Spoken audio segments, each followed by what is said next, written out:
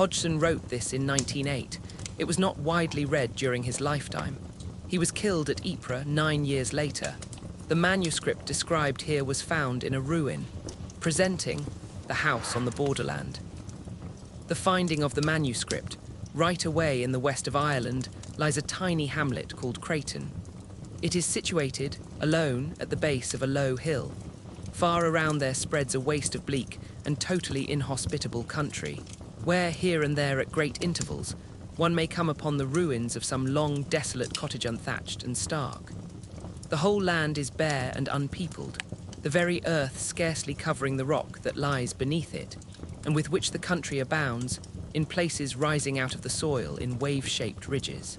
Yet, in spite of its desolation, my friend Tennyson and I had elected to spend our vacation there. He had stumbled on the place by mere chance the year previously, during the course of a long walking tour, and discovered the possibilities for the angler in a small and unnamed river that runs past the outskirts of the little village. I have said that the river is without name. I may add that no map that I have hitherto consulted has shown either village or stream.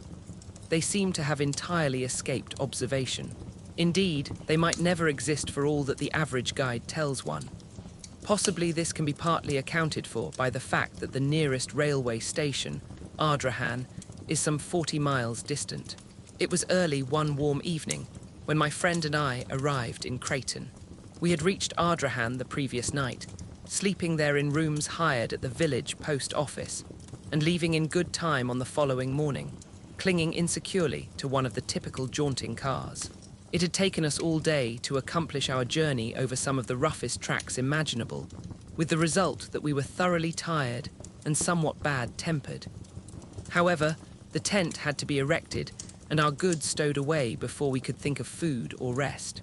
And so we set to work, with the aid of our driver, and soon had the tent up upon a small patch of ground just outside the little village, and quite near to the river. Then, having stored all our belongings, we dismissed the driver, as he had to make his way back as speedily as possible, and told him to come across to us at the end of a fortnight. We had brought sufficient provisions to last us for that space of time, and water we could get from the stream. Fuel we did not need, as we had included a small oil stove among our outfit, and the weather was fine and warm. It was Tennyson's idea to camp out, instead of getting lodgings in one of the cottages. As he put it, there was no joke in sleeping in a room with a numerous family of healthy Irish in one corner and the pigsty in the other, while overhead a ragged colony of roosting fowls distributed their blessings impartially, and the whole place so full of peat smoke that it made a fellow sneeze his head off just to put it inside the doorway.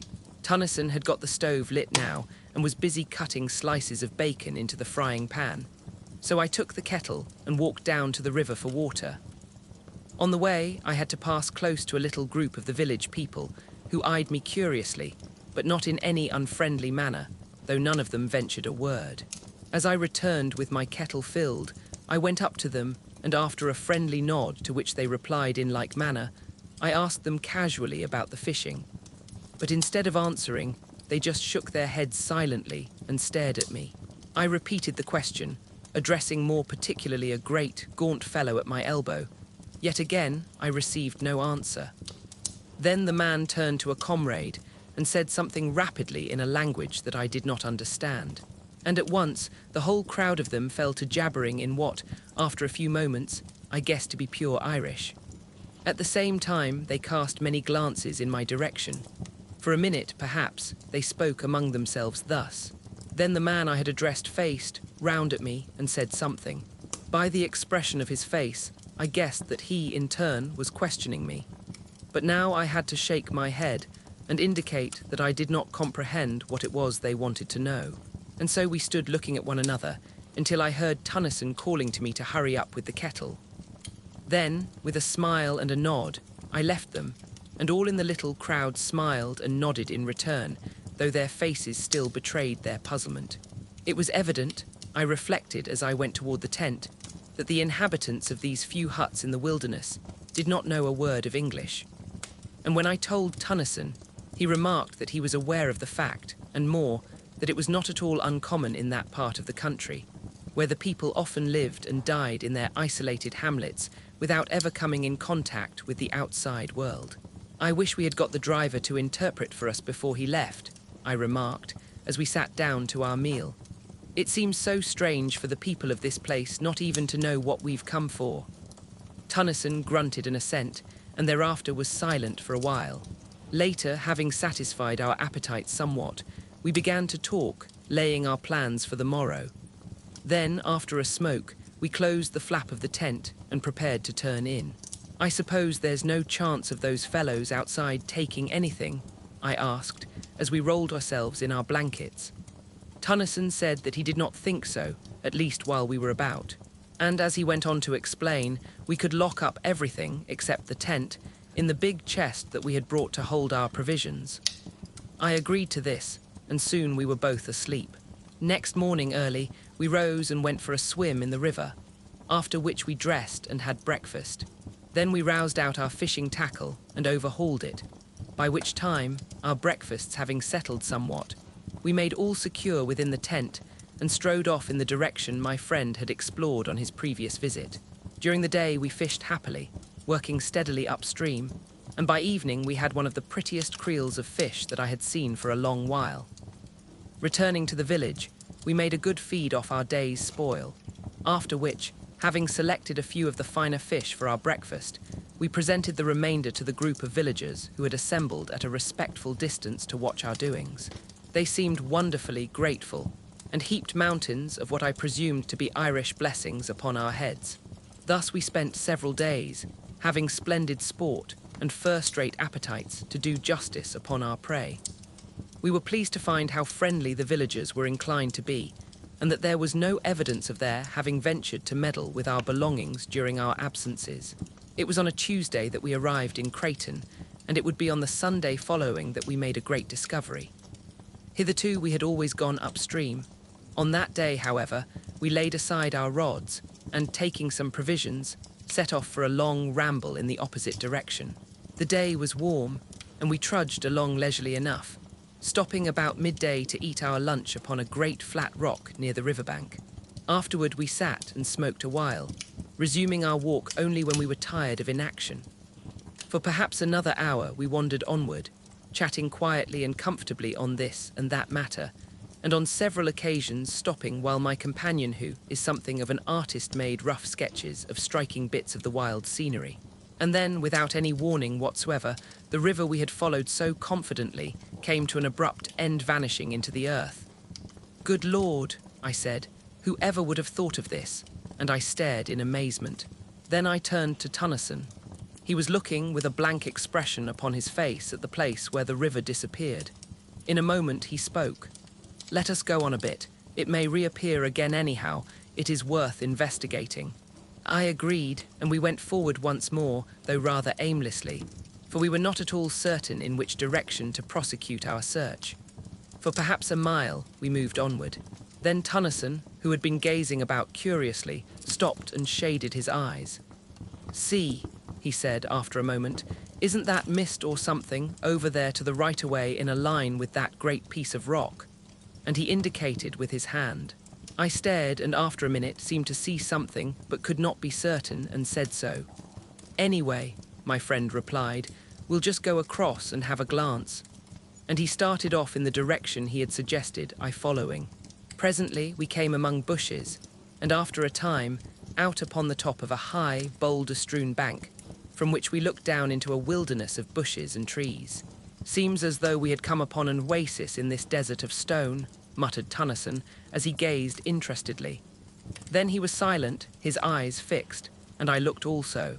For up from somewhere about the centre of the wooded lowland, there rose high into the quiet air a great column of haze-like spray, upon which the sun shone, causing innumerable rainbows. "How beautiful!" I exclaimed. "Yes," answered Tennyson thoughtfully. "There must be a waterfall or something over there. Perhaps it's our river come to light again. Let's go and see." Down the sloping bank we made our way and entered among the trees and shrubberies.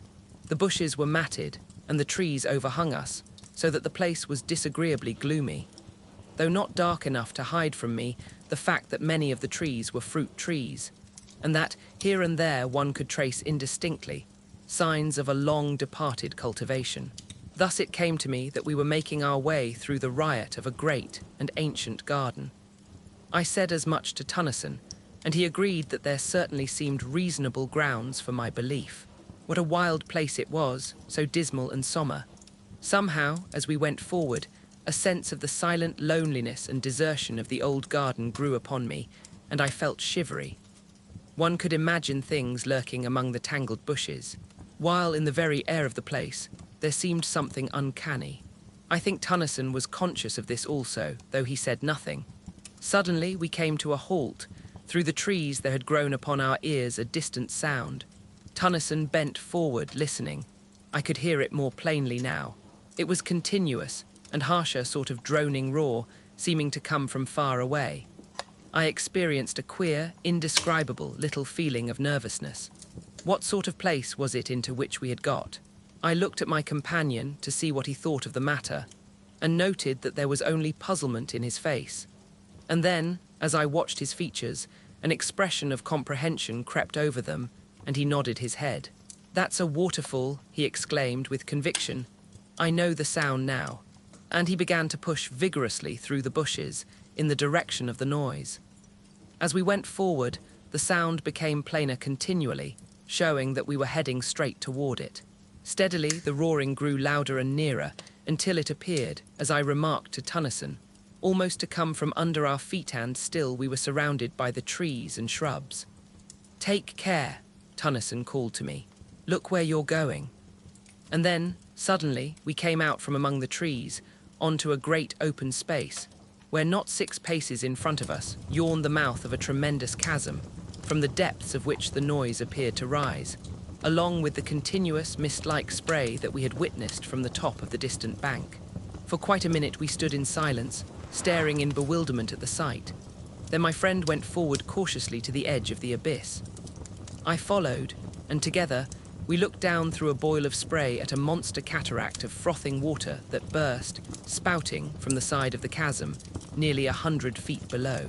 "Good Lord," said Tennyson. I was silent and rather awed. The sight was so unexpectedly grand and eerie, though this latter quality came more upon me later. Presently I looked up and across to the further side of the chasm. There I saw something towering up among the spray. It looked like a fragment of a great ruin, and I touched Tennyson on the shoulder. He glanced round with a start, and I pointed toward the thing. His gaze followed my finger, and his eyes lighted up with a sudden flash of excitement as the object came within his field of view. "Come along," he shouted above the uproar. "We'll have a look at it. There's something queer about this place. I feel it in my bones." And he started off, round the edge of the crater-like abyss. As we neared this new thing, I saw that I had not been mistaken in my first impression. It was undoubtedly a portion of some ruined building. Yet now I made out that it was not built upon the edge of the chasm itself, as I had at first supposed, but perched almost at the extreme end of a huge spur of rock that jutted out some 50 or 60 feet over the abyss. In fact, the jagged mass of ruin was literally suspended in midair. Arriving opposite it, we walked out onto the projecting arm of rock, and I must confess to having felt an intolerable sense of terror as I looked down from that dizzy perch into the unknown depths below us, into the deeps, from which there rose ever the thunder of the falling water and the shroud of rising spray. Reaching the ruin, we clambered round it cautiously, and on the further side came upon a mass of fallen stones and rubble. The ruin itself seemed to me, as I proceeded now to examine it minutely, to be a portion of the outer wall of some prodigious structure. It was so thick and substantially built. Yet what it was doing in such a position I could by no means conjecture. Where was the rest of the house, or castle, or whatever there had been? I went back to the outer side of the wall, and thence to the edge of the chasm, leaving Tennyson rooting systematically among the heap of stones and rubbish on the outer side. Then I commenced to examine the surface of the ground, near the edge of the abyss, to see whether there were not left other remnants of the building to which the fragment of ruin evidently belonged. But though I scrutinized the earth with the greatest care, I could see no signs of anything to show that there had ever been a building erected on the spot, and I grew more puzzled than ever. Then I heard a cry from Tennyson. He was shouting my name excitedly, and without delay I hurried along the rocky promontory to the ruin. I wondered whether he had hurt himself, and then the thought came that perhaps he had found something. I reached the crumbled wall and climbed round. There I found Tennyson standing within a small excavation that he had made among the debris. He was brushing the dirt from something that looked like a book, much crumpled and dilapidated, and opening his mouth every second or two to bellow my name. As soon as he saw that I had come, he handed his prize to me, telling me to put it into my satchel so as to protect it from the damp, while he continued his explorations. This I did first, however, running the pages through my fingers, and noting that they were closely filled with neat, old-fashioned writing which was quite legible, save in one portion, where many of the pages were almost destroyed, being muddied and crumpled, as though the book had been doubled back at that part. This, I found out from Tennyson, was actually as he had discovered it, and the damage was due, probably, to the fall of masonry upon the opened part. Curiously enough, the book was fairly dry, which I attributed to its having been so securely buried among the ruins. Having put the volume away safely, I turned to and gave Tennyson a hand with his self-imposed task of excavating. Yet, though we put in over an hour's hard work, turning over the whole of the upheaped stones and rubbish, we came upon nothing more than some fragments of broken wood that might have been parts of a desk or table. And so we gave up searching and went back along the rock, once more to the safety of the land. The next thing we did was to make a complete tour of the tremendous chasm, which we were able to observe was in the form of an almost perfect circle, save for where the ruin-crowned spur of rock jutted out, spoiling its symmetry. The abyss was, as Tennyson put it, like nothing so much as a gigantic well or pit, going sheer down into the bowels of the earth. For some time longer, we continued to stare about us, and then, noticing that there was a clear space away to the north of the chasm, we bent our steps in that direction. Here, distant from the mouth of the mighty pit, by some hundreds of yards, we came upon a great lake of silent water silent. That is, save in one place where there was a continuous bubbling and gurgling. Now, being away from the noise of the spouting cataract, we were able to hear one another speak, without having to shout at the tops of our voices, and I asked Tennyson what he thought of the place. I told him that I didn't like it, and that the sooner we were out of it, the better I should be pleased. He nodded in reply and glanced at the woods behind furtively. I asked him if he had seen or heard anything. He made no answer, but stood silent as though listening, and I kept quiet also. Suddenly he spoke. "Hark," he said sharply. I looked at him, and then away among the trees and bushes, holding my breath involuntarily. A minute came and went in strained silence. Yet I could hear nothing, and I turned to Tennyson to say as much. And then, even as I opened my lips to speak, there came a strange wailing noise out of the wood on our left. It appeared to float through the trees, and there was a rustle of stirring leaves, and then silence. All at once, Tennyson spoke and put his hand on my shoulder. "Let us get out of here," he said, and began to move slowly toward where the surrounding trees and bushes seemed thinnest. As I followed him, it came to me suddenly that the sun was low, and that there was a raw sense of chilliness in the air. Tennyson said nothing further, but kept on steadily. We were among the trees now, and I glanced around nervously, but saw nothing save the quiet branches and trunks and the tangled bushes.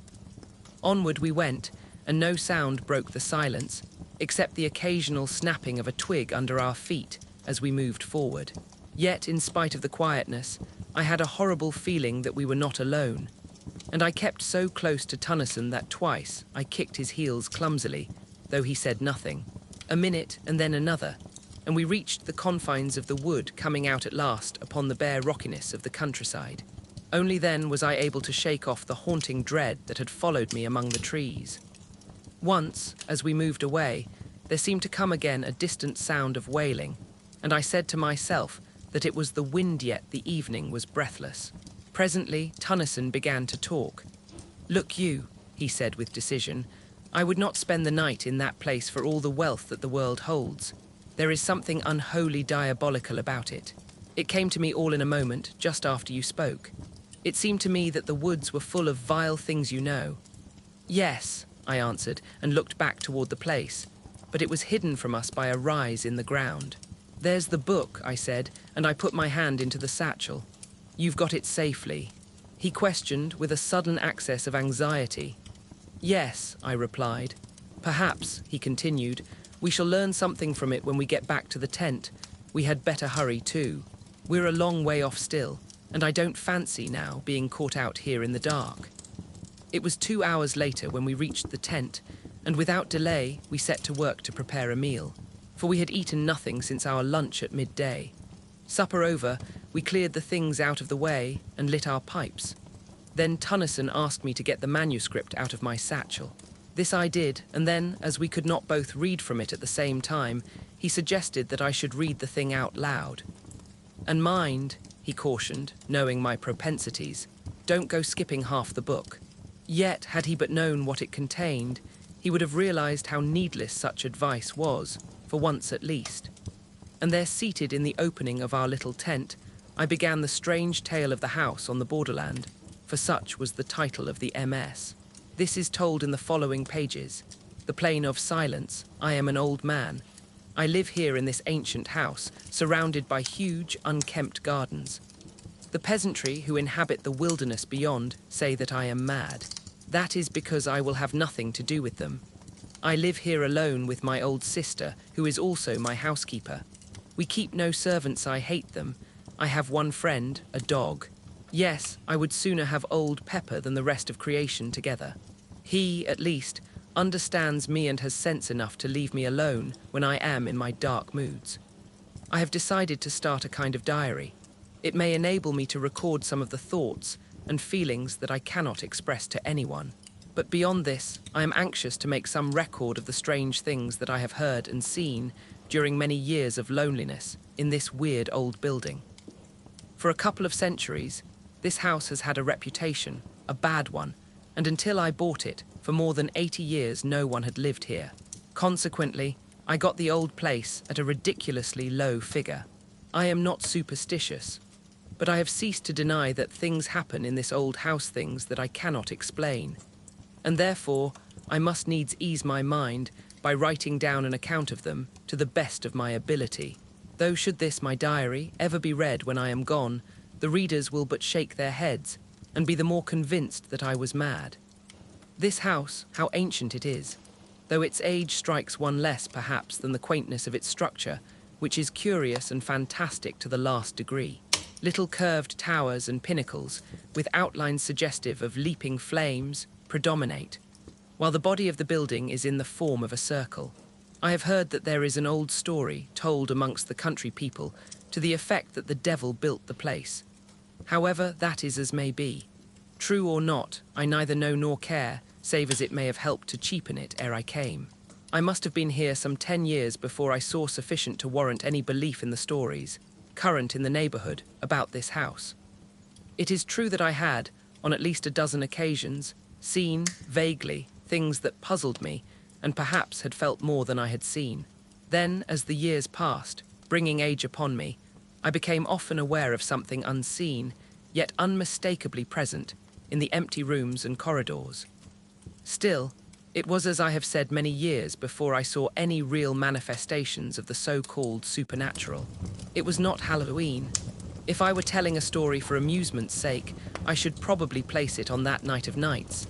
But this is a true record of my own experiences, and I would not put pen to paper to amuse anyone. No, it was after midnight on the morning of the 21st day of January. I was sitting reading, as is often my custom, in my study.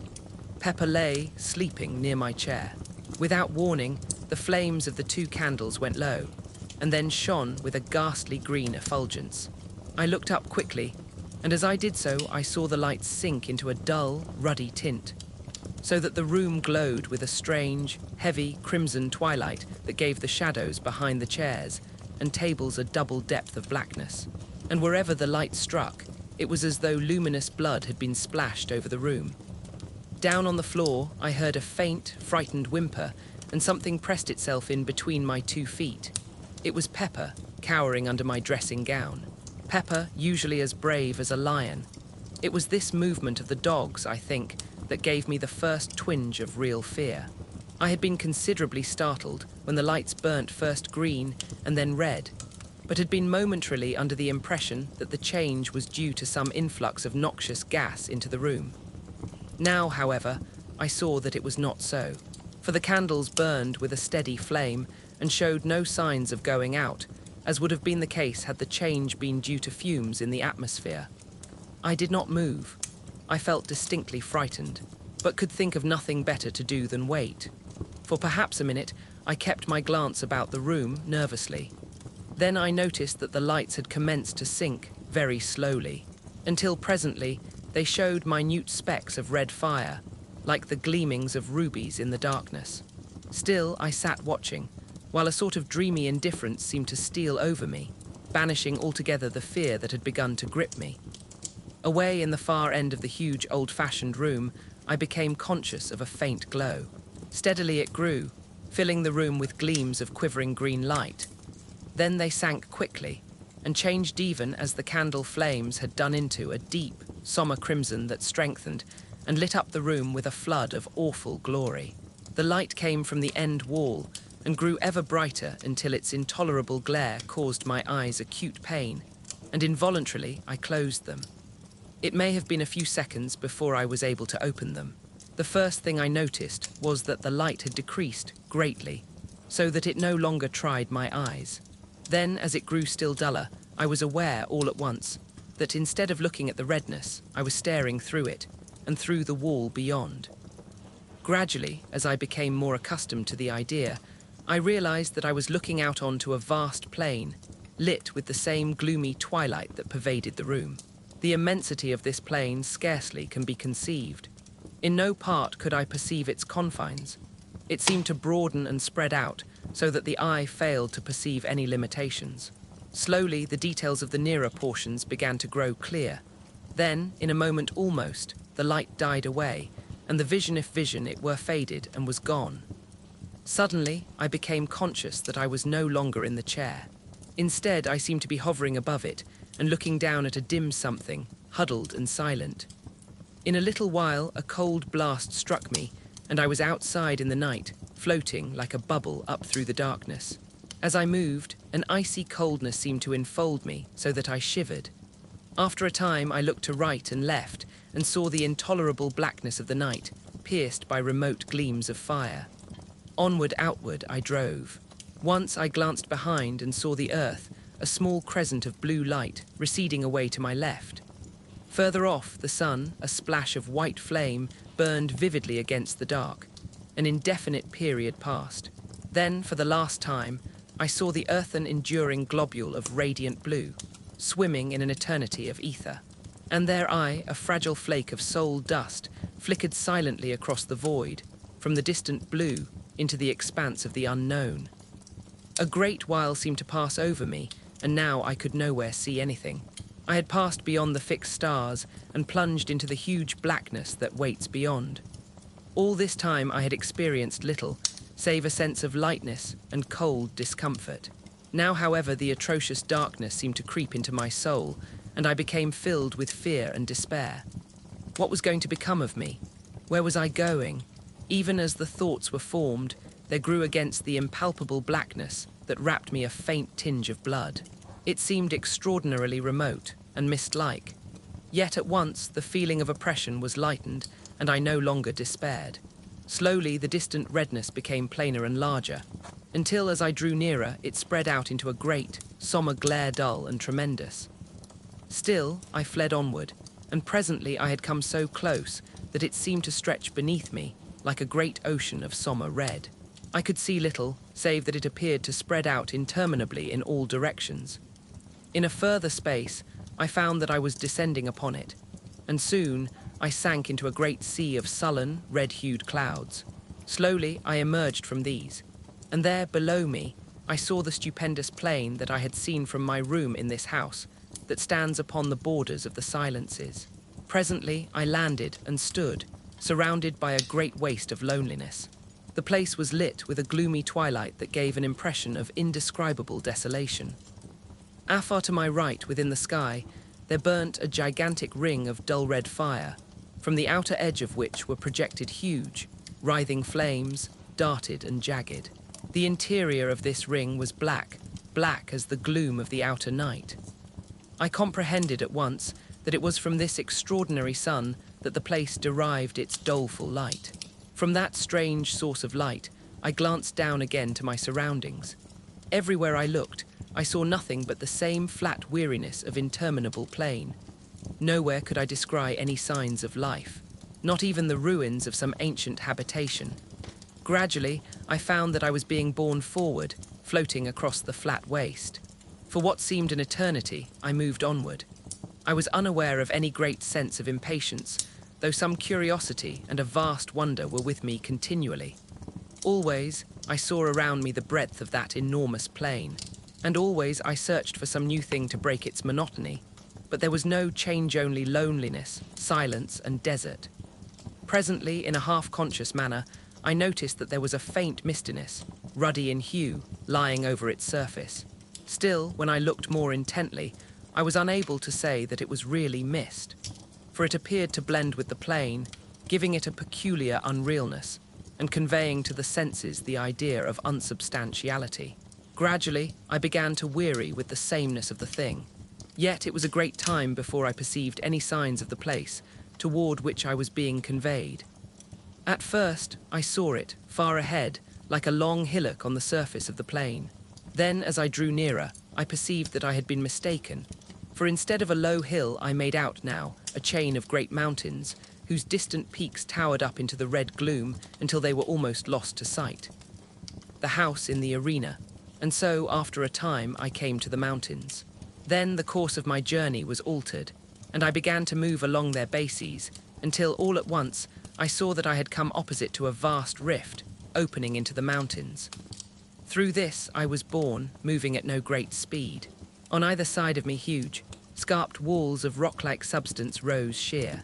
Far overhead I discerned a thin ribbon of red, where the mouth of the chasm opened, among inaccessible peaks. Within was gloom, deep and sombre, and chilly silence. For a while I went onward steadily, and then at last I saw ahead a deep red glow that told me I was near upon the further opening of the gorge. A minute came and went, and I was at the exit of the chasm, staring out upon an enormous amphitheatre of mountains. Yet of the mountains and the terrible grandeur of the place I recked nothing, for I was confounded with amazement to behold, at a distance of several miles, and occupying the centre of the arena, a stupendous structure built apparently of green jade. Yet in itself, it was not the discovery of the building that had so astonished me, but the fact, which became every moment more apparent, that in no particular, save in colour and its enormous size, did the lonely structure vary from this house in which I live. For a while I continued to stare fixedly. Even then I could scarcely believe that I saw aright. In my mind a question formed, reiterating incessantly, "What does it mean? What does it mean?" And I was unable to make answer, even out of the depths of my imagination. I seemed capable only of wonder and fear. For a time longer I gazed, noting continually some fresh point of resemblance that attracted me. At last, wearied and sorely puzzled, I turned from it to view the rest of the strange place on to which I had intruded. Hitherto, I had been so engrossed in my scrutiny of the house that I had given only a cursory glance round. Now, as I looked, I began to realize upon what sort of a place I had come. The arena, for so I have termed it, appeared a perfect circle of about 10 to 12 miles in diameter, the house, as I have mentioned before, standing in the centre. The surface of the place, like to that of the plain, had a peculiar misty appearance that was yet not mist. From a rapid survey, my glance passed quickly upward along the slopes of the circling mountains. How silent they were! I think that this same abominable stillness was more trying to me than anything that I had so far seen or imagined. I was looking up now at the great crags, towering so loftily. Up there, the impalpable redness gave a blurred appearance to everything. And then, as I peered, curiously, a new terror came to me. For away up among the dim peaks to my right, I had descried a vast shape of blackness, giant-like. It grew upon my sight. It had an enormous equine head, with gigantic ears, and seemed to peer steadfastly down into the arena. There was that about the pose that gave me the impression of an eternal watchfulness of, having warded that dismal place, through unknown eternities. Slowly the monster became plainer to me, and then, suddenly, my gaze sprang from it to something further off and higher among the crags. For a long minute I gazed fearfully. I was strangely conscious of something not altogether unfamiliar, as though something stirred in the back of my mind. The thing was black and had 4 grotesque arms. The features showed indistinctly. Round the neck, I made out several light-coloured objects. Slowly the details came to me, and I realised coldly that they were skulls. Further down the body was another circling belt, showing less dark against the black trunk. Then, even as I puzzled to know what the thing was, a memory slid into my mind, and straightway I knew that I was looking at a monstrous representation of Kali, the Hindu goddess of death. Other remembrances of my old student days drifted into my thoughts. My glance fell back upon the huge beast-headed thing. Simultaneously, I recognized it for the ancient Egyptian god Set, or Seth, the destroyer of souls. With the knowledge, there came a great sweep of questioning too of the... I stopped and endeavored to think. Things beyond my imagination peered into my frightened mind. I saw, obscurely, the old gods of mythology. I tried to comprehend to what it was all pointing. My gaze dwelt, flickeringly, between the two. If an idea came swiftly, and I turned and glanced rapidly upward, searching the gloomy crags away to my left. Something loomed out under a great peak, a shape of greyness. I wondered I had not seen it earlier, and then remembered I had not yet viewed that portion. I saw it more plainly now. It was, as I have said, grey. It had a tremendous head, but no eyes. That part of its face was blank. Now I saw that there were other things up among the mountains. Further off, reclining on a lofty ledge, I made out a livid mass, irregular and ghoulish. It seemed without form, save for an unclean, half-animal face that looked out vilely from somewhere about its middle. And then I saw others. There were hundreds of them. They seemed to grow out of the shadows. Several I recognized almost immediately as mythological deities. Others were strange to me, utterly strange, beyond the power of a human mind to conceive. On each side I looked and saw more continually. The mountains were full of strange things-beast gods, and horrors so atrocious and bestial that possibility and decency deny any further attempt to describe them. And I was filled with a terrible sense of overwhelming horror and fear and repugnance. Yet, spite of these, I wondered exceedingly. Was there then, after all, something in the old heathen worship, something more than the mere deifying of men, animals, and elements? The thought gripped me. Was there? Later, a question repeated itself. What were they, those beast gods, and the others? At first, they had appeared to me just sculptured monsters placed indiscriminately among the inaccessible peaks and precipices of the surrounding mountains. Now, as I scrutinized them with greater intentness, my mind began to reach out to fresh conclusions. There was something about them, an indescribable sort of silent vitality that suggested, to my broadening consciousness, a state of life in death, or something that was by no means life, as we understand it, but rather an inhuman form of existence that well might be likened to a deathless trancer condition in which it was possible to imagine their continuing eternally. Immortal, the word rose in my thoughts unbidden, and straightway I grew to wondering whether this might be the immortality of the gods. And then, in the midst of my wondering and musing, something happened. Until then, I had been staying just within the shadow of the exit of the Great Rift. Now, without volition on my part, I drifted out of the semi-darkness and began to move slowly across the arena toward the house. At this, I gave up all thoughts of those prodigious shapes above me and could only stare, frightenedly, at the tremendous structure toward which I was being conveyed so remorselessly. Yet, though I searched earnestly, I could discover nothing that I had not already seen, and so became gradually calmer. Presently, I had reached a point more than halfway between the house and the gorge. All around was spread the stark loneliness of the place and the unbroken silence. Steadily, I neared the great building. Then, all at once, something caught my vision, something that came round one of the huge buttresses of the house and so into full view. It was a gigantic thing and moved with a curious lope, going almost upright, after the manner of a man. It was quite unclothed and had a remarkable luminous appearance. Yet it was the face that attracted and frightened me the most. It was the face of a swine. Silently, intently, I watched this horrible creature and forgot my fear momentarily in my interest in its movements. It was making its way, cumbrously round the building, stopping as it came to each window to peer in and shake at the bars, with which as in this house they were protected. And whenever it came to a door, it would push at it, fingering the fastening stealthily. Evidently, it was searching for an ingress into the house. I had come now to within less than a quarter of a mile of the great structure, and still I was compelled forward. Abruptly, the thing turned and gazed hideously in my direction. It opened its mouth, and for the first time, the stillness of that abominable place was broken by a deep, booming note that sent an added thrill of apprehension through me. Then, immediately, I became aware that it was coming toward me, swiftly and silently.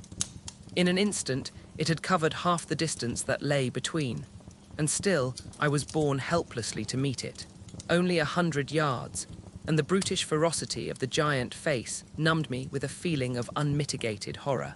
I could have screamed in the supremeness of my fear, and then, in the very moment of my extremity and despair, I became conscious that I was looking down upon the arena from a rapidly increasing height. I was rising. In an inconceivably short while, I had reached an altitude of many hundred feet. Beneath me, the spot that I had just left was occupied by the foul swine creature. It had gone down on all fours and was snuffing and rooting like a veritable hog at the surface of the arena. A moment and it rose to its feet, clutching upward, with an expression of desire upon its face such as I have never seen in this world. Continually I mounted higher. A few minutes it seemed, and I had risen above the great mountains floating, alone, afar in the redness. At a tremendous distance below, the arena showed, dimly, with the mighty house looking no larger than a tiny spot of green. The swine thing was no longer visible. Presently, I passed over the mountains, out above the huge breadth of the plain. Far away on its surface, in the direction of the ring-shaped sun, there showed a confused blur. I looked toward it indifferently.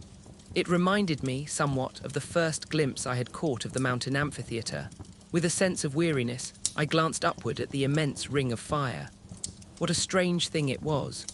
Then, as I stared out from the dark centre, there spurted a sudden flare of extraordinary vivid fire. Compared with the size of the black centre, it was as naught, yet in itself stupendous. With awakened interest, I watched it carefully, noting its strange boiling and glowing. Then, in a moment, the whole thing grew dim and unreal, and so passed out of sight. Much amazed, I glanced down to the plain from which I was still rising. Thus, I received a fresh surprise. The plain everything had vanished, and only a sea of red mist was spread far below me. Gradually, as I stared, this grew remote, and died away into a dim far mystery of red against an unfathomable night. A while, and even this had gone, and I was wrapped in an impalpable, lightless gloom. The earth, thus I was, and only the memory that I had lived through the dark once before served to sustain my thoughts. A great time passed ages, and then a single star broke its way through the darkness. It was the first of one of the outlying clusters of this universe. Presently, it was far behind, and all about me shone the splendor of the countless stars. Later years, it seemed, I saw the sun, a clot of flame. Around it, I made out presently several remote specks of light, the planets of the solar system. And so I saw the earth again, blue and unbelievably minute. It grew larger and became defined. A long space of time came and went, and then at last I entered into the shadow of the world, plunging headlong into the dim and holy earth night. Overhead were the old constellations, and there was a crescent moon. Then, as I neared the earth's surface, a dimness swept over me, and I appeared to sink into a black mist. For a while I knew nothing. I was unconscious. Gradually I became aware of a faint, distant whining. It became plainer. A desperate feeling of agony possessed me. I struggled madly for breath and tried to shout. A moment, and I got my breath more easily. I was conscious that something was licking my hand. Something damp swept across my face. I heard a panting, and then again the whining. It seemed to come to my ears now with a sense of familiarity, and I opened my eyes. All was dark, but the feeling of oppression had left me. I was seated, and something was whining piteously and licking me. I felt strangely confused and instinctively tried to ward off the thing that licked. My head was curiously vacant, and for the moment I seemed incapable of action or thought. Then things came back to me, and I called Pepper, faintly. I was answered by a joyful bark and renewed and frantic caresses. In a little while I felt stronger and put out my hand for the matches. I groped about for a few moments blindly. Then my hands lit upon them, and I struck a light and looked confusedly around. All about me I saw the old, familiar things. And there I sat, full of dazed wonders, until the flame of the match burnt my finger, and I dropped it, while a hasty expression of pain and anger escaped my lips, surprising me with the sound of my own voice. After a moment, I struck another match, and stumbling across the room, lit the candles. As I did so, I observed that they had not burned away, but had been put out. As the flames shot up, I turned and stared about the study, yet there was nothing unusual to see, and suddenly a gust of irritation took me. What had happened? I held my head with both hands and tried to remember. The great, silent plain and the ring-shaped sun of red fire. Where were they? Where had I seen them? How long ago? I felt dazed and muddled. Once or twice I walked up and down the room unsteadily. My memory seemed dulled, and already the thing I had witnessed came back to me with an effort. I have a remembrance of cursing, peevishly, in my bewilderment. Suddenly I turned faint and giddy, and had to grasp at the table for support. During a few moments, I held on weakly, and then managed to totter sideways into a chair. After a little time, I felt somewhat better, and succeeded in reaching the cupboard where usually I keep brandy and biscuits. I poured myself out a little of the stimulant and drank it off. Then, taking a handful of biscuits, I returned to my chair and began to devour them ravenously. I was vaguely surprised at my hunger. I felt as though I had eaten nothing for an uncountably long while. As I ate, my glance roved about the room, taking in its various details, and still searching, though almost unconsciously, for something tangible upon which to take hold, among the invisible mysteries that encompassed me. Surely, I thought, there must be something, and in the same instant my gaze dwelt upon the face of the clock in the opposite corner. Therewith, I stopped eating and just stared. For though its ticking indicated most certainly that it was still going, the hands were pointing to a little before the hour of midnight. Whereas it was, as well I knew, considerably after that time when I had witnessed the first of the strange happenings I have just described. For perhaps a moment I was astounded and puzzled. Had the hour been the same as when I had last seen the clock, I should have concluded that the hands had stuck in one place, while the internal mechanism went on as usual. But that would, in no way, account for the hands having travelled backward. Then, even as I turned the matter over in my wearied brain, the thought flashed upon me that it was now close upon the morning of the 22nd, and that I had been unconscious to the visible world through the greater portion of the last 24 hours. The thought occupied my attention for a full minute, then I commenced to eat again. I was still very hungry. During breakfast next morning, I inquired casually of my sister regarding the date and found my surmise correct. I had indeed been absent at least in spirit for nearly a day and a night. My sister asked me no questions, for it is not by any means the first time that I have kept to my study for a whole day, and sometimes a couple of days at a time, when I have been particularly engrossed in my books or work. And so the days pass on, and I am still filled with a wonder to know the meaning of all that I saw on that memorable night. Yet, well I know that my curiosity is little likely to be satisfied. The thing in the pit. This house is, as I have said before, surrounded by a huge estate and wild and uncultivated gardens. Away at the back, distant some 300 yards, is a dark, deep ravine spoken of as the pit by the peasantry. At the bottom runs a sluggish stream so overhung by trees as scarcely to be seen from above. In passing, I must explain that this river has a subterranean origin, emerging suddenly at the east end of the ravine, and disappearing, as abruptly, beneath the cliffs that form its western extremity. It was some months after my vision, if vision it were, of the great plain that my attention was particularly attracted to the pit.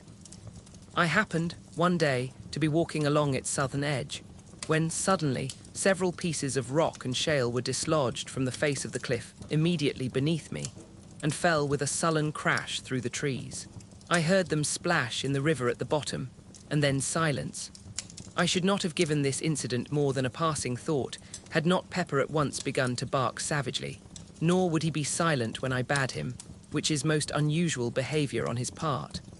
Feeling that there must be someone or something in the pit, I went back to the house quickly for a stick. When I returned, Pepper had ceased his barks and was growling and smelling, uneasily, along the top. Whistling to him to follow me, I started to descend cautiously. The depth to the bottom of the pit must be about 150 feet, and some time as well as considerable care was expended before we reached the bottom in safety. Once down, Pepper and I started to explore along the banks of the river. It was very dark there due to the overhanging trees, and I moved warily, keeping my glance about me and my stick ready. Pepper was quiet now and kept close to me all the time. Thus, we searched right up one side of the river without hearing or seeing anything. Then, we crossed over by the simple method of jumping and commenced to beat our way back through the underbrush.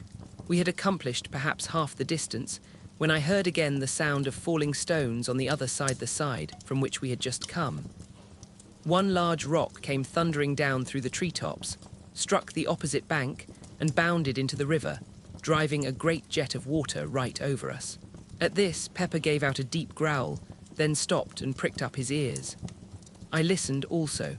A second later, a loud, half-human, half-pig-like squeal sounded from among the trees, apparently about halfway up the south cliff. It was answered by a similar note from the bottom of the pit. At this, Pepper gave a short, sharp bark, and springing across the little river, disappeared into the bushes. Immediately afterward, I heard his barks increase in depth and number, and in between there sounded a noise of confused jabbering. This ceased, and in the succeeding silence, there rose a semi-human yell of agony. Almost immediately, Pepper gave a long-drawn howl of pain, and then the shrubs were violently agitated, and he came running out with his tail down and glancing as he ran over his shoulder. As he reached me, I saw that he was bleeding from what appeared to be a great claw wound in the side that had almost laid bare his ribs. Seeing Pepper thus mutilated, a furious feeling of anger seized me, and whirling my staff, I sprang across and into the bushes from which Pepper had emerged. As I forced my way through, I thought I heard a sound of breathing. Next instant, I had burst into a little clear space, just in time to see something, livid white in colour, disappear among the bushes on the opposite side. With a shout, I ran toward it, but though I struck and probed among the bushes with my stick, I neither saw nor heard anything further, and so returned to Pepper. There, after bathing his wound in the river, I bound my wetted handkerchief round his body, having done which, we retreated up the ravine and into the daylight again. On reaching the house, my sister inquired what had happened to Pepper, and I told her he had been fighting with a wildcat, of which I had heard there were several about. I felt it would be better not to tell her how it had really happened, though to be sure I scarcely knew myself. But this I did know, that the thing I had seen run into the bushes was no wildcat. It was much too big, and had, so far as I had observed, a skin like a hog's, only of a dead, unhealthy white colour. And then it had run upright, or nearly so, upon its hind feet, with a motion somewhat resembling that of a human being. This much I had noticed in my brief glimpse, and truth to tell, I felt a good deal of uneasiness, besides curiosity, as I turned the matter over in my mind. It was in the morning that the above incident had occurred. Then it would be after dinner, as I sat reading, that happening to look up suddenly, I saw something peering in over the window ledge, the eyes and ears alone showing. "A pig, by Jove," I said, and rose to my feet. Thus I saw the thing more completely, but it was no pig god alone knows what it was. It reminded me, vaguely, of the hideous thing that had haunted the great arena. It had a grotesquely human mouth and jaw, but with no chin of which to speak. The nose was prolonged into a snout. Thus it was that with the little eyes and queer ears, gave it such an extraordinarily swine-like appearance. Of forehead there was little, and the whole face was of an unwholesome white colour. For perhaps a minute, I stood looking at the thing with an ever-growing feeling of disgust and some fear. The mouth kept jabbering inanely and once emitted a half-swinish grunt. I think it was the eyes that attracted me the most. They seemed to glow, at times, with a horribly human intelligence and kept flickering away from my face, over the details of the room as though my stare disturbed it. It appeared to be supporting itself by two claw-like hands upon the windowsill. These claws, unlike the face, were of a clayey brown hue and bore an indistinct resemblance to human hands in that they had 4 fingers and a thumb, though these were webbed up to the first joint, much as are a duck's. Nails it had also, but so long and powerful that they were more like the talons of an eagle than aught else. As I have said before, I felt some fear, though almost of an impersonal kind. I may explain my feeling better by saying that it was more a sensation of abhorrence, such as one might expect to feel if brought in contact with something superhumanly foul, something unwholly belonging to some hitherto undreamt of state of existence. I cannot say that I grasped these various details of the brute at the time. I think they seemed to come back to me afterward, as though imprinted upon my brain. I imagined more than I saw as I looked at the thing, and the material details grew upon me later. For perhaps a minute I stared at the creature. Then, as my nerves steadied a little, I shook off the vague alarm that held me and took a step toward the window. Even as I did so, the thing ducked and vanished. I rushed to the door and looked round hurriedly, but only the tangled bushes and shrubs met my gaze. I ran back into the house and, getting my gun, sallied out to search through the gardens. As I went, I asked myself whether the thing I had just seen was likely to be the same of which I had caught a glimpse in the morning. I inclined to think it was. I would have taken Pepper with me, but judged it better to give his wound a chance to heal. Besides, if the creature I had just seen was, as I imagined, his antagonist of the morning, it was not likely that he would be of much use. I began my search systematically. I was determined, if it were possible, to find and put an end to that swine thing. This was, at least, a material horror. At first I searched cautiously, with the thought of Pepper's wound in my mind. But as the hours passed, and not a sign of anything living showed in the great, lonely gardens, I became less apprehensive. I felt almost as though I would welcome the sight of it. Anything seemed better than this silence, with the ever-present feeling that the creature might be lurking in every bush I passed.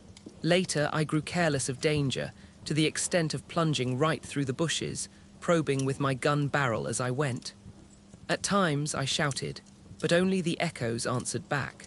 I thought thus perhaps to frighten or stir the creature to showing itself, but only succeeded in bringing my sister Mary out to know what was the matter. I told her that I had seen the wildcat that had wounded Pepper and that I was trying to hunt it out of the bushes. She seemed only half satisfied and went back into the house with an expression of doubt upon her face. I wondered whether she had seen or guessed anything. For the rest of the afternoon, I prosecuted the search anxiously. I felt that I should be unable to sleep with that bestial thing haunting the shrubberies, and yet, when evening fell, I had seen nothing. Then, as I turned homeward, I heard a short, unintelligible noise among the bushes to my right. Instantly, I turned and, aiming quickly, fired in the direction of the sound. Immediately afterward, I heard something scuttling away among the bushes. It moved rapidly, and in a minute had gone out of hearing. After a few steps, I ceased my pursuit, realizing how futile it must be in the fast-gathering gloom. And so, with a curious feeling of depression, I entered the house. That night, after my sister had gone to bed, I went round to all the windows and doors on the ground floor, and saw to it that they were securely fastened. This precaution was scarcely necessary as regards the windows, as all of those on the lower story are strongly barred, but with the doors of which there are 5 it was wisely thought, as not one was locked.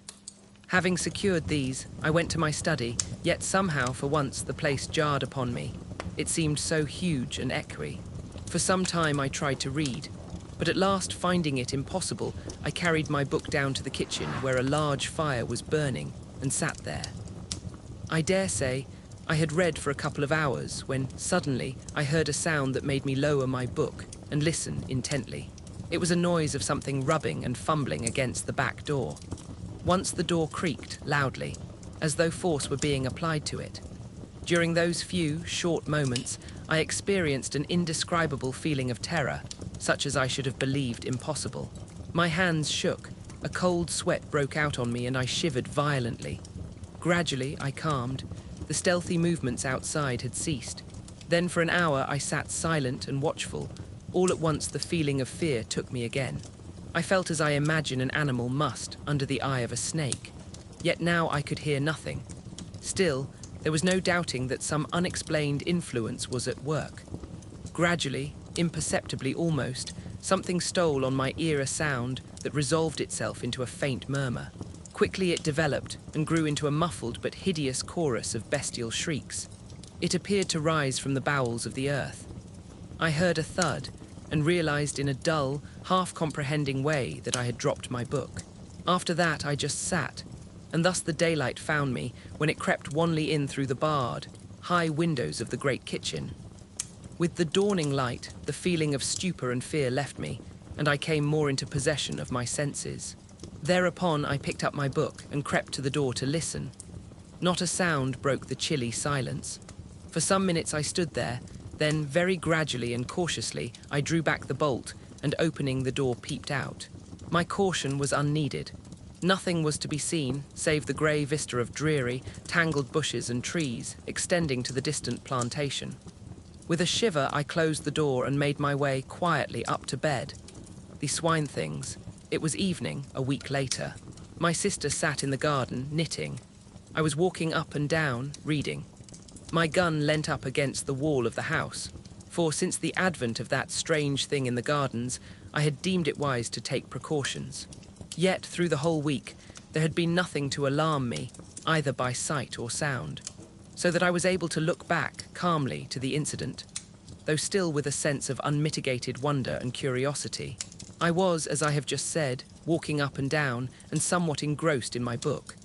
Suddenly I heard a crash, away in the direction of the pit. With a quick movement, I turned and saw a tremendous column of dust rising high into the evening air. My sister had risen to her feet, with a sharp exclamation of surprise and fright.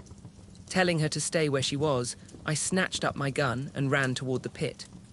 As I neared it, I heard a dull, rumbling sound that grew quickly into a roar, split with deeper crashes, and up from the pit drove a fresh volume of dust.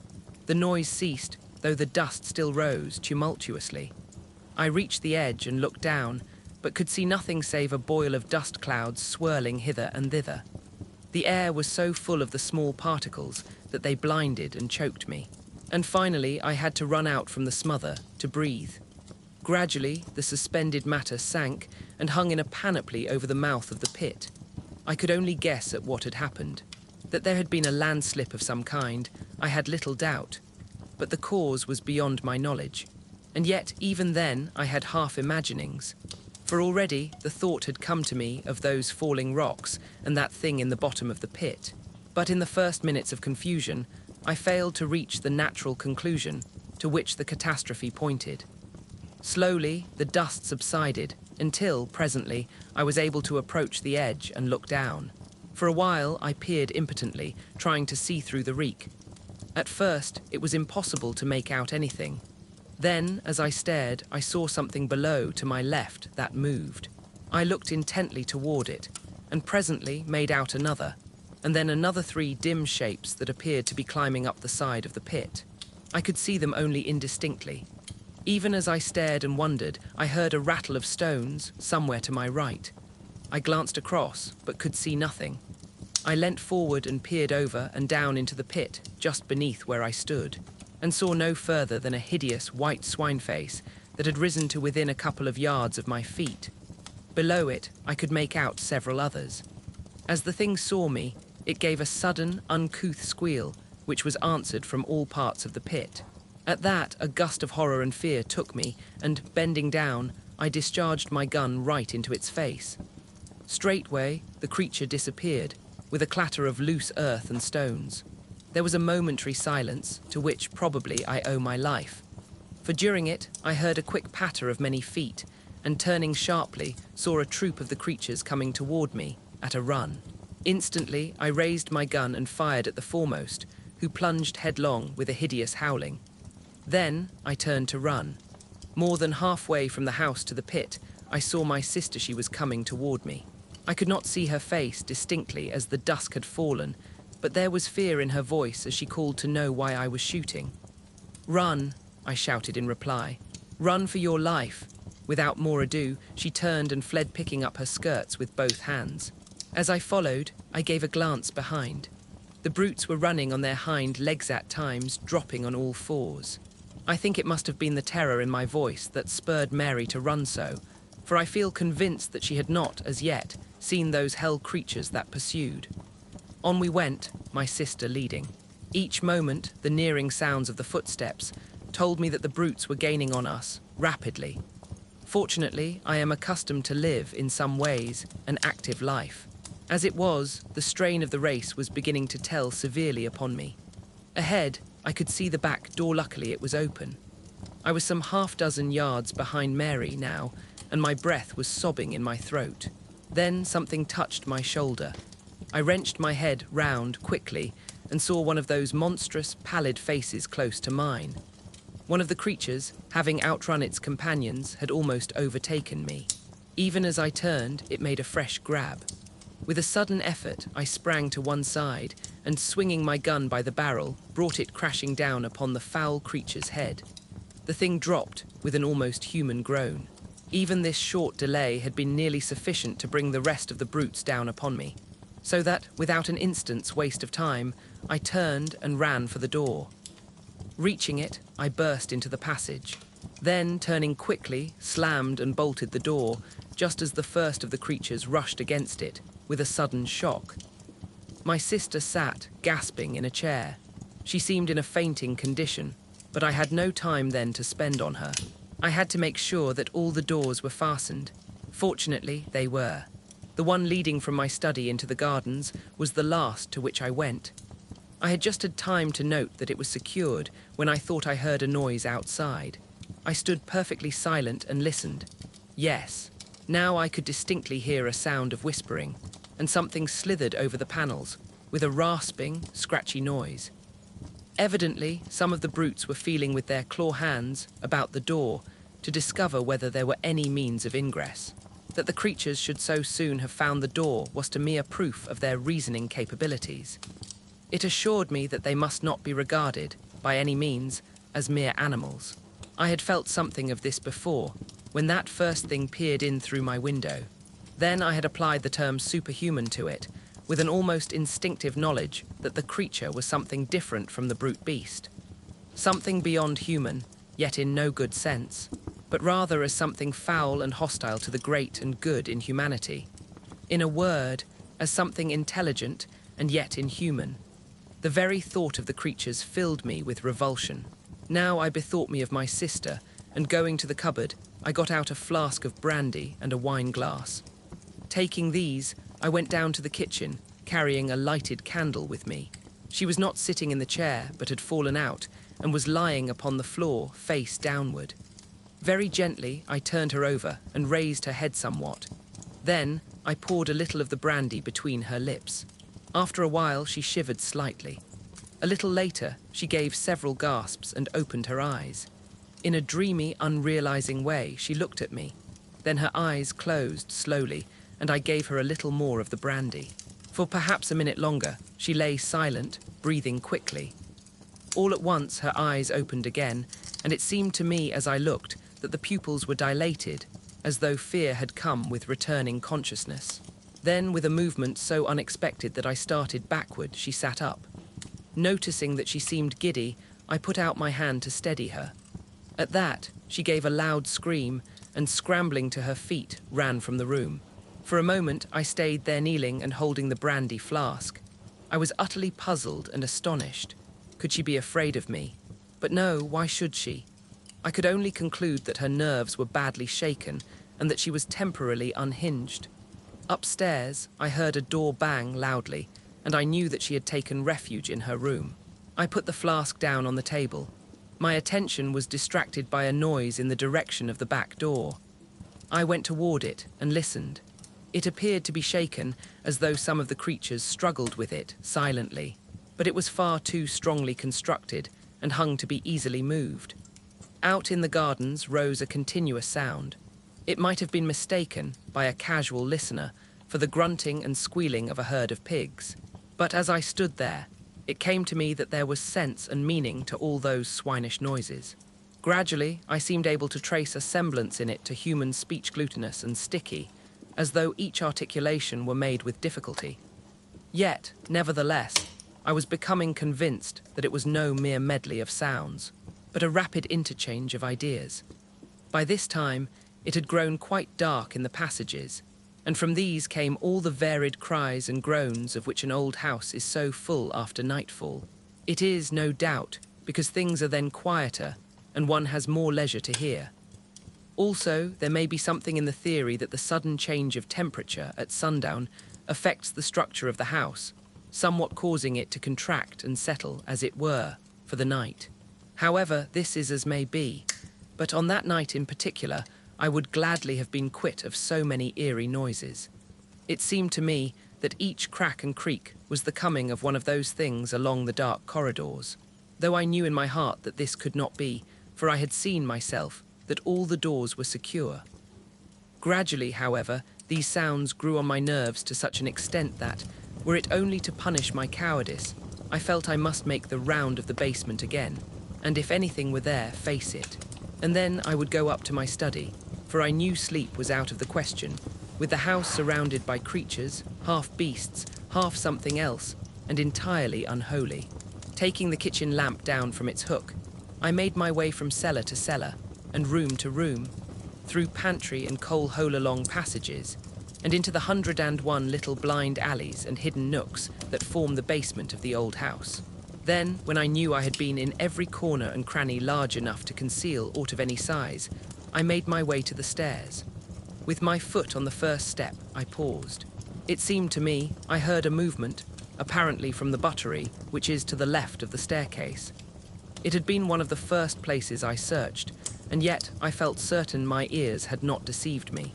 My nerves were strung now, and with hardly any hesitation, I stepped up to the door, holding the lamp above my head. In a glance, I saw that the place was empty, save for the heavy stone slabs supported by brick pillars, and I was about to leave it, convinced that I had been mistaken, when, in turning, my light was flashed back from two bright spots outside the window and high up. For a few moments, I stood there, staring. Then they moved, revolving slowly and throwing out alternate scintillations of green and red. At least, so it appeared to me. I knew then that they were eyes. Slowly, I traced the shadowy outline of one of the things. It appeared to be holding on to the bars of the window, and its attitude suggested climbing. I went nearer to the window and held the light higher. There was no need to be afraid of the creature. The bars were strong, and there was little danger of its being able to move them. And then, suddenly, in spite of the knowledge that the brute could not reach to harm me, I had a return of the horrible sensation of fear that had assailed me on that night, a week previously. It was the same feeling of helpless, shuddering fright. I realized dimly that the creature's eyes were looking into mine with a steady, compelling stare. I tried to turn away, but could not. I seemed now to see the window through a mist. Then I thought other eyes came and peered, and yet others, until a whole galaxy of malignant, staring orbs seemed to hold me in thrall. My head began to swim and throb violently. Then I was aware of a feeling of acute physical pain in my left hand. It grew more severe and literally forced my attention. With a tremendous effort, I glanced down, and with that, the spell that had held me was broken. I realized then that I had, in my agitation, unconsciously caught hold of the hot lamp glass and burnt my hand badly. I looked up to the window again. The misty appearance had gone, and now I saw that it was crowded with dozens of bestial faces. With a sudden access of rage, I raised the lamp and hurled it full at the window. It struck the glass, smashing a pane, and passed between two of the bars out into the garden, scattering burning oil as it went. I heard several loud cries of pain, and as my sight became accustomed to the dark, I discovered that the creatures had left the window. Pulling myself together, I groped for the door and, having found it, made my way upstairs, stumbling at each step. I felt dazed, as though I had received a blow on the head. At the same time, my hand smarted badly, and I was full of a nervous, dull rage against those things. Reaching my study, I lit the candles. As they burnt up, their rays were reflected from the rack of firearms on the side wall. At the sight, I remembered that I had there a power, which, as I had proved earlier, seemed as fatal to those monsters as to more ordinary animals. And I determined I would take the offensive. First of all, I bound up my hand, for the pain was fast becoming intolerable. After that, it seemed easier, and I crossed the room to the rifle stand. There, I selected a heavy rifle, an old and tried weapon, and having procured ammunition, I made my way up into one of the small towers with which the house is crowned. From there, I found that I could see nothing. The gardens presented a dim blur of shadows, a little blacker, perhaps where the trees stood. That was all, and I knew that it was useless to shoot down into all that darkness. The only thing to be done was to wait for the moon to rise. Then I might be able to do a little execution. In the meantime, I sat still and kept my ears open. The gardens were comparatively quiet now, and only an occasional grunt or squeal came up to me. I did not like this silence. It made me wonder on what devilry the creatures were bent. Twice I left the tower and took a walk through the house, but everything was silent. Once I heard a noise from the direction of the pit, as though more earth had fallen. Following this, and lasting for some 15 minutes, there was a commotion among the denizens of the gardens. This died away, and after that all was again quiet. About an hour later, the moon's light showed above the distant horizon. From where I sat, I could see it over the trees, but it was not until it rose clear of them that I could make out any of the details in the gardens below. Even then, I could see none of the brutes, until, happening to crane forward, I saw several of them lying prone up against the wall of the house. What they were doing I could not make out. It was, however, a chance too good to be ignored, and taking aim, I fired at the one directly beneath. There was a shrill scream, and as the smoke cleared away, I saw that it had turned on its back and was writhing feebly. Then it was quiet. The others had disappeared. Immediately after this, I heard a loud squeal in the direction of the pit. It was answered 100 times from every part of the garden. This gave me some notion of the number of the creatures, and I began to feel that the whole affair was becoming even more serious than I had imagined. As I sat there, silent and watchful, the thought came to me, why was all this? What were these things? What did it mean? Then my thoughts flew back to that vision, though even now I doubt whether it was a vision of the plane of silence. What did that mean? I wondered, and that thing in the arena. Lastly, I thought of the house I had seen in that faraway place. That house, so like this in every detail of external structure that it might have been modelled from it. Or this from that.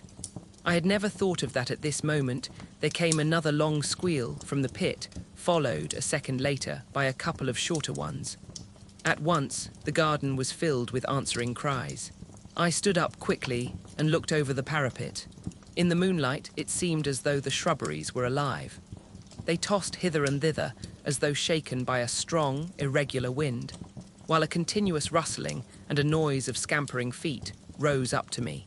Several times, I saw the moonlight gleam on running, white figures among the bushes, and twice I fired. The second time, my shot was answered by a short squeal of pain.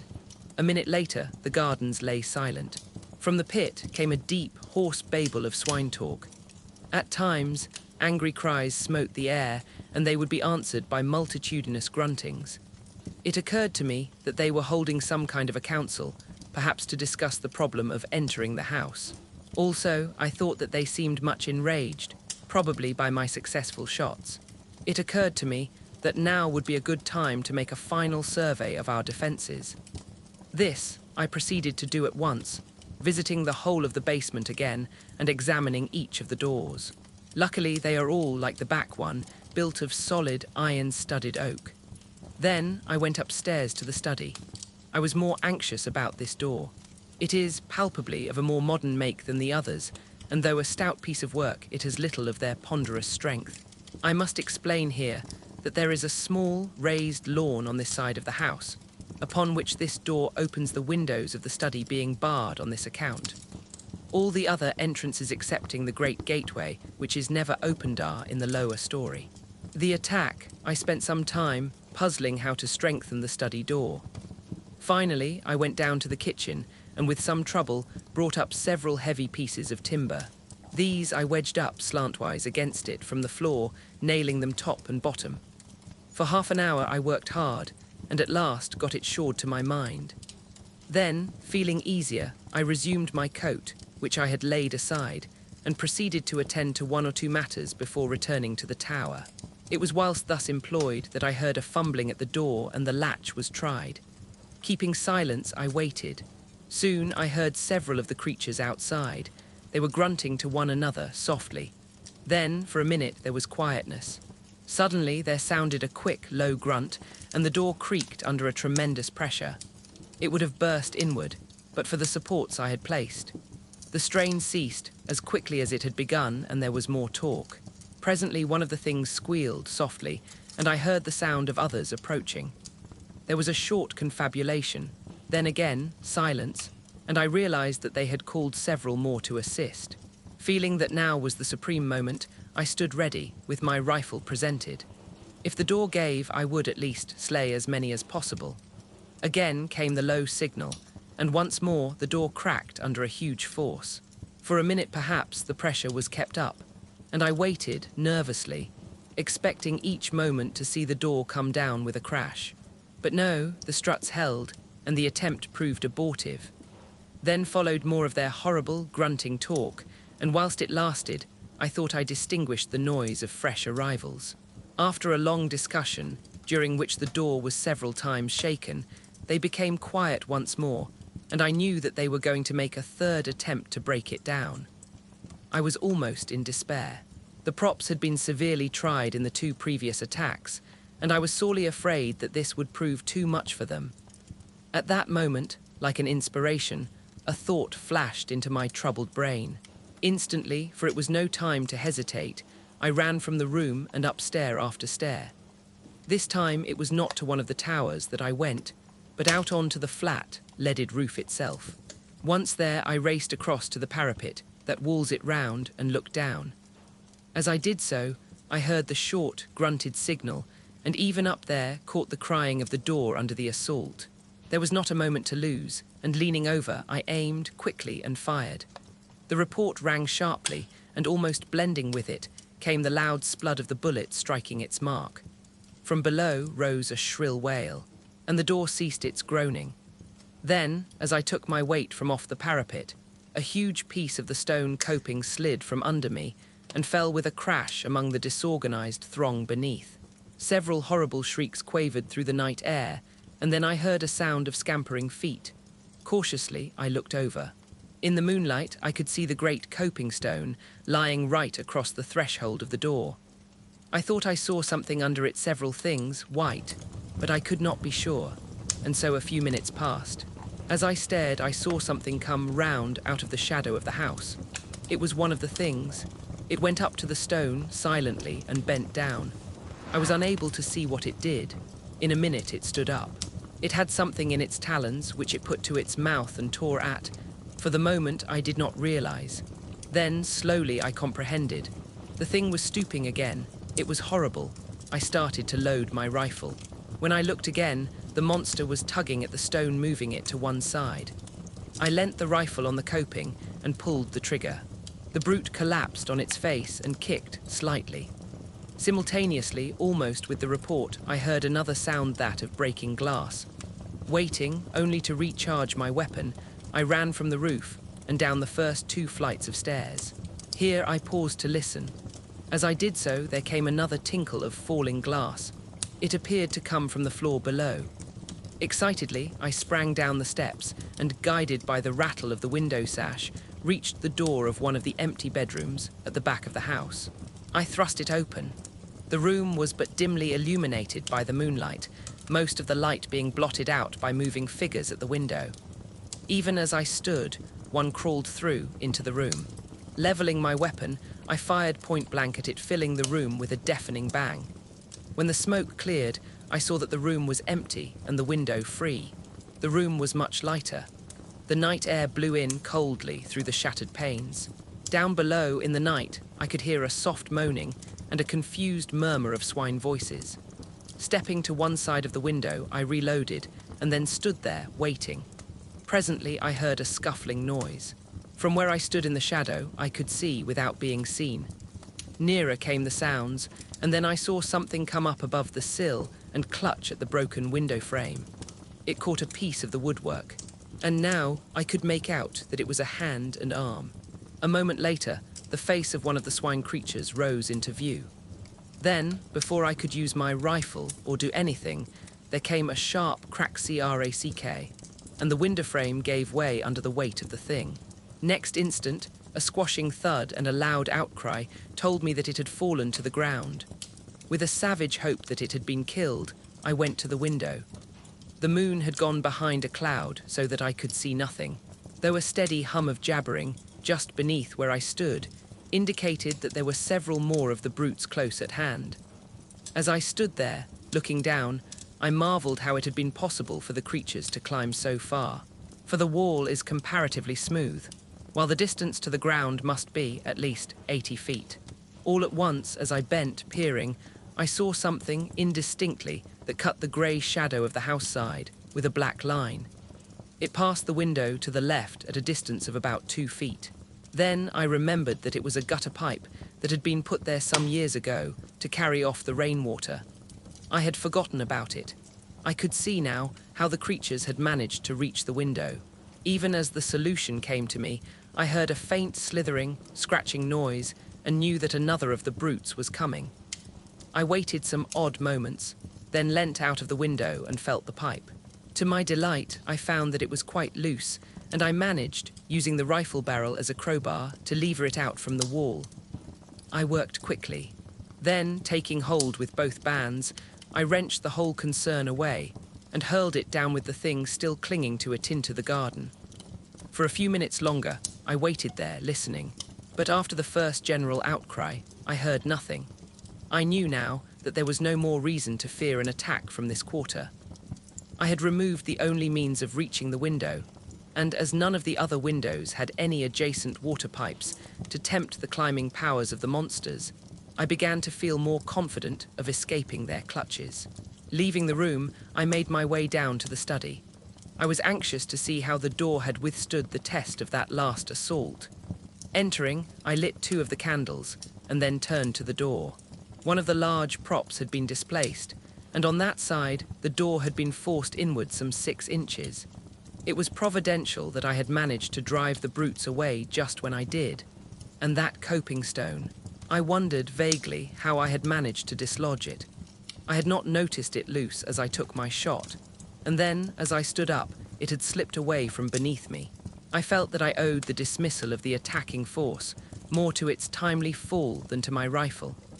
Then the thought came that I had better seize this chance to shore up the door again. It was evident that the creatures had not returned since the fall of the coping stone, but who was to say how long they would keep away? There and then, I set to at repairing the door, working hard and anxiously. First, I went down to the basement and, rummaging round, found several pieces of heavy oak planking. With these, I returned to the study, and having removed the props, placed the planks up against the door. Then I nailed the heads of the struts to these, and driving them well home at the bottoms, nailed them again there.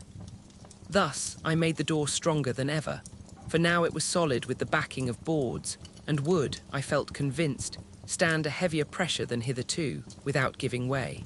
After that, I lit the lamp which I had brought from the kitchen, and went down to have a look at the lower windows. Now that I had seen an instance of the strength the creatures possessed, I felt considerable anxiety about the windows on the ground floor in spite of the fact that they were so strongly barred. I went first to the buttery, having a vivid remembrance of my late adventure there. The place was chilly, and the wind, soughing in through the broken glass, produced an eerie note.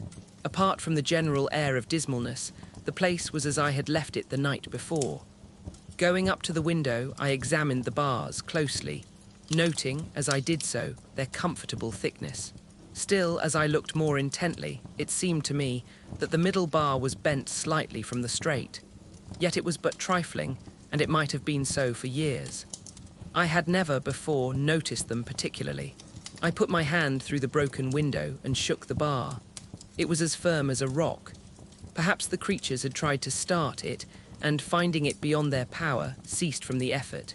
After that, I went round to each of the windows, in turn, examining them with careful attention. But nowhere else could I trace anything to show that there had been any tampering.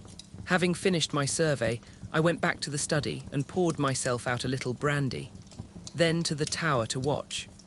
After the attack, it was now about 3 a.m, and presently the eastern sky began to pale with the coming of dawn. Gradually the day came, and by its light I scanned the gardens earnestly, but nowhere could I see any signs of the brutes. I leant over and glanced down to the foot of the wall to see whether the body of the thing I had shot the night before was still there. It was gone. I supposed that others of the monsters had removed it during the night. Then I went down onto the roof and crossed over to the gap from which the coping stone had fallen. Reaching it, I looked over. Yes, there was the stone as I had seen it last, but there was no appearance of anything beneath it, nor could I see the creatures I had killed after its fall. Evidently, they also had been taken away. I turned and went down to my study. There I sat down wearily. I was thoroughly tired. It was quite light now, though the sun's rays were not, as yet, perceptibly hot. A clock chimed the hour of 4. I awoke with a start and looked round hurriedly. The clock in the corner indicated that it was 3 o'clock. It was already afternoon. I must have slept for nearly 11 hours. With a jerky movement, I sat forward in the chair and listened. The house was perfectly silent. Slowly, I stood up and yawned. I felt desperately tired still and sat down again, wondering what it was that had waked me. It must have been the clock striking, I concluded presently, and was commencing to doze off when a sudden noise brought me back, once more, to life. It was the sound of a step, as of a person moving cautiously down the corridor toward my study. In an instant, I was on my feet and grasping my rifle.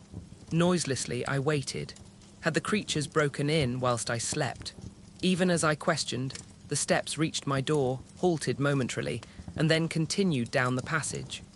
Silently, I tiptoed to the doorway and peeped out. Then I experienced such a feeling of relief as must a reprieved criminal. It was my sister. She was going toward the stairs. I stepped into the hall and was about to call to her when it occurred to me that it was very queer she should have crept past my door in that stealthy manner. I was puzzled, and for one brief moment the thought occupied my mind that it was not she but some fresh mystery of the house. Then, as I caught a glimpse of her old petticoat, the thought passed as quickly as it had come, and I half laughed. There could be no mistaking that ancient garment. Yet I wondered what she was doing, and remembering her condition of mind on the previous day, I felt that it might be best to follow, quietly taking care not to alarm her and see what she was going to do. If she behaved rationally, well and good. If not, I should have to take steps to restrain her. I could run no unnecessary risks under the danger that threatened us. Quickly, I reached the head of the stairs and paused a moment. Then I heard a sound that sent me leaping down. At a mad rate it was the rattle of bolts being unshot. That foolish sister of mine was actually unbarring the back door. Just as her hand was on the last bolt, I reached her. She had not seen me, and the first thing she knew, I had hold of her arm. She glanced up quickly, like a frightened animal, and screamed aloud. "Come, Mary," I said sternly. "What's the meaning of this nonsense? Do you mean to tell me you don't understand the danger, that you try to throw our 2 lives away in this fashion?" To this, she replied nothing, only trembled violently, gasping and sobbing, as though in the last extremity of fear. Through some minutes, I reasoned with her, pointing out the need for caution and asking her to be brave. There was little to be afraid of now, I explained, and I tried to believe that I spoke the truth, but she must be sensible and not attempt to leave the house for a few days.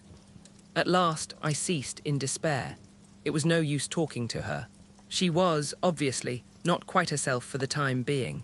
Finally, I told her she had better go to her room if she could not behave rationally. Still, she took not any notice, so without more ado I picked her up in my arms and carried her there. At first, she screamed wildly, but had relapsed into silent trembling by the time I reached the stairs. Arriving at her room, I laid her upon the bed. She lay there quietly enough, neither speaking nor sobbing, just shaking in a very ague of fear. I took a rug from a chair nearby and spread it over her. I could do nothing more for her, and so crossed to where Pepper lay in a big basket. My sister had taken charge of him since his wound to nurse him, for it had proved more severe than I had thought, and I was pleased to note that, in spite of her state of mind, she had looked after the old dog carefully. Stooping, I spoke to him, and in reply he licked my hand feebly. He was too ill to do more. Then, going to the bed, I bent over my sister and asked her how she felt. But she only shook the more, and much as it pained me, I had to admit that my presence seemed to make her worse. And so, I left her locking the door and pocketing the key. It seemed to be the only course to take. The rest of the day I spent between the tower and my study. For food, I brought up a loaf from the pantry, and on this and some claret, I lived for that day. What a long, weary day it was. If only I could have gone out into the gardens, as is my wont, I should have been content enough. But to be cooped in this silent house, with no companion, save a mad woman and a sick dog, was enough to prey upon the nerves of the hardiest. And out in the tangled shrubberies that surrounded the house, lurked for all I could tell those infernal swine creatures waiting their chance. Was ever a man in such straits? Once, in the afternoon, and again later, I went to visit my sister. The second time I found her tending Pepper, but at my approach, she slid over unobtrusively to the far corner with a gesture that saddened me beyond belief. Poor girl. Her fear cut me intolerably, and I would not intrude on her unnecessarily. She would be better, I trusted, in a few days. Meanwhile, I could do nothing, and I judged it still needful hard as it seemed to keep her confined to her room. One thing there was that I took for encouragement. She had eaten some of the food I had taken to her on my first visit, and so the day passed. As the evening drew on, the air grew chilly, and I began to make preparations for passing a second night in the tower, taking up 2 additional rifles and a heavy ulster. The rifles I loaded and laid alongside my other, as I intended to make things warm for any of the creatures who might show during the night. I had plenty of ammunition, and I thought to give the brutes such a lesson as should show them the uselessness of attempting to force an entrance. After that, I made the round of the house again, paying particular attention to the props that supported the study door.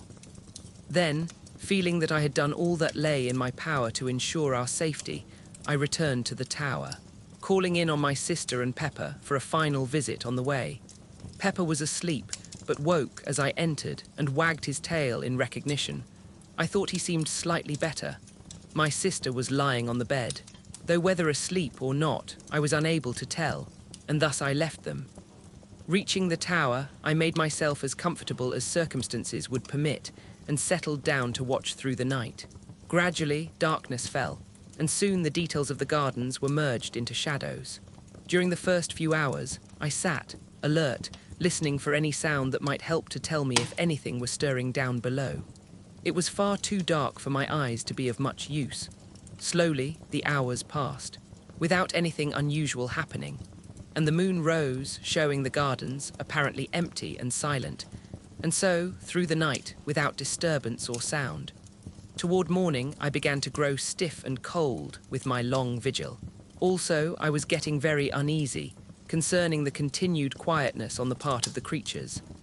I mistrusted it, and would sooner, far, have had them attack the house openly. Then at least I should have known my danger and been able to meet it. But to wait like this through a whole night, picturing all kinds of unknown devilment, was to jeopardize one's sanity. Once or twice the thought came to me that perhaps they had gone, but in my heart I found it impossible to believe that it was so. In the cellars, at last, what with being tired and cold and the uneasiness that possessed me, I resolved to take a walk through the house, first calling in at the study for a glass of brandy to warm me. This I did, and while there I examined the door carefully, but found all as I had left it the night before. The day was just breaking as I left the tower. though it was still too dark in the house to be able to see without a light, and I took one of the study candles with me on my round. By the time I had finished the ground floor, the daylight was creeping in, wanly, through the barred windows. My search had shown me nothing fresh. Everything appeared to be in order, and I was on the point of extinguishing my candle, when the thought suggested itself to me to have another glance round the cellars. I had not, if I remember rightly, been into them since my hasty search on the evening of the attack. For perhaps the half of a minute, I hesitated. I would have been very willing to forgo the task as. Indeed, I am inclined to think any man well might for of all the great, awe-inspiring rooms in this house. The cellars are the hugest and weirdest. Great, gloomy caverns of places, unlit by any ray of daylight. Yet I would not shirk the work. I felt that to do so would smack of sheer cowardice. Besides, as I reassured myself, the cellars were really the most unlikely places in which to come across anything dangerous, considering that they can be entered only through a heavy oaken door, the key of which I carry always on my person. It is in the smallest of these places that I keep my wine, a gloomy hole close to the foot of the cellar stairs, and beyond which I have seldom proceeded. Indeed, save for the rummage round already mentioned, I doubt whether I had ever before been right through the cellars. As I unlocked the great door at the top of the steps, I paused nervously a moment at the strange, desolate smell that assailed my nostrils. Then, throwing the barrel of my weapon forward, I descended, slowly, into the darkness of the underground regions. Reaching the bottom of the stairs, I stood for a minute and listened. All was silent, save for a faint drip of water falling drop by drop, somewhere to my left. As I stood, I noticed how quietly the candle burnt. Never a flicker nor flare, so utterly windless was the place. Quietly, I moved from cellar to cellar. I had but a very dim memory of their arrangement. The impressions left by my first search were blurred. I had recollections of a succession of great cellars, and of one, greater than the rest, the roof of which was upheld by pillars. Beyond that, my mind was hazy, and predominated by a sense of cold and darkness and shadows. Now, however, it was different, for, although nervous, I was sufficiently collected to be able to look about me and note the structure and size of the different vaults I entered. Of course, with the amount of light given by my candle, it was not possible to examine each place minutely, but I was enabled to notice, as I went along, that the walls appeared to be built with wonderful precision and finish, while here and there, an occasional massive pillar shot up to support the vaulted roof. Thus I came at last to the great cellar that I remembered. It is reached through a huge arched entrance on which I observed strange, fantastic carvings which threw queer shadows under the light of my candle. As I stood and examined these thoughtfully, it occurred to me how strange it was that I should be so little acquainted with my own house. Yet this may be easily understood when one realizes the size of this ancient pile and the fact that only my old sister and I live in it, occupying a few of the rooms, such as our wants decide. Holding the light high, I passed on into the cellar and, keeping to the right, paced slowly up until I reached the further end. I walked quietly and looked cautiously about as I went, but so far as the light showed, I saw nothing unusual. At the top, I turned to the left, still keeping to the wall, and so continued until I had traversed the whole of the vast chamber.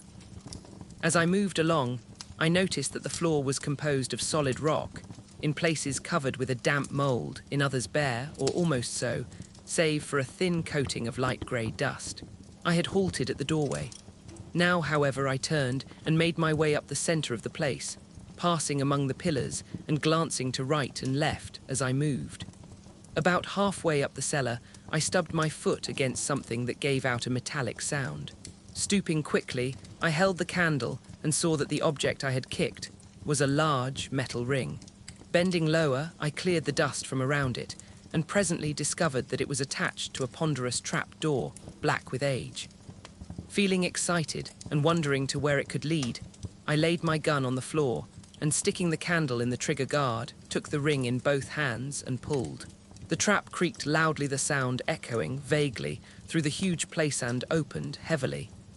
Propping the edge on my knee, I reached for the candle and held it in the opening, moving it to right and left. but could see nothing. I was puzzled and surprised. There were no signs of steps, nor even the appearance of there ever having been any. Nothing, save an empty blackness. I might have been looking down into a bottomless, sideless well.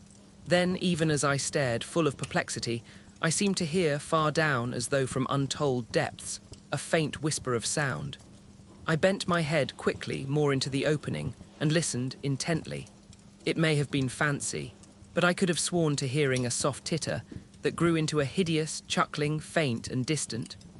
Startled, I leapt backward, letting the trap fall with a hollow clang that filled the place with echoes. Even then, I seemed to hear that mocking, suggestive laughter. But this, I knew, must be my imagination. The sound I had heard was far too slight to penetrate through the cumbrous trap. For a full minute I stood there, quivering, glancing nervously behind and before.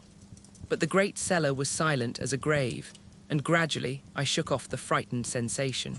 With a calmer mind, I became again curious to know into what that trap opened, but could not then summon sufficient courage to make a further investigation. One thing I felt, however, was that the trap ought to be secured. This I accomplished by placing upon it several large pieces of dressed stone, which I had noticed in my tour along the east wall.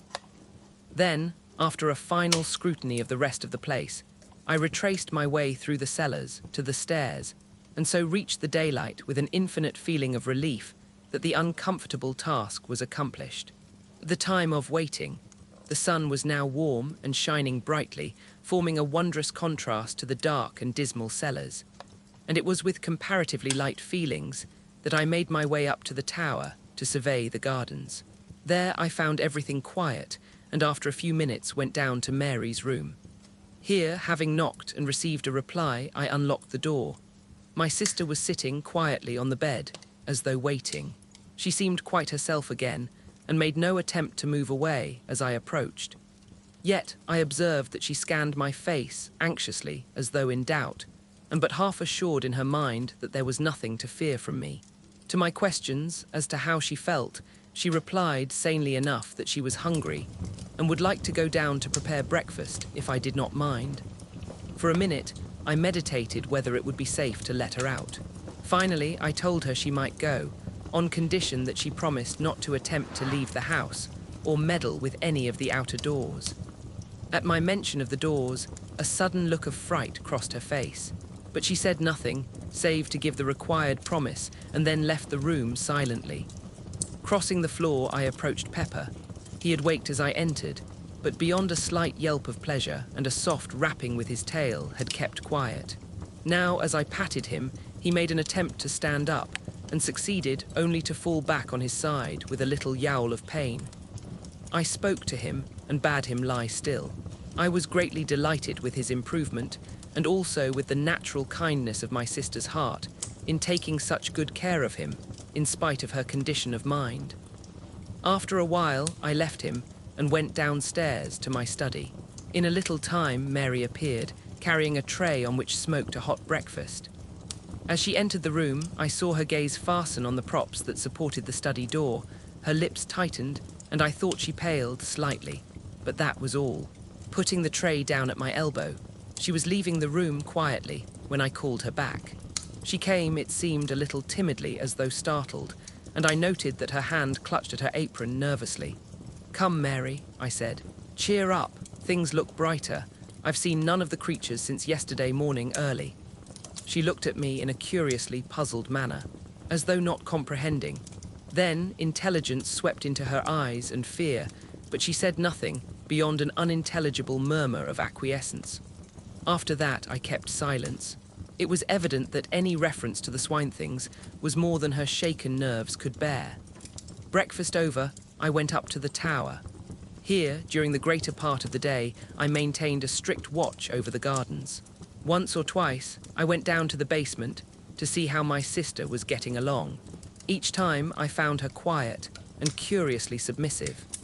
Indeed, on the last occasion, she even ventured to address me, on her own account, with regard to some household matter that needed attention. Though this was done with an almost extraordinary timidity, I hailed it with happiness, as being the first word voluntarily spoken.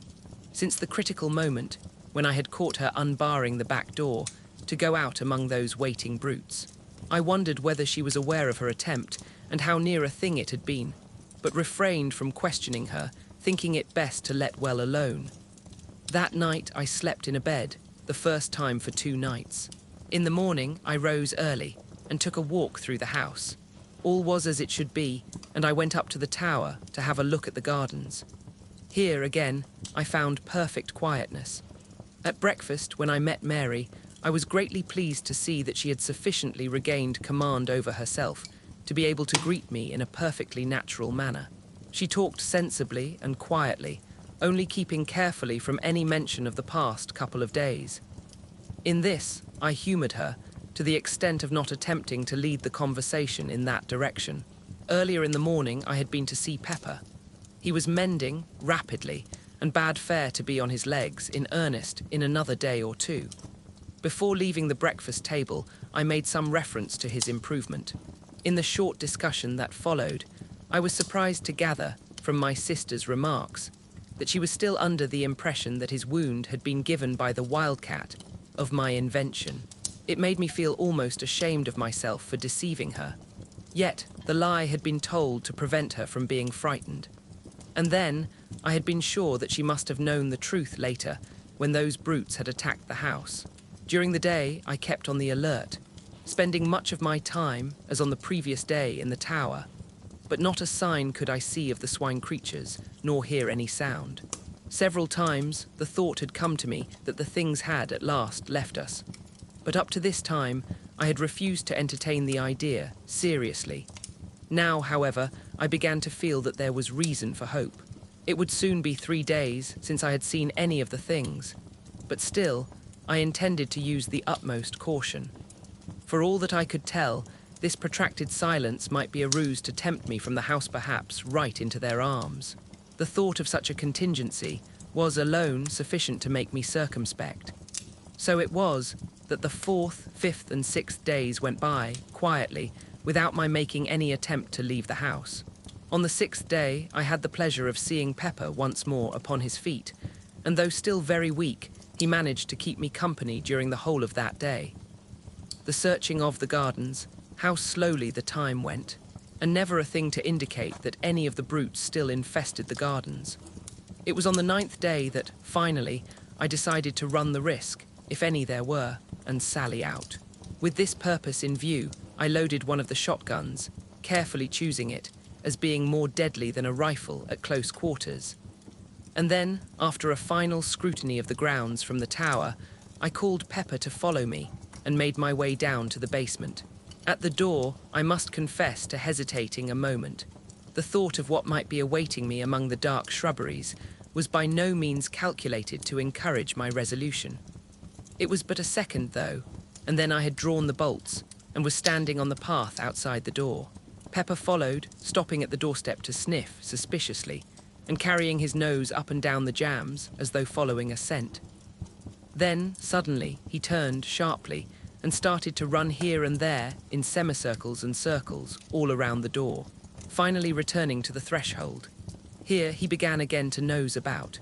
Hitherto I had stood watching the dog, yet all the time with half my gaze on the wild tangle of gardens stretching round me.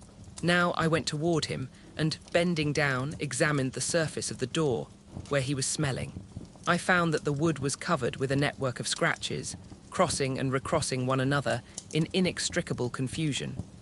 In addition to this, I noticed that the doorposts themselves were gnawed in places.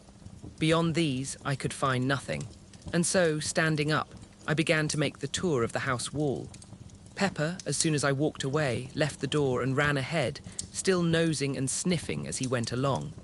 At times, he stopped to investigate. Here it would be a bullet hole in the pathway, or perhaps a powder-stained wad. Anon, it might be a piece of torn sod or a disturbed patch of weedy path, but save for such trifles he found nothing. I observed him critically as he went along, and could discover nothing of uneasiness in his demeanour to indicate that he felt the nearness of any of the creatures. By this, I was assured that the gardens were empty, at least for the present, of those hateful things. Pepper could not be easily deceived, and it was a relief to feel that he would know, and give me timely warning if there were any danger. Reaching the place where I had shot that first creature, I stopped and made a careful scrutiny, but could see nothing. From there, I went on to where the great coping stone had fallen. It lay on its side, apparently just as it had been left when I shot the brute that was moving it. A couple of feet to the right of the nearer end was a great dent in the ground, showing where it had struck. The other end was still within the indentation half in and half out. Going nearer, I looked at the stone more closely. What a huge piece of masonry it was, and that creature had moved it, single-handed, in its attempt to reach what lay below. I went round to the further end of the stone. Here I found that it was possible to see under it for a distance of nearly a couple of feet. Still, I could see nothing of the stricken creatures, and I felt much surprised. I had, as I have before said, guessed that the remains had been removed. Yet I could not conceive that it had been done so thoroughly as not to leave some certain sign beneath the stone, indicative of their fate. I had seen several of the brutes struck down beneath it, with such force that they must have been literally driven into the earth. And now, not a vestige of them was to be seen, not even a bloodstain. I felt more puzzled than ever as I turned the matter over in my mind, but could think of no plausible explanation, and so finally gave it up as one of the many things that were unexplainable. From there, I transferred my attention to the study door.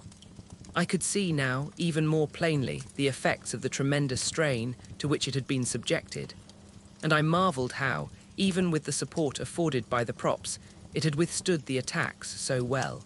There were no marks of blows indeed. None had been given, but the door had been literally riven from its hinges by the application of enormous, silent force. One thing that I observed affected me profoundly. The head of one of the props had been driven right through a panel. This was, of itself, sufficient to show how huge an effort the creatures had made to break down the door, and how nearly they had succeeded. Leaving, I continued my tour round the house, finding little else of interest, save at the back, where I came across the piece of piping I had torn from the wall, lying among the long grass underneath the broken window. Then I returned to the house, and having rebolted the back door, went up to the tower. Here I spent the afternoon reading and occasionally glancing down into the gardens. I had determined, if the night passed quietly, to go as far as the pit on the morrow. Perhaps I should be able to learn then something of what had happened. The day slipped away and the night came and went much as the last few nights had gone. When I rose, the morning had broken, fine and clear, and I determined to put my project into action. During breakfast, I considered the matter carefully, after which I went to the study for my shotgun. In addition, I loaded and slipped into my pocket a small but heavy pistol. I quite understood that, if there were any danger, it lay in the direction of the pit, and I intended to be prepared.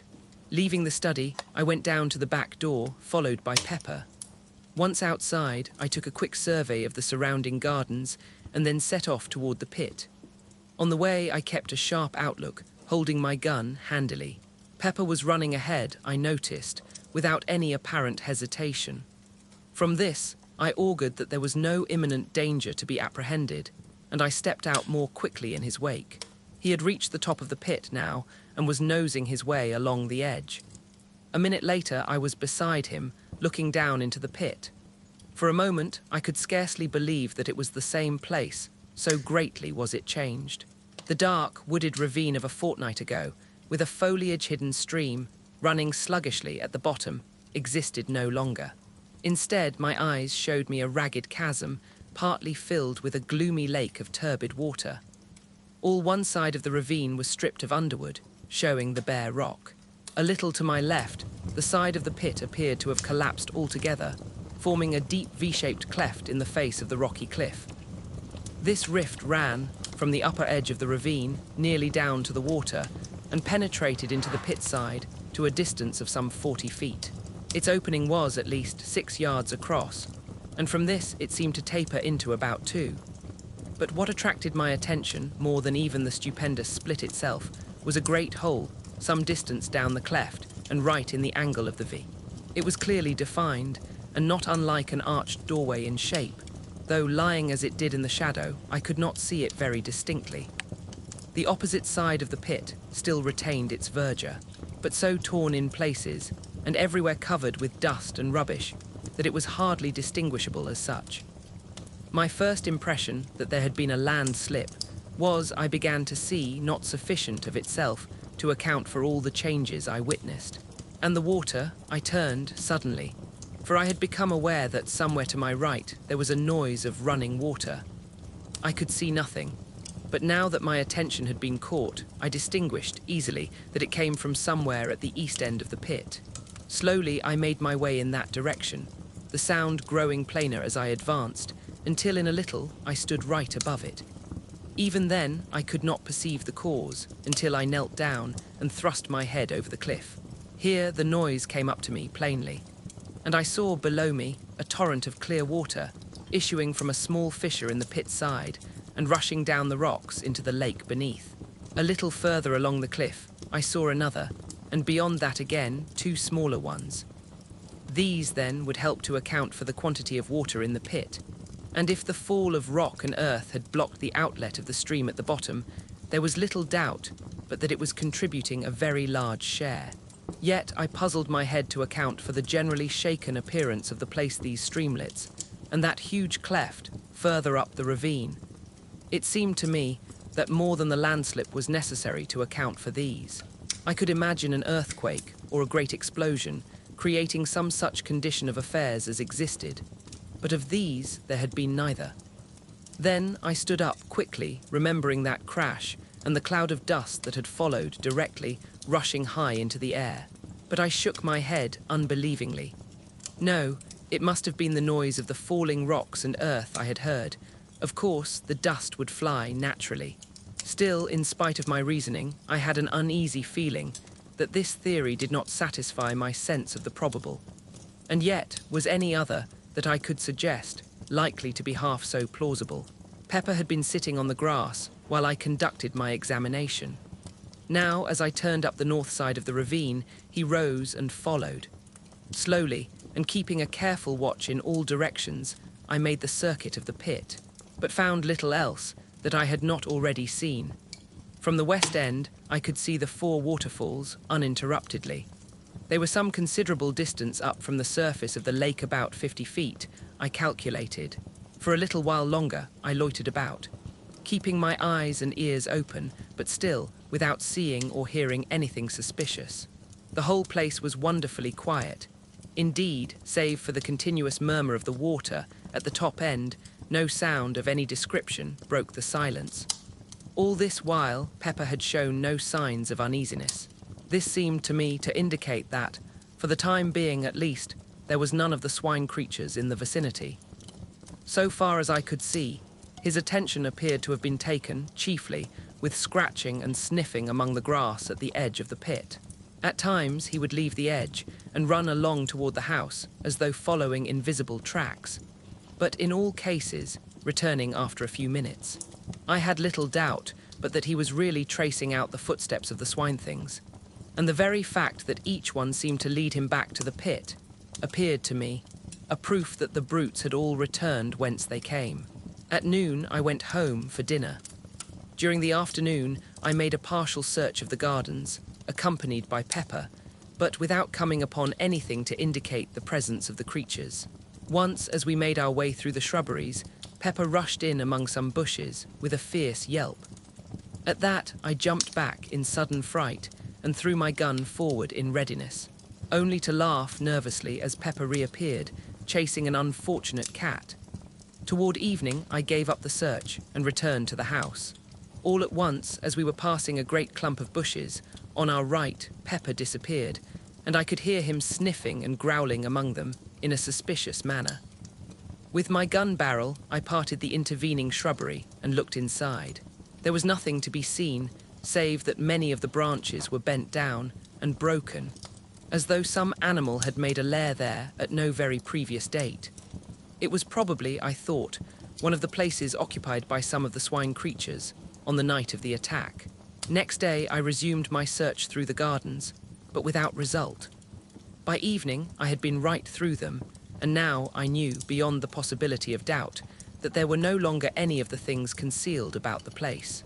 Indeed, I have often thought since that I was correct in my earlier surmise, that they had left soon after the attack. The Subterranean Pit. Another week came and went, during which I spent a great deal of my time about the pit mouth. I had come to the conclusion a few days earlier that the arched hole in the angle of the Great Rift was the place through which the Swine Things had made their exit from some unholy place in the bowels of the world. How near the probable truth this went, I was to learn later. It may be easily understood that I was tremendously curious, though in a frightened way, to know to what infernal place that hole led. Though so far, the idea had not struck me seriously of making an investigation.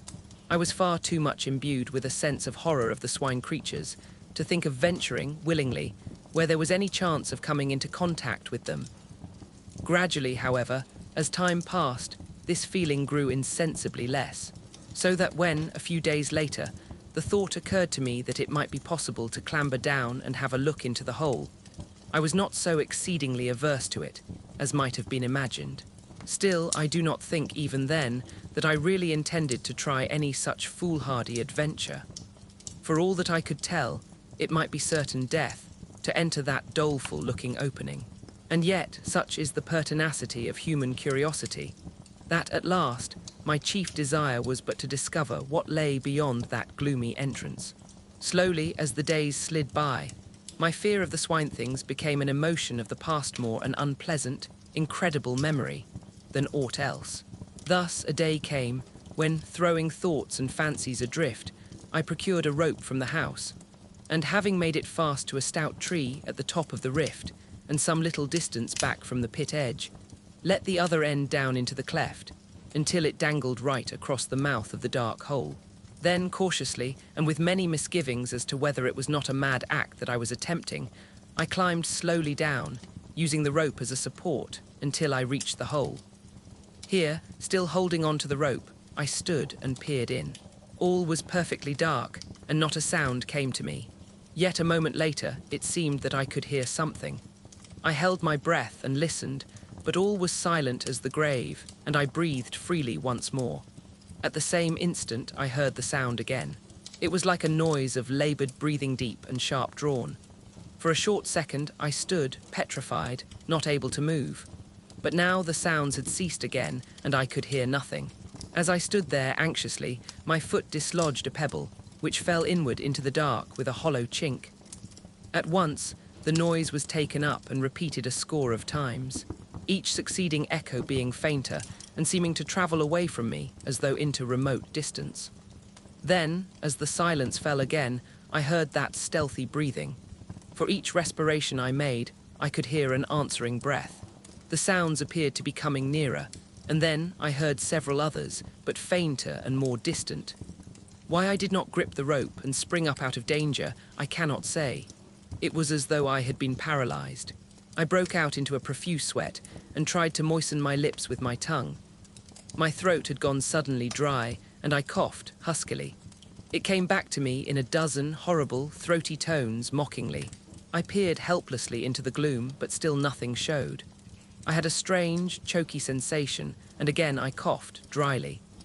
Again the echo took it up, rising and falling grotesquely, and dying slowly into a muffled silence. Then suddenly a thought came to me, and I held my breath. The other breathing stopped. I breathed again, and once more it recommenced. But now I no longer feared. I knew that the strange sounds were not made by any lurking swine creature, but were simply the echo of my own respirations. Yet I had received such a fright that I was glad to scramble up the rift and haul up the rope. I was far too shaken and nervous to think of entering that dark hole then, and so returned to the house. I felt more myself next morning, but even then I could not summon up sufficient courage to explore the place. All this time, the water in the pit had been creeping slowly up, and now stood but a little below the opening. At the rate at which it was rising, it would be level with the floor in less than another week.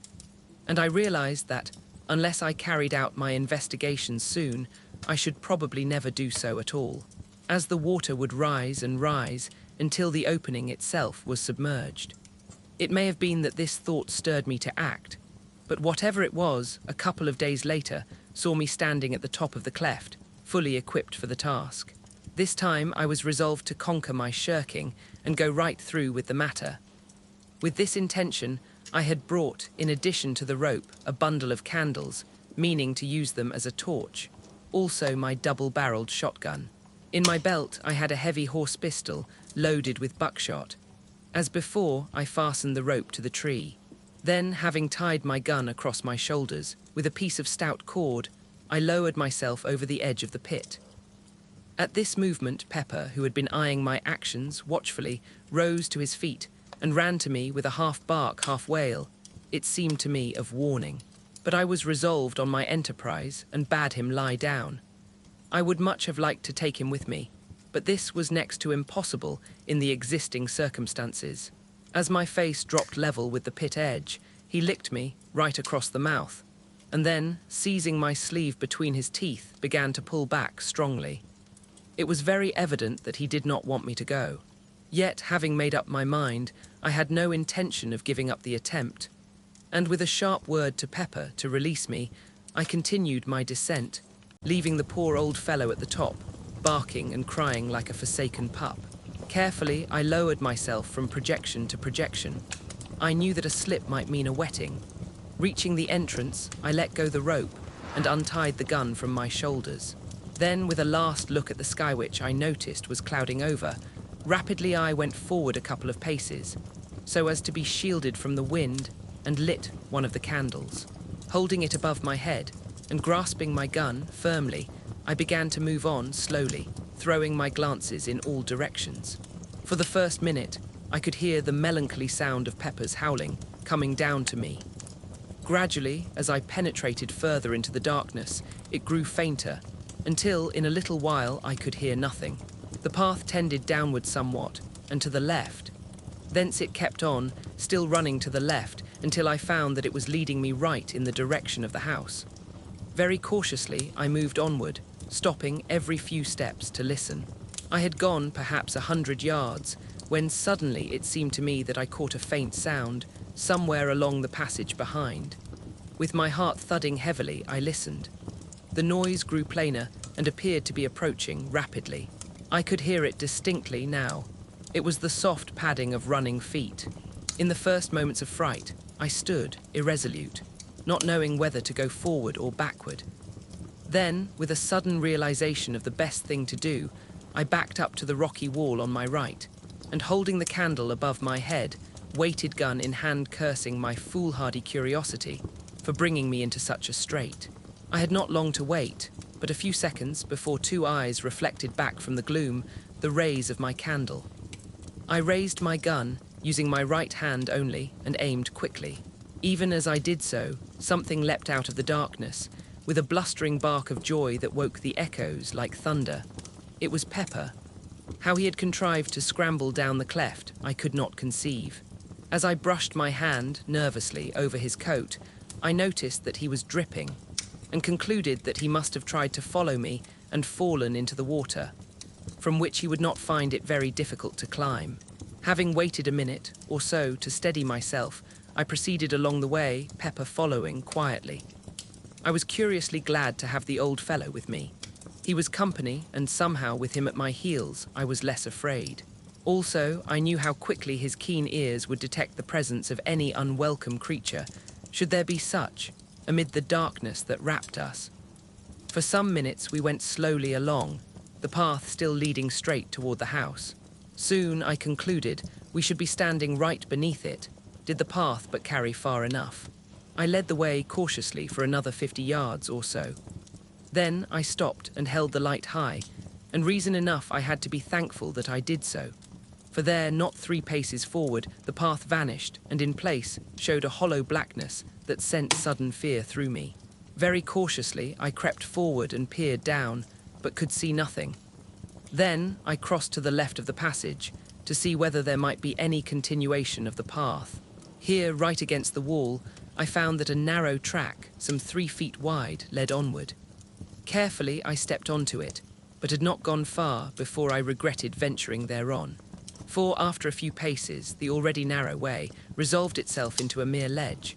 with on the one side the solid, unyielding rock, towering up in a great wall to the unseen roof, and on the other that yawning chasm. I could not help reflecting how helpless I was, should I be attacked there, with no room to turn, and where even the recoil of my weapon might be sufficient to drive me headlong into the depths below.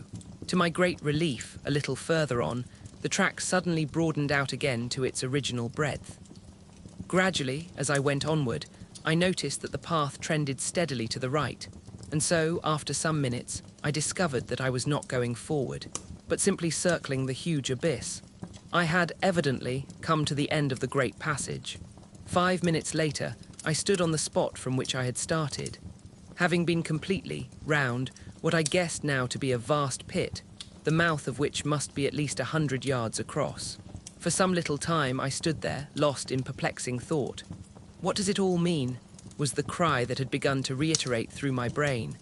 A sudden idea struck me, and I searched round for a piece of stone. Presently I found a bit of rock, about the size of a small loaf. Sticking the candle upright in a crevice of the floor, I went back from the edge, somewhat, and taking a short run, launched the stone forward into the chasm, my idea being to throw it far enough to keep it clear of the sides.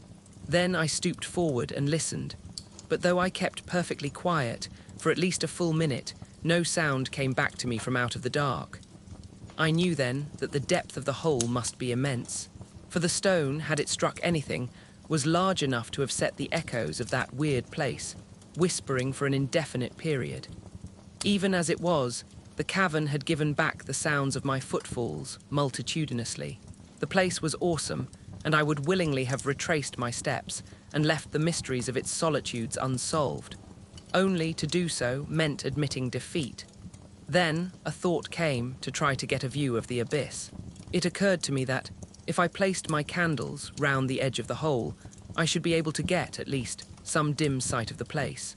I found, on counting, that I had brought 15 candles, in the bundle my first intention having been, as I have already said, to make a torch of the lot. These I proceeded to place round the pit mouth, with an interval of about 20 yards between each. Having completed the circle, I stood in the passage and endeavoured to get an idea of how the place looked. But I discovered immediately that they were totally insufficient for my purpose. They did little more than make the gloom visible.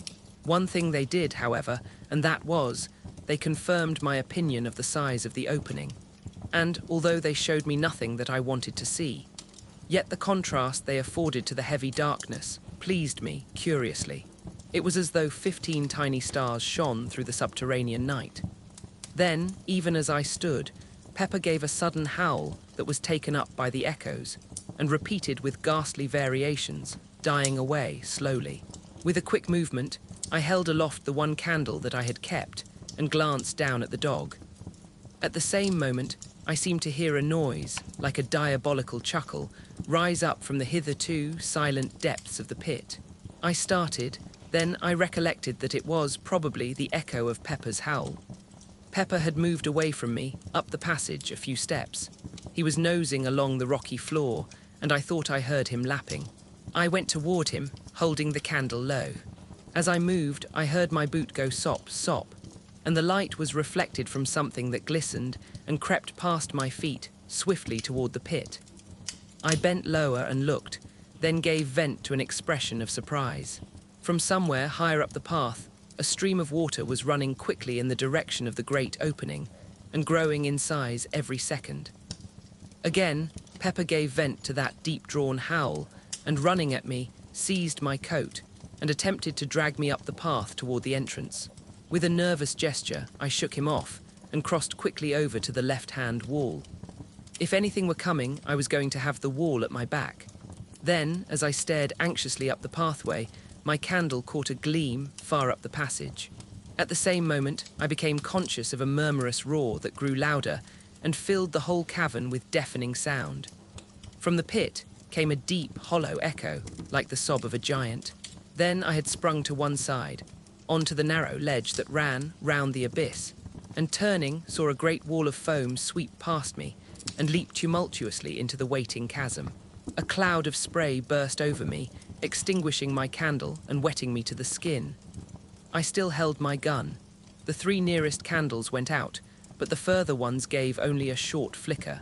After the first rush, the flow of water eased down to a steady stream, maybe a foot in depth. Though I could not see this until I had procured one of the lighted candles, and with it started to reconnoiter. Pepper had, fortunately, followed me as I leapt for the ledge, and now, very much subdued, kept close behind. A short examination showed me that the water reached right across the passage, and was running at a tremendous rate. Already, even as I stood there, it had deepened. I could make only a guess at what had happened. Evidently, the water in the ravine had broken into the passage by some means. If that were the case, it would go on increasing in volume until I should find it impossible to leave the place. The thought was frightening. It was evident that I must make my exit as hurriedly as possible. Taking my gun by the stock, I sounded the water. It was a little under knee-deep. The noise it made, plunging down into the pit, was deafening. Then, with a call to Pepper, I stepped out into the flood, using the gun as a staff. Instantly, the water boiled up over my knees and nearly to the tops of my thighs, with the speed at which it was racing. For one short moment, I nearly lost my footing, but the thought of what lay behind stimulated me to a fierce endeavour, and step by step I made headway. Of Pepper, I knew nothing at first. I had all I could do to keep on my legs, and was overjoyed when he appeared beside me. He was wading manfully along.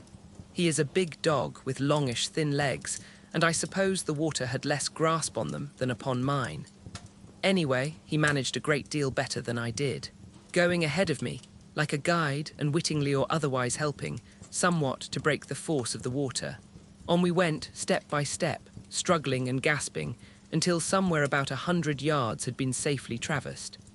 Then, whether it was because I was taking less care, or that there was a slippery place on the rocky floor, I cannot say.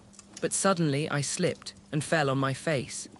Instantly the water leapt over me in a cataract, hurling me down toward that bottomless hole at a frightful speed. Frantically I struggled, but it was impossible to get a footing. I was helpless, gasping and drowning. All at once something gripped my coat and brought me to a standstill. It was Pepper. Missing me, he must have raced back through the dark turmoil to find me, and then caught and held me until I was able to get to my feet. I have a dim recollection of having seen, momentarily, the gleams of several lights, but of this I have never been quite sure. If my impressions are correct, I must have been washed down to the very brink of that awful chasm before Pepper managed to bring me to a standstill. And the lights, of course, could only have been the distant flames of the candles I had left burning. But as I have said, I am not by any means sure. My eyes were full of water, and I had been badly shaken. And there was I, without my helpful gun, without light, and sadly confused with the water deepening, depending solely upon my old friend Pepper to help me out of that hellish place. I was facing the torrent. Naturally, it was the only way in which I could have sustained my position a moment. For even old Pepper could not have held me long against that terrific strain, without assistance, however blind from me. Perhaps a minute passed, during which it was touch and go with me. Then, gradually, I recommenced my tortuous way up the passage. And so began the grimmest fight with death, from which ever I hoped to emerge victorious. Slowly, furiously, almost hopelessly, I strove. And that faithful Pepper led me, dragged me, upward and onward until, at last, ahead I saw a gleam of blessed light. It was the entrance, only a few yards further, and I reached the opening, with the water surging and boiling hungrily around my loins. And now I understood the cause of the catastrophe. It was raining heavily, literally in torrents. The surface of the lake was level with the bottom of the opening nay. More than level, it was above it. Evidently, the rain had swollen the lake and caused this premature rise. For at the rate the ravine had been filling, it would not have reached the entrance for a couple more days. Luckily, the rope by which I had descended was streaming into the opening, upon the inrushing waters. Seizing the end, I knotted it securely round Pepper's body. Then, summoning up the last remnant of my strength, I commenced to swarm up the side of the cliff. I reached the pit edge, in the last stage of exhaustion. Yet I had to make one more effort and haul Pepper into safety. Slowly and wearily, I hauled on the rope. Once or twice, it seemed that I should have to give up, for Pepper is a weighty dog, and I was utterly done. Yet, to let go would have meant certain death to the old fellow, and the thought spurred me to greater exertions. I have but a very hazy remembrance of the end. I recall pulling through moments that lagged strangely. I have also some recollection of seeing Pepper's muzzle appearing over the pit edge after what seemed an indefinite period of time. Then all grew suddenly dark. The trap in the great cellar. I suppose I must have swooned, for the next thing I remember, I opened my eyes and all was dusk. I was lying on my back with one leg doubled under the other, and Pepper was licking my ears. I felt horribly stiff, and my leg was numb from the knee downward. For a few minutes I lay thus in a dazed condition. Then, slowly, I struggled to a sitting position and looked about me. It had stopped raining, but the trees still dripped dismally. From the pit came a continuous murmur of running water. I felt cold and shivery. My clothes were sodden and I ached all over. Very slowly the life came back into my numbed leg, and after a little I essayed to stand up. This I managed at the second attempt, but I was very tottery and peculiarly weak. It seemed to me that I was going to be ill, and I made shift to stumble my way toward the house. My steps were erratic, and my head confused. At each step that I took, sharp pains shot through my limbs. I had gone perhaps some 30 paces, when a cry from Pepper drew my attention, and I turned stiffly toward him. The old dog was trying to follow me, but could come no further owing to the rope with which I had hauled him up being still tied round his body, the other end not having been unfastened from the tree. For a moment I fumbled with the knots weakly, but they were wet and hard and I could do nothing. Then I remembered my knife, and in a minute the rope was cut. How I reached the house I scarcely know, and of the days that followed I remember still less. Of one thing I am certain, that had it not been for my sister's untiring love and nursing, I had not been writing at this moment. When I recovered my senses, it was to find that I had been in bed for nearly 2 weeks. Yet another week passed before I was strong enough to totter out into the gardens. Even then, I was not able to walk so far as the pit. I would have liked to ask my sister how high the water had risen, but felt it was wiser not to mention the subject to her. Indeed, since then, I have made a rule never to speak to her about the strange things that happen in this great old house. It was not until a couple of days later that I managed to get across to the pit. There I found that, in my few weeks' absence, there had been wrought a wondrous change.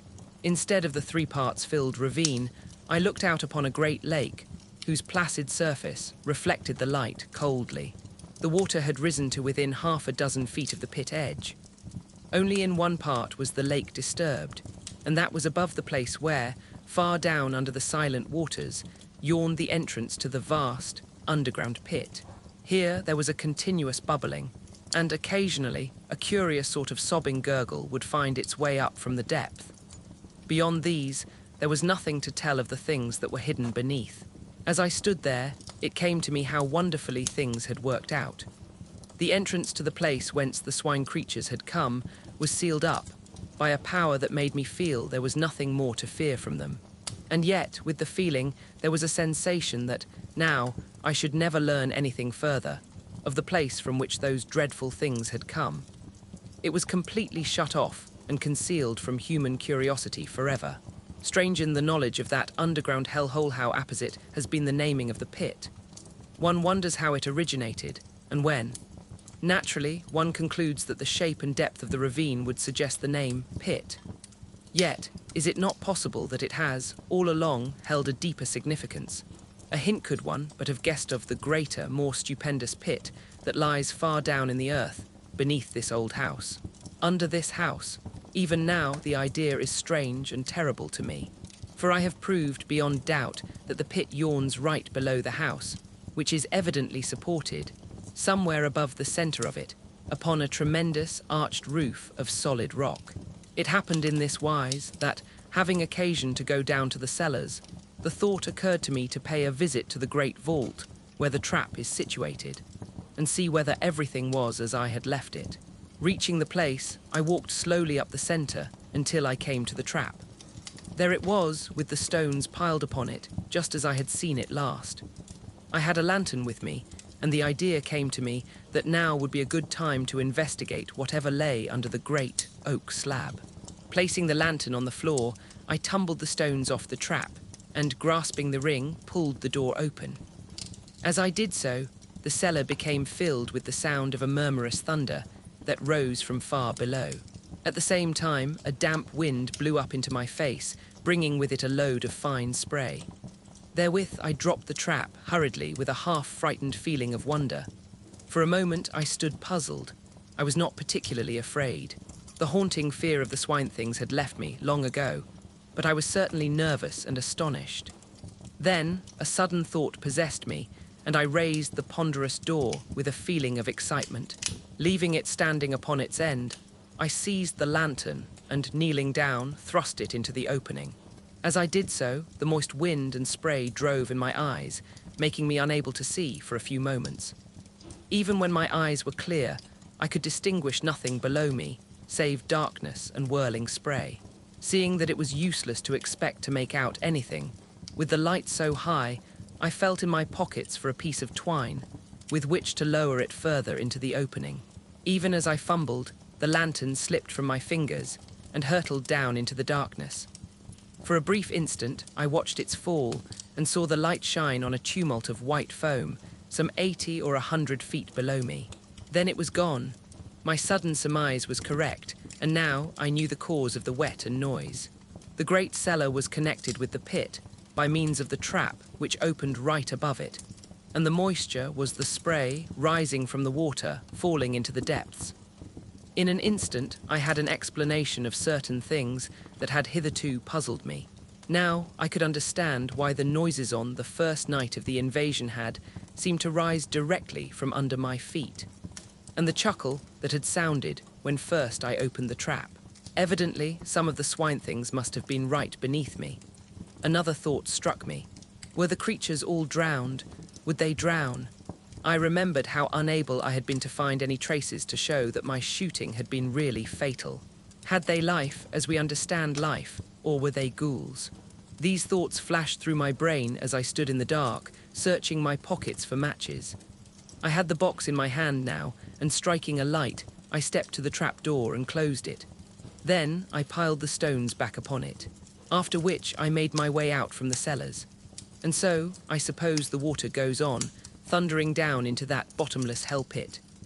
Sometimes, I have an inexplicable desire to go down to the great cellar, open the trap, and gaze into the impenetrable, spray-damp darkness. At times, the desire becomes almost overpowering in its intensity. It is not mere curiosity that prompts me, but more as though some unexplained influence were at work. Still, I never go, and intend to fight down the strange longing and crush it, even as I would the unholy thought of self-destruction. This idea of some intangible force being exerted may seem reasonless. Yet my instinct warns me that it is not so. In these things, reason seems to me less to be trusted than instinct. One thought there is, in closing, that impresses itself upon me with ever-growing insistence. It is that I live in a very strange house, a very awful house, and I have begun to wonder whether I am doing wisely in staying here. Yet, if I left, where could I go and still obtain the solitude and the sense of her presence that alone make my old life bearable? The Sea of Sleep. For a considerable period after the last incident which I have narrated in my diary, I had serious thoughts of leaving this house, and might have done so, but for the great and wonderful thing of which I am about to write. How well I was advised in my heart when I stayed on here spite of those visions and sights of unknown and unexplainable things. For had I not stayed, then I had not seen again the face of her I loved. Yes, though few know it, none now save my sister Mary, I have loved and me lost. I would write down the story of those sweet old days, but it would be like the tearing of old wounds. Yet after that which has happened, what need have I to care? For she has come to me out of the unknown. Strangely, she warned me passionately against this house, begged me to leave it, but admitted when I questioned her that she could not have come to me had I been elsewhere. Yet, in spite of this, still she warned me earnestly, telling me that it was a place, long ago given over to evil, and under the power of grim laws of which none here have knowledge. And I just asked her again whether she would come to me elsewhere, and she could only stand silent. It was thus that I came to the place of the Sea of Sleep, so she termed it, in her dear speech with me. I had stayed up in my study, reading, and must have dozed over the book. Suddenly I awoke and sat upright with a start. For a moment I looked round, with a puzzled sense of something unusual. There was a misty look about the room, giving a curious softness to each table and chair and furnishing. Gradually the mistiness increased, growing, as it were, out of nothing. Then, slowly, a soft, white light began to glow in the room. The flames of the candles shone through it, palely. I looked from side to side, and found that I could still see each piece of furniture, but in a strangely unreal way, more as though the ghost of each table and chair had taken the place of the solid article. Gradually, as I looked, I saw them fade and fade, until slowly they resolved into nothingness. Now I looked again at the candles. They shone wanly, and even as I watched, grew more unreal and so vanished. The room was filled now with a soft yet luminous white twilight, like a gentle mist of light. Beyond this I could see nothing. Even the walls had vanished. Presently I became conscious that a faint, continuous sound pulsed through the silence that wrapped me. I listened intently.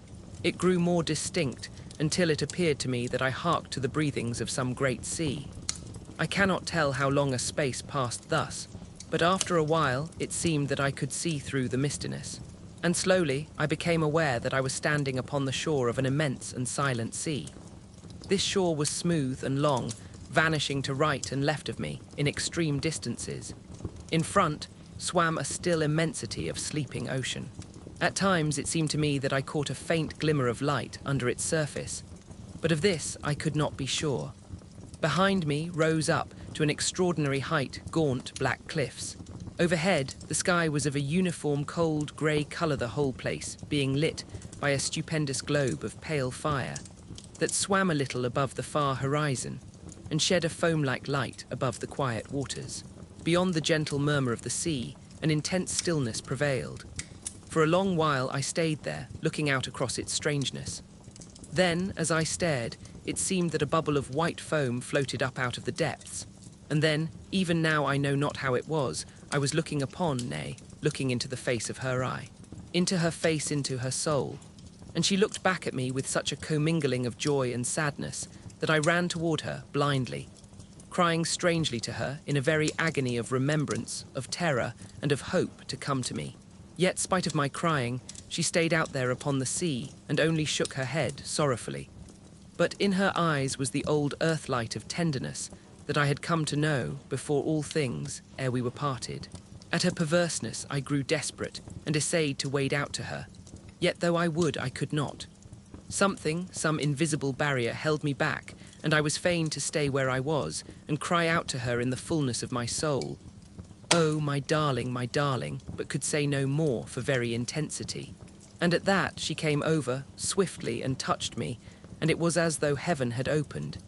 Yet when I reached out my hands to her, she put me from her with tenderly stern hands, and I was abashed.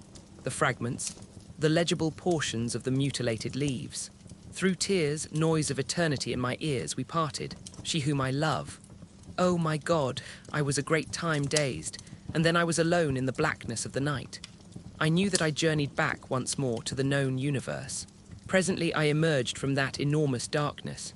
I had come among the stars, vast time, the sun, far and remote. I entered into the gulf that separates our system from the outer suns. As I sped across the dividing dark, I watched, steadily, the ever-growing brightness and size of our sun. Once I glanced back to the stars and saw them shift, as it were, in my wake, against the mighty background of night. So vast was the speed of my passing spirit. I drew nigher to our system, and now I could see the shine of Jupiter. Later, I distinguished the cold, blue gleam of the earthlight. I had a moment of bewilderment. All about the sun there seemed to be bright objects moving in rapid orbits. Inward, nigh to the savage glory of the sun, there circled two darting points of light, and further off there flew a blue, shining speck that I knew to be the Earth. It circled the sun in a space that seemed to be no more than an Earth minute. Nearer with great speed. I saw the radiances of Jupiter and Saturn spinning with incredible swiftness in huge orbits. And ever I drew more nigh and looked out upon this strange sight, the visible circling of the planets about the mother sun. It was as though time had been annihilated for me, so that a year was no more to my unfleshed spirit than is a moment to an earthbound soul. The speed of the planets appeared to increase, and presently I was watching the sun, all ringed about with hair-like circles of different coloured, fire the paths of the planets, hurtling at mighty speed about the central flame. The sun grew vast, as though it leapt to meet me, and now I was within the circling of the outer planets, and flitting swiftly toward the place where the Earth, glimmering through the blue splendour of its orbit, as though a fiery mist, circled the sun at a monstrous speed. The noise in the night. And now I come to the strangest of all the strange happenings that have befallen me in this house of mysteries. It occurred quite lately within the month, and I have little doubt but that what I saw was in reality the end of all things. However, to my story, I do not know how it is, but up to the present I have never been able to write these things down, directly they happened. It is as though I have to wait a time, recovering my just balance, and digesting as it were the things I have heard or seen. No doubt this is as it should be, for by waiting I see the incidents more truly and write of them in a calmer and more judicial frame of mind. This by the way, it is now the end of November. My story relates to what happened in the first week of the month. It was night, about 11 o'clock. Pepper and I kept one another company in the study, that great old room of mine where I read and work. I was reading, curiously enough, the Bible. I have begun in these later days to take a growing interest in that great and ancient book. Suddenly, a distinct tremor shook the house, and there came a faint and distant, whirring buzz that grew rapidly into a far, muffled screaming.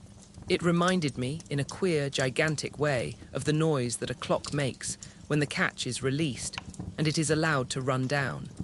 The sound appeared to come from some remote height somewhere up in the night. There was no repetition of the shock. I looked across at Pepper. He was sleeping peacefully. Gradually, the whirring noise decreased, and there came a long silence. All at once, a glow lit up the end window, which protrudes far out from the side of the house, so that from it one may look both east and west. I felt puzzled, and after a moment's hesitation, walked across the room and pulled aside the blind. As I did so, I saw the sun rise from behind the horizon. It rose with a steady, perceptible movement. I could see it travel upward. In a minute, it seemed, it had reached the tops of the trees through which I had watched it. Up it was broad daylight now. Behind me, I was conscious of a sharp, mosquito-like buzzing. I glanced round and knew that it came from the clock. Even as I looked, it marked off an hour. The minute hand was moving round the dial faster than an ordinary second hand. The hour hand moved quickly from space to space. I had a numb sense of astonishment. A moment later, so it seemed, the two candles went out almost together. I turned swiftly back to the window, for I had seen the shadow of the window frames travelling along the floor toward me, as though a great lamp had been carried up past the window. I saw now that the sun had risen high into the heavens and was still visibly moving. It passed above the house with an extraordinary sailing kind of motion. As the window came into shadow, I saw another extraordinary thing. The fine weather clouds were not passing easily across the sky. They were scampering as though 100-mile-an-hour wind blew. As they passed, they changed their shapes 1,000 times a minute, as though writhing with a strange life, and so were gone. And presently others came and whisked away likewise. To the west, I saw the sun drop with an incredible, smooth, swift motion. Eastward, the shadows of every seen thing crept toward the coming greyness, and the movement of the shadows was visible to me, a stealthy, writhing creep of the shadows of the wind-stirred trees. It was a strange sight. Quickly, the room began to darken. The sun slid down to the horizon and seemed, as it were, to disappear from my sight, almost with a jerk. Through the greyness of the swift evening, I saw the silver crescent of the moon falling out of the southern sky toward the west. The evening seemed to merge into an almost instant night. Above me, the many constellations passed in a strange, noiseless circling westward. The moon fell through that last 1,000 fathoms of the night gulf, and there was only the starlight. About this time, the buzzing in the corner ceased, telling me that the clock had run down. A few minutes passed, and I saw the eastward sky lighten. A grey, sullen morning spread through all the darkness and hid the march of the stars. Overhead there moved, with a heavy, everlasting rolling, a vast, seamless sky of grey clouds, a cloud sky that would have seemed motionless through all the length of an ordinary Earth day. The sun was hidden from me, but from moment to moment, the world would brighten and darken, beneath waves of subtle light and shadow. The light shifted ever westward, and the night fell upon the earth. A vast rain seemed to come with it, and a wind of a most extraordinary loudness, as though the howling of a night-long gale, were packed into the space of no more than a minute. This noise passed almost immediately, and the clouds broke, so that once more I could see the sky. The stars were flying westward with astounding speed. It came to me now for the first time that, though the noise of the wind had passed, yet a constant blurred sound was in my ears. Now that I noticed it, I was aware that it had been with me all the time. It was the world noise. And then, even as I grasped at so much comprehension, there came the eastward light. No more than a few heartbeats, and the sun rose swiftly. Through the trees I saw it, and then it was above the trees. Up it soared, and all the world was light. It passed, with a swift, steady swing to its highest altitude, and fell thence westward. I saw the day roll visibly over my head. A few light clouds flitted northward and vanished. The sun went down with one swift, clear plunge, and there was about me, for a few seconds, the darker growing grey of the gloaming. Southward and westward, the moon was sinking rapidly. The night had come already. A minute it seemed, and the moon fell those remaining fathoms of dark sky. Another minute or so, and the eastward sky glowed with the coming dawn. The sun leapt upon me with a frightening abruptness and soared ever more swiftly toward the zenith. Then suddenly a fresh thing came to my sight. A black thundercloud rushed up out of the south and seemed to leap all the arc of the sky in a single instant. As it came, I saw that its advancing edge flapped, like a monstrous black cloth in the heaven, twirling and undulating rapidly with a horrid suggestiveness. In an instant, all the air was full of rain, and 100 lightning flashes seemed to flood downward, as it were in one great shower. In the same second of time, the world noise was drowned in the roar of the wind, and then my ears ached under the stunning impact of the thunder. And in the midst of this storm, the night came, and then, within the space of another minute, the storm had passed, and there was only the constant blur of the world noise on my hearing.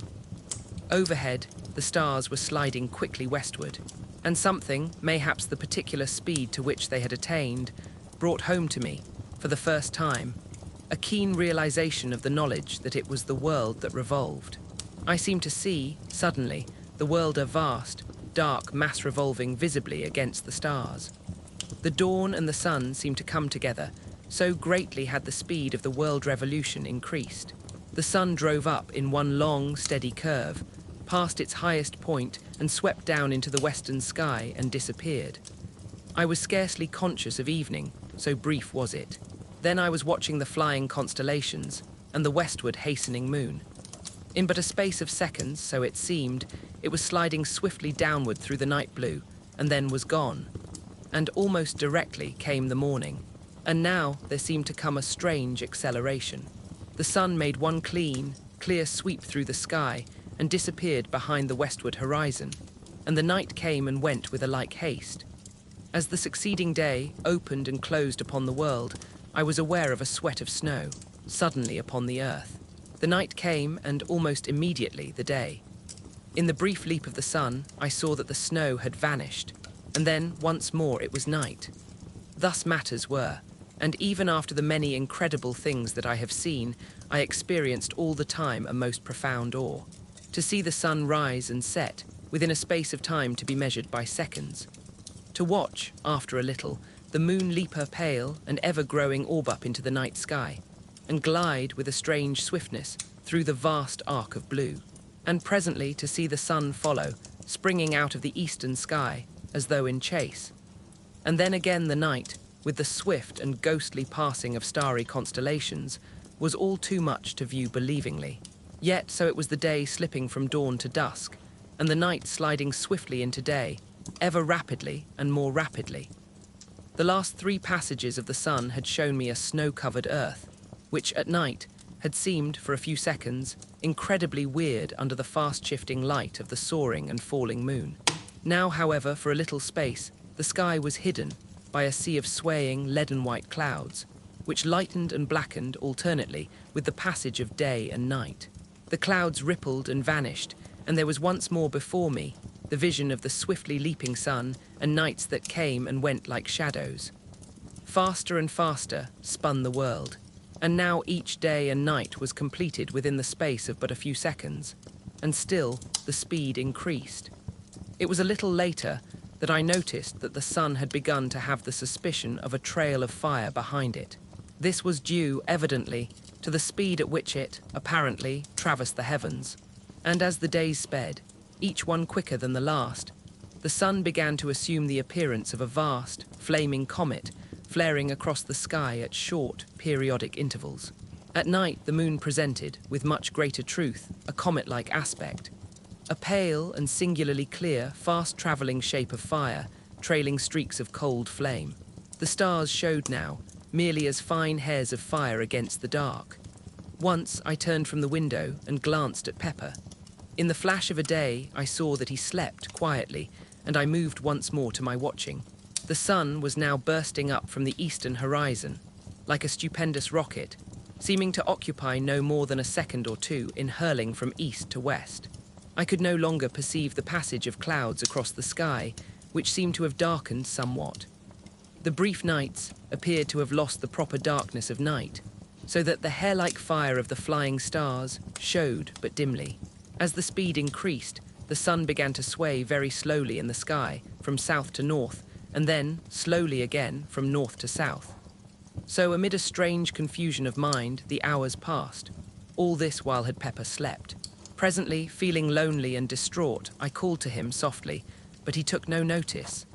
Again I called, raising my voice slightly. Still he moved not. I walked over to where he lay and touched him with my foot to rouse him. At the action, gentle though it was, he fell to pieces. That is what happened. He literally and actually crumbled into a mouldering heap of bones and dust. For the space of perhaps a minute, I stared down at the shapeless heap that had once been Pepper. I stood, feeling stunned. What can have happened? I asked myself, not at once grasping the grim significance of that little hill of ash. Then, as I stirred the heap with my foot, it occurred to me that this could only happen in a great space of time. Years and years. Outside, the weaving, fluttering light held the world. Inside, I stood, trying to understand what it meant, what that little pile of dust and dry bones on the carpet meant. But I could not think coherently. I glanced away, round the room, and now, for the first time, noticed how dusty and old the place looked. Dust and dirt everywhere, piled in little heaps in the corners and spread about upon the furniture. The very carpet itself was invisible beneath a coating of the same, all-pervading material. As I walked, little clouds of the stuff rose up from under my footsteps and assailed my nostrils with a dry, bitter odour that made me wheeze huskily. Suddenly, as my glance fell again upon Pepper's remains, I stood still and gave voice to my confusion, questioning, aloud, whether the years were indeed passing. Whether this, which I had taken to be a form of vision, was in truth a reality. I paused. A new thought had struck me.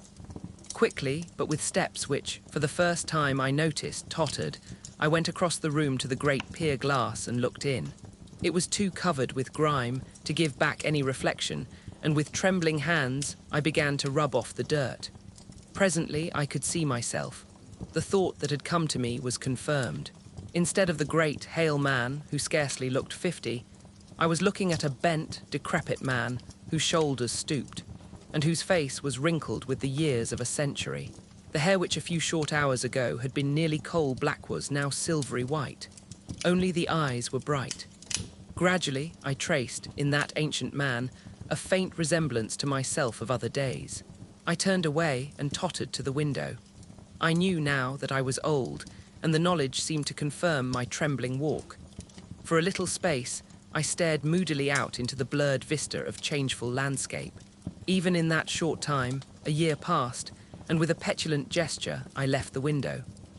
As I did so, I noticed that my hand shook with the palsy of old age, and a short sob choked its way through my lips. For a little while I paced tremulously between the window and the table, my gaze wandering hither and thither uneasily. How dilapidated the room was. Everywhere lay the thick dust-thick, sleepy and black. The fender was a shape of rust. The chains that held the brass clock weights had rusted through long ago, and now the weights lay on the floor beneath, themselves 2 cones of verdigris. As I glanced about, it seemed to me that I could see the very furniture of the room rotting and decaying before my eyes. Nor was this fancy on my part, for all at once the bookshelf along the side wall collapsed with a cracking and rending of rotten wood, precipitating its contents upon the floor and filling the room with a smother of dusty atoms. How tired I felt. As I walked, it seemed that I could hear my dry joints creak and crack at every step. I wondered about my sister. Was she dead as well as Pepper? All had happened so quickly and suddenly. This must be indeed the beginning of the end of all things. It occurred to me to go to look for her, but I felt too weary. And then she had been so queer about these happenings of late. I repeated the words and laughed feebly mirthlessly as the realization was borne in upon me that I spoke of a time, half a century gone. Half a century, it might have been twice as long. I moved slowly to the window and looked out once more across the world. I can best describe the passage of day and night at this period as a sort of gigantic, ponderous flicker. Moment by moment, the acceleration of time continued, so that at nights now I saw the moon only as a swaying trail of palish fire that varied from a mere line of light to a nebulous path, and then dwindled again, disappearing periodically. The flicker of the days and nights quickened. The days had grown perceptibly darker, and a queer quality of dusk lay, as it were, in the atmosphere. The nights were so much lighter that the stars were scarcely to be seen, saving here and there an occasional hair-like line of fire that seemed to sway a little with the moon. Quicker and ever quicker ran the flicker of day and night, and suddenly it seemed I was aware that the flicker had died out, and instead there reigned a comparatively steady light, which was shed upon all the world, from an eternal river of flame that swung up and down, north and south, in stupendous, mighty swings. The sky was now grown very much darker, and there was in the blue of it a heavy gloom, as though a vast blackness peered through it upon the earth. Yet there was in it, also, a strange and awful clearness and emptiness. Periodically, I had glimpses of a ghostly track of fire that swayed thin and darkly toward the sunstream, vanished and reappeared. It was the scarcely visible moonstream. Looking out at the landscape, I was conscious again of a blurring sort of flitter that came either from the light of the ponderous swinging sunstream, or was the result of the incredibly rapid changes of the Earth's surface. And every few moments, so it seemed, the snow would lie suddenly upon the world and vanish as abruptly as though an invisible giant flitted, a white sheet off and on the earth. Time fled, and the weariness that was mine grew insupportable. I turned from the window and walked once across the room, the heavy dust deadening the sound of my footsteps. Each step that I took seemed a greater effort than the one before.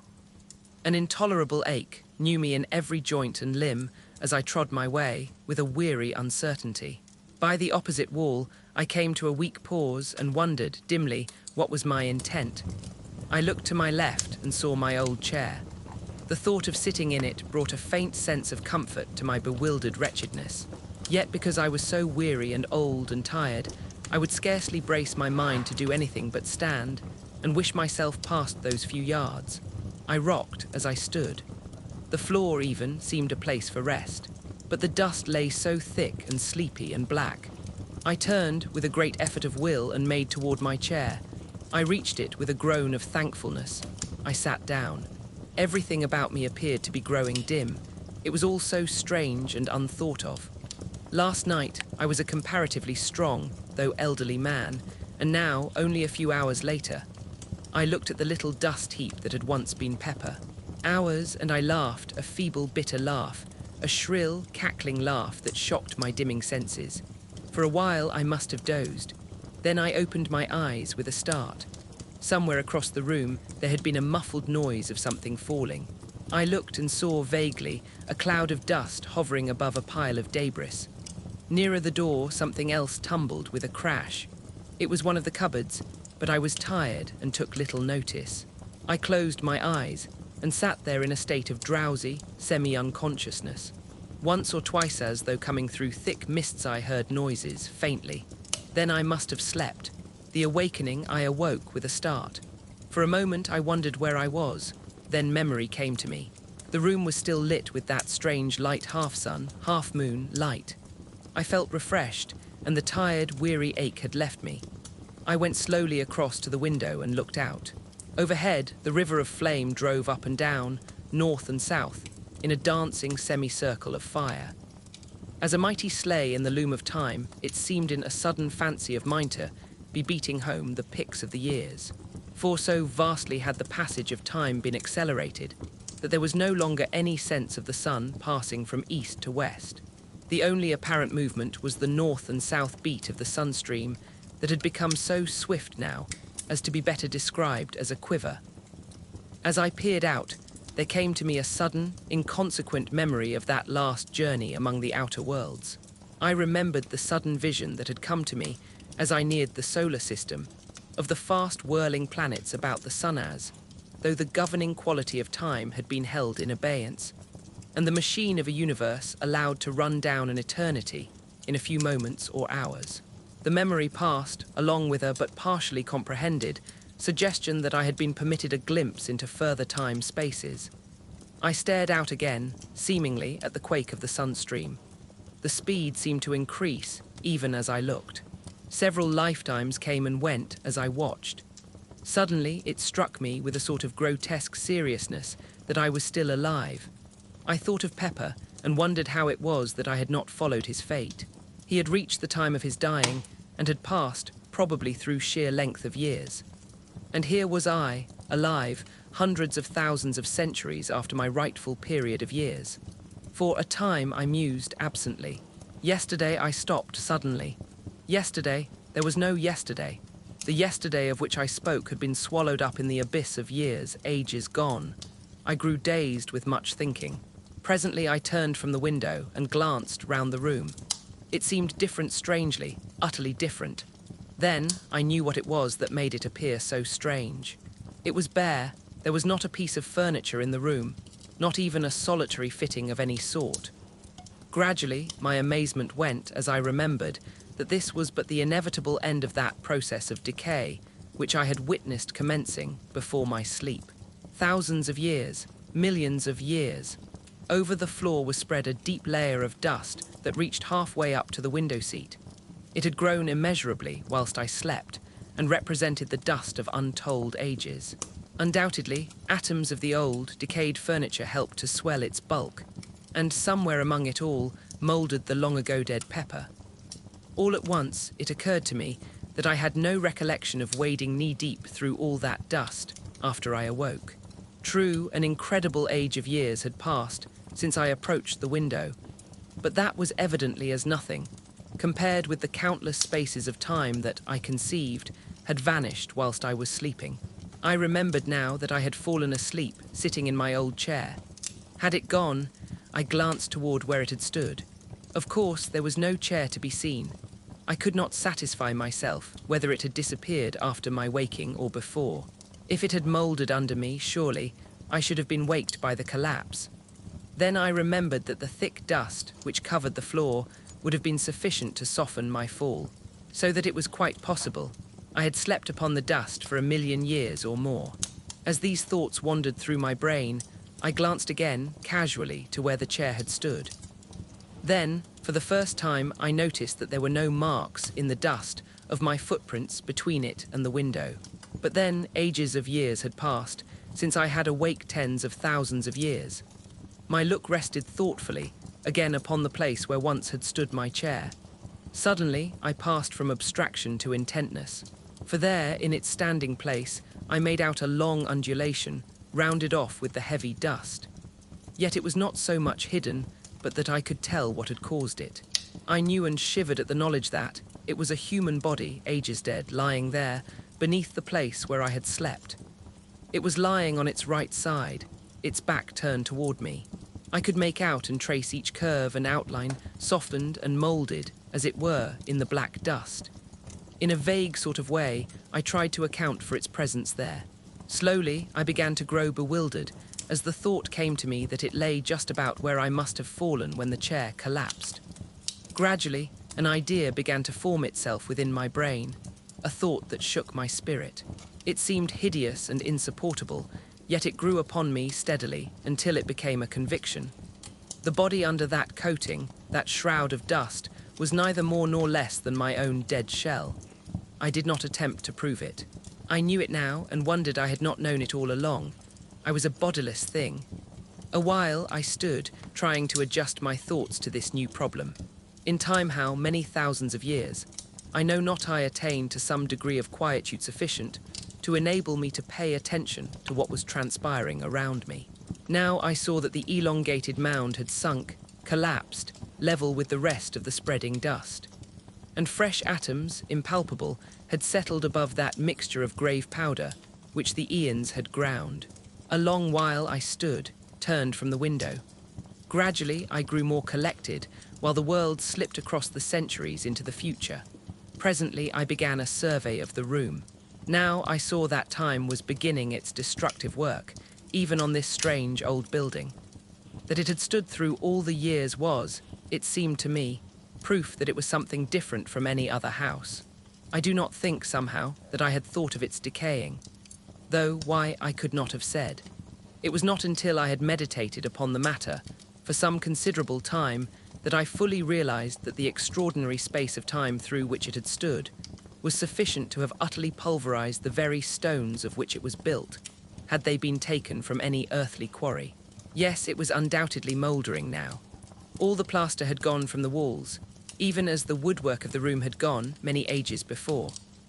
While I stood in contemplation, a piece of glass from one of the small diamond-shaped panes dropped with a dull tap amid the dust upon the sill behind me and crumbled into a little heap of powder. As I turned from contemplating it, I saw light between a couple of the stones that formed the outer wall. Evidently, the mortar was falling away. After a while, I turned once more to the window and peered out. I discovered now that the speed of time had become enormous. The lateral quiver of the sunstream had grown so swift as to cause the dancing semicircle of flame to merge into, and disappear in, a sheet of fire that covered half the southern sky from east to west. From the sky, I glanced down to the gardens. They were just a blur of a palish, dirty green. I had a feeling that they stood higher than in the old days, a feeling that they were nearer my window, as though they had risen bodily. Yet they were still a long way below me, for the rock over the mouth of the pit on which this house stands arches up to a great height.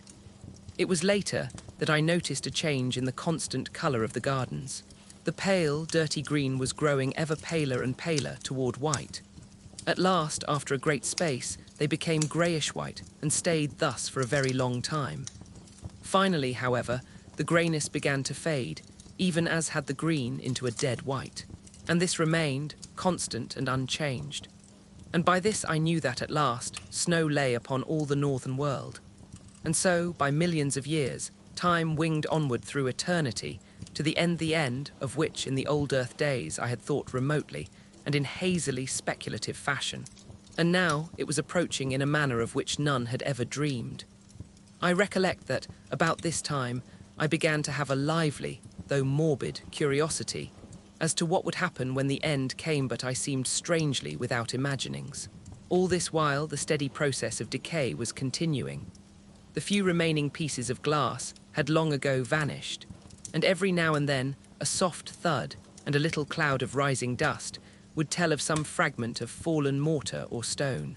I looked up again to the fiery sheet that quaked in the heavens above me and far down into the southern sky. As I looked, the impression was borne in upon me that it had lost some of its first brilliancy, that it was duller, deeper hued. I glanced down once more to the blurred white of the worldscape. Sometimes my look returned to the burning sheet of dulling flame that was, and yet hid the sun. At times I glanced behind me into the growing dusk of the great, silent room with its Ian carpet of sleeping dust. So I watched through the fleeting ages, lost in soul-wearing thoughts and wonderings, and possessed with a new weariness. The slowing rotation. It might have been 1,000,000 years later that I perceived, beyond possibility of doubt, that the fiery sheet that lit the world was indeed darkening. Another vast space went by, and the whole enormous flame had sunk to a deep copper colour. Gradually it darkened from copper to copper red, and from this at times to a deep, heavy, purplish tint, within it a strange loom of blood. Although the light was decreasing, I could perceive no diminishment in the apparent speed of the sun. It still spread itself in that dazzling veil of speed. The world, so much of it as I could see, had assumed a dreadful shade of gloom, as though, in very deed, the last day of the worlds approached. The sun was dying. Of that there could be little doubt, and still the earth whirled onward, through space and all the eons. At this time, I remember, an extraordinary sense of bewilderment took me. I found myself, later, wandering mentally, amid an odd chaos of fragmentary modern theories, and the old biblical story of the world's ending. Then, for the first time, there flashed across me the memory that the sun, with its system of planets, was and had been travelling through space at an incredible speed. Abruptly, the question rose where. For a very great time, I pondered this matter, but finally, with a certain sense of the futility of my puzzlings, I let my thoughts wander to other things. I grew to wondering how much longer the house would stand. Also, I queried to myself whether I should be doomed to stay, bodiless, upon the earth, through the dark time that I knew was coming. From these thoughts, I fell again to speculations upon the possible direction of the sun's journey through space. And so another great while passed. Gradually, as time fled, I began to feel the chill of a great winter. Then I remembered that, with the sun dying, the cold must be, necessarily, extraordinarily intense. Slowly, slowly, as the eons slipped into eternity, the earth sank into a heavier and redder gloom. The dull flame in the firmament took on a deeper tint, very sombre and turbid. Then, at last, it was borne upon me that there was a change.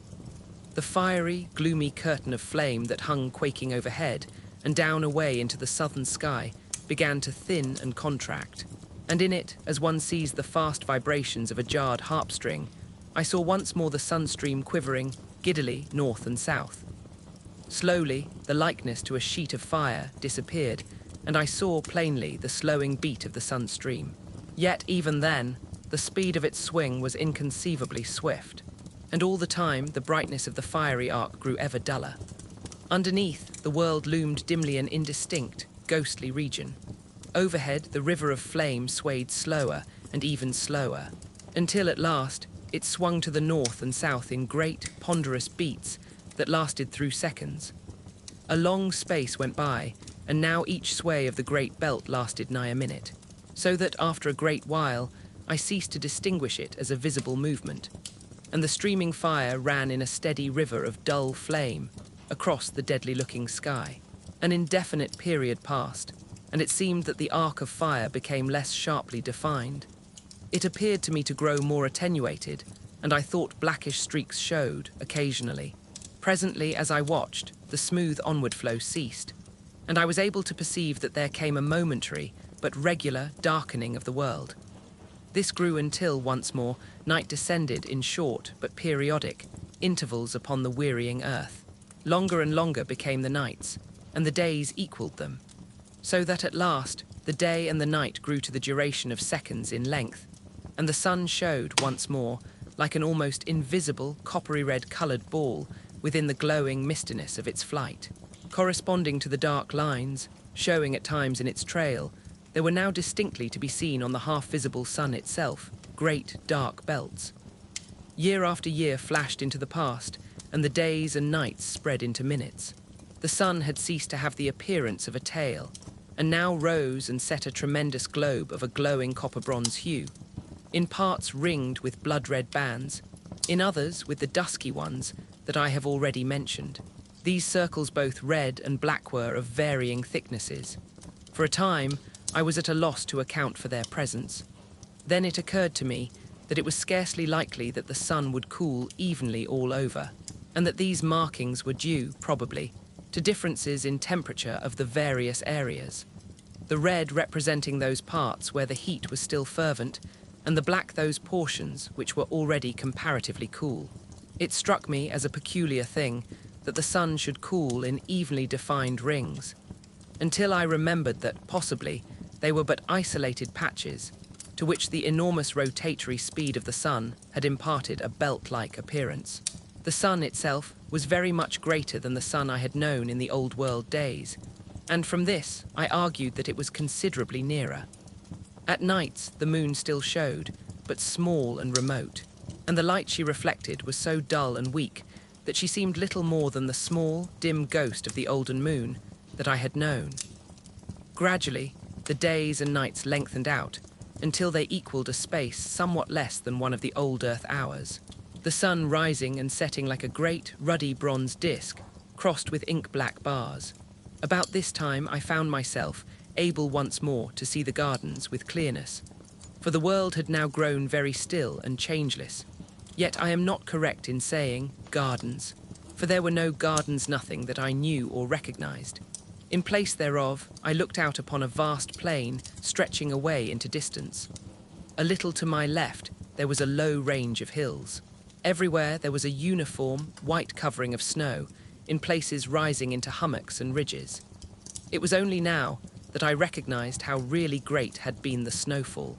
In places it was vastly deep, as was witnessed by a great, upleaping, wave-shaped hill away to my right, though it is not impossible that this was due in part to some rise in the surface of the ground. Strangely enough, the range of low hills to my left already mentioned was not entirely covered with the universal snow.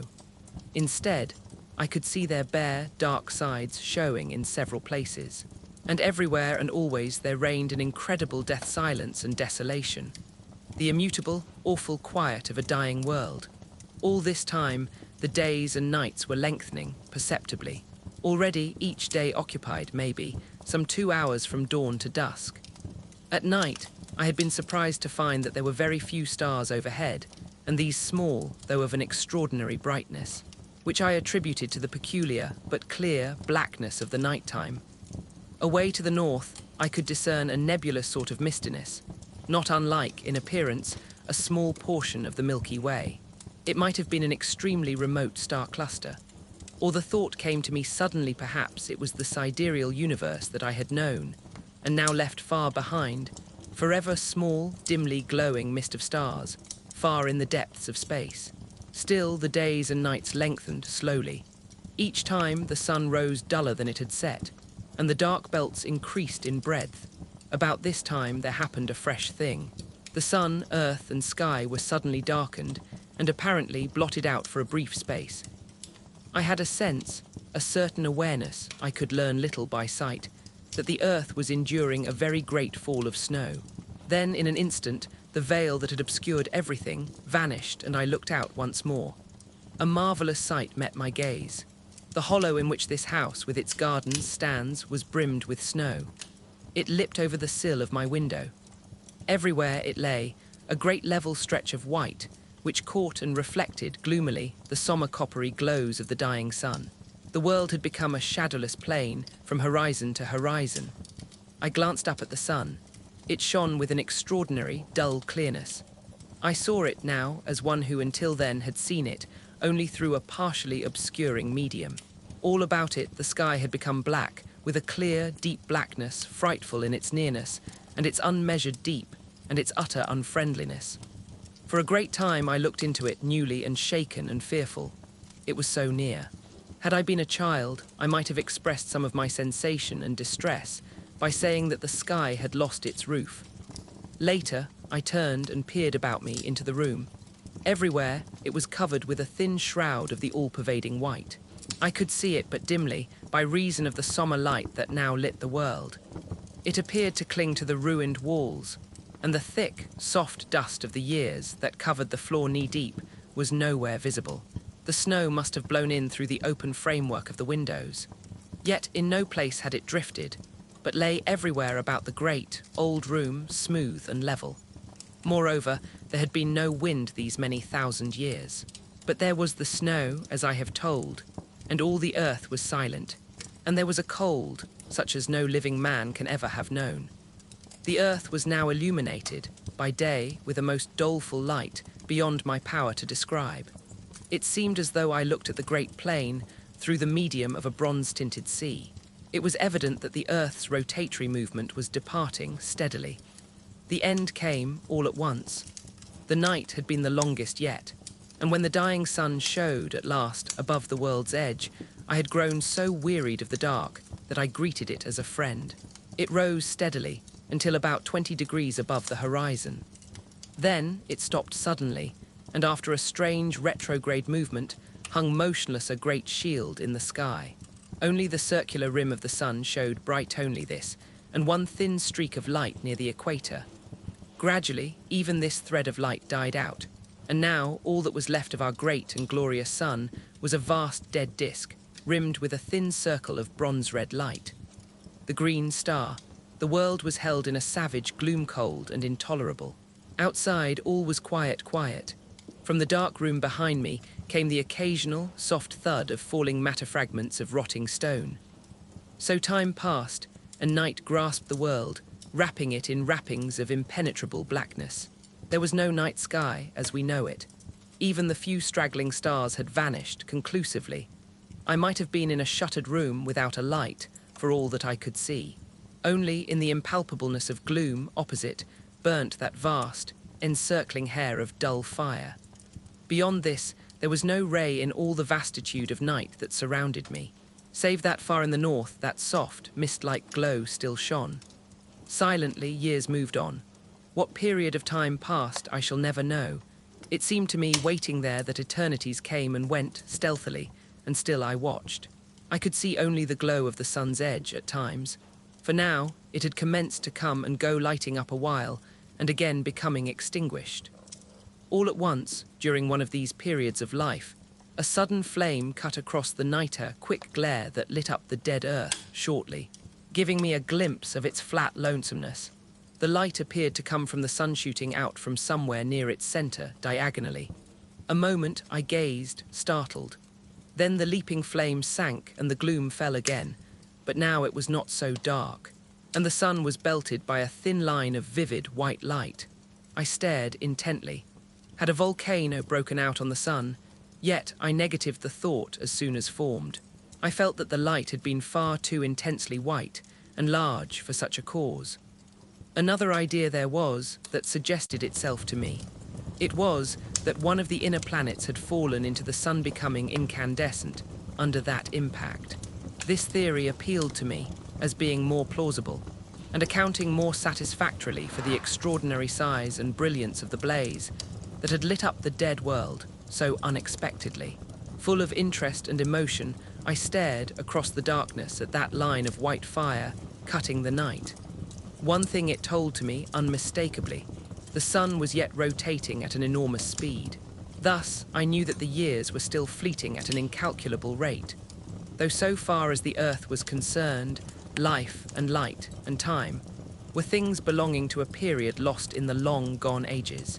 After that one burst of flame, the light had shone, only as an encircling band of bright fire. Now, however, as I watched, it began slowly to sink into a ruddy tint, and later to a dark copper-red colour, much as the sun had done. Presently it sank to a deeper hue, and in a still further space of time it began to fluctuate, having periods of glowing and anon dying. Thus, after a great while, it disappeared. Long before this, the smouldering edge of the sun had deadened into blackness. And so, in that supremely future time, the world, dark and intensely silent, rode on its gloomy orbit around the ponderous mass of the dead sun. My thoughts at this period can be scarcely described.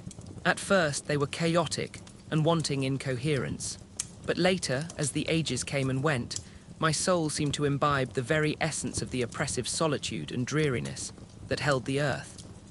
With this feeling, there came a wonderful clearness of thought, and I realized despairingly that the world might wander forever through that enormous night. For a while, the unwholesome idea filled me with a sensation of overbearing desolation. so that I could have cried like a child.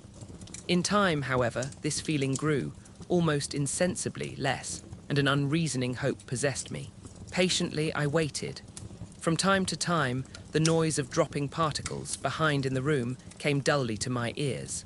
Once I heard a loud crash and turned instinctively to look, forgetting, for the moment, the impenetrable night in which every detail was submerged. In a while, my gaze sought the heavens, turning unconsciously toward the north. Yes, the nebulous glow still showed. Indeed, I could have almost imagined that it looked somewhat plainer. For a long time, I kept my gaze fixed upon it, feeling in my lonely soul that its soft haze was, in some way, a tie with the past. Strange, the trifles from which one can suck comfort. And yet, had I but known, but I shall come to that in its proper time. For a very long space, I watched, without experiencing any of the desire for sleep that would so soon have visited me in the old earth days. How I should have welcomed it, if only to have passed the time away from my perplexities and thoughts. Several times, the comfortless sound of some great piece of masonry falling disturbed my meditations, and once it seemed I could hear whispering in the room behind me, yet it was utterly useless to try to see anything. Such blackness as existed scarcely can be conceived. It was palpable and hideously brutal to the sense, as though something dead pressed up against me something soft and icily cold. Under all this, there grew up within my mind a great and overwhelming distress of uneasiness that left me, but to drop me into an uncomfortable brooding. I felt that I must fight against it, and presently, hoping to distract my thoughts, I turned to the window and looked up toward the north in search of the nebulous whiteness, which, still, I believed to be the far and misty glowing of the universe we had left. Even as I raised my eyes, I was thrilled with a feeling of wonder, for now the hazy light had resolved into a single great star of vivid green. As I stared, astonished, the thought flashed into my mind that the Earth must be traveling toward the star, not away as I had imagined. Next, that it could not be the universe the Earth had left, but possibly an outlying star belonging to some vast star cluster hidden in the enormous depths of space. With a sense of commingled awe and curiosity, I watched it, wondering what new thing was to be revealed to me. For a while, vague thoughts and speculations occupied me, during which my gaze dwelt insatiably upon that one spot of light in the otherwise pit-like darkness. Hope grew up within me, banishing the oppression of despair that had seemed to stifle me. Wherever the Earth was traveling, it was, at least, going once more toward the realms of light. Light. One must spend an eternity wrapped in soundless night to understand the full horror of being without it. Slowly, but surely, the star grew upon my vision, until in time it shone as brightly as had the planet Jupiter in the old Earth days. With increased size, its color became more impressive, reminding me of a huge emerald, scintillating rays of fire across the world. Years fled away in silence, and the green star grew into a great splash of flame in the sky. A little later, I saw a thing that filled me with amazement. It was the ghostly outline of a vast crescent in the night, a gigantic new moon seeming to be growing out of the surrounding gloom. Utterly bemused, I stared at it. It appeared to be quite close comparatively, and I puzzled to understand how the Earth had come so near to it without my having seen it before. The light, thrown by the star, grew stronger, and presently I was aware that it was possible to see the earthscape again, though indistinctly. A while I stared, trying to make out whether I could distinguish any detail of the world's surface, but I found the light insufficient. In a little, I gave up the attempt and glanced once more toward the star. Even in the short space that my attention had been diverted, it had increased considerably and seemed now, to my bewildered sight, about a quarter of the size of the full moon. The light it threw was extraordinarily powerful, yet its color was so abominably unfamiliar that such of the world as I could see showed unreal, more as though I looked out upon a landscape of shadow than aught else. All this time, the great crescent was increasing in brightness, and began, now, to shine with a perceptible shade of green. Steadily, the star increased in size and brilliancy until it showed, fully as large as half a full moon. And as it grew greater and brighter, so did the vast crescent throw out more and more light, though of an ever-deepening hue of green. Under the combined blaze of their radiances, the wilderness that stretched before me became steadily more visible. Soon, I seemed able to stare across the whole world, which now appeared, beneath the strange light, terrible in its cold and awful, flat dreariness. It was a little later that my attention was drawn to the fact that the great star of green flame was slowly sinking out of the north toward the east. At first, I could scarcely believe that I saw aright, but soon there could be no doubt that it was so.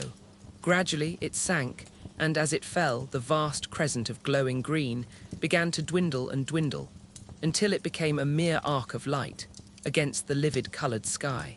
Later it vanished, disappearing in the selfsame spot from which I had seen it slowly emerge. By this time, the star had come to within some 30 degrees of the hidden horizon. In size, it could now have rivaled the moon at its full, though even yet I could not distinguish its disk. This fact led me to conceive that it was, still, an extraordinary distance away. And this being so, I knew that its size must be huge, beyond the conception of man to understand or imagine. Suddenly, as I watched, the lower edge of the star vanished cut by a straight, dark line. A minotaur a century passed, and it dipped lower until the half of it had disappeared from sight. Far away out on the great plain, I saw a monstrous shadow blotting it out and advancing swiftly. Only a third of the star was visible now. Then, like a flash, the solution of this extraordinary phenomenon revealed itself to me. The star was sinking behind the enormous mass of the dead sun. Or rather, the sun obedient to its attraction was rising toward it, with the earth following in its trail. As these thoughts expanded in my mind, the star vanished, being completely hidden by the tremendous bulk of the sun. Over the earth there fell, once more, the brooding night. With the darkness came an intolerable feeling of loneliness and dread. For the first time I thought of the pit and its inmates. After that there rose in my memory the still more terrible thing that had haunted the shores of the Sea of Sleep and lurked in the shadows of this old building. Where were they? I wondered and shivered with miserable thoughts. For a time, fear held me, and I prayed, wildly and incoherently, for some ray of light with which to dispel the cold blackness that enveloped the world. How long I waited, it is impossible to say certainly for a very great period. Then, all at once, I saw a loom of light shine out ahead.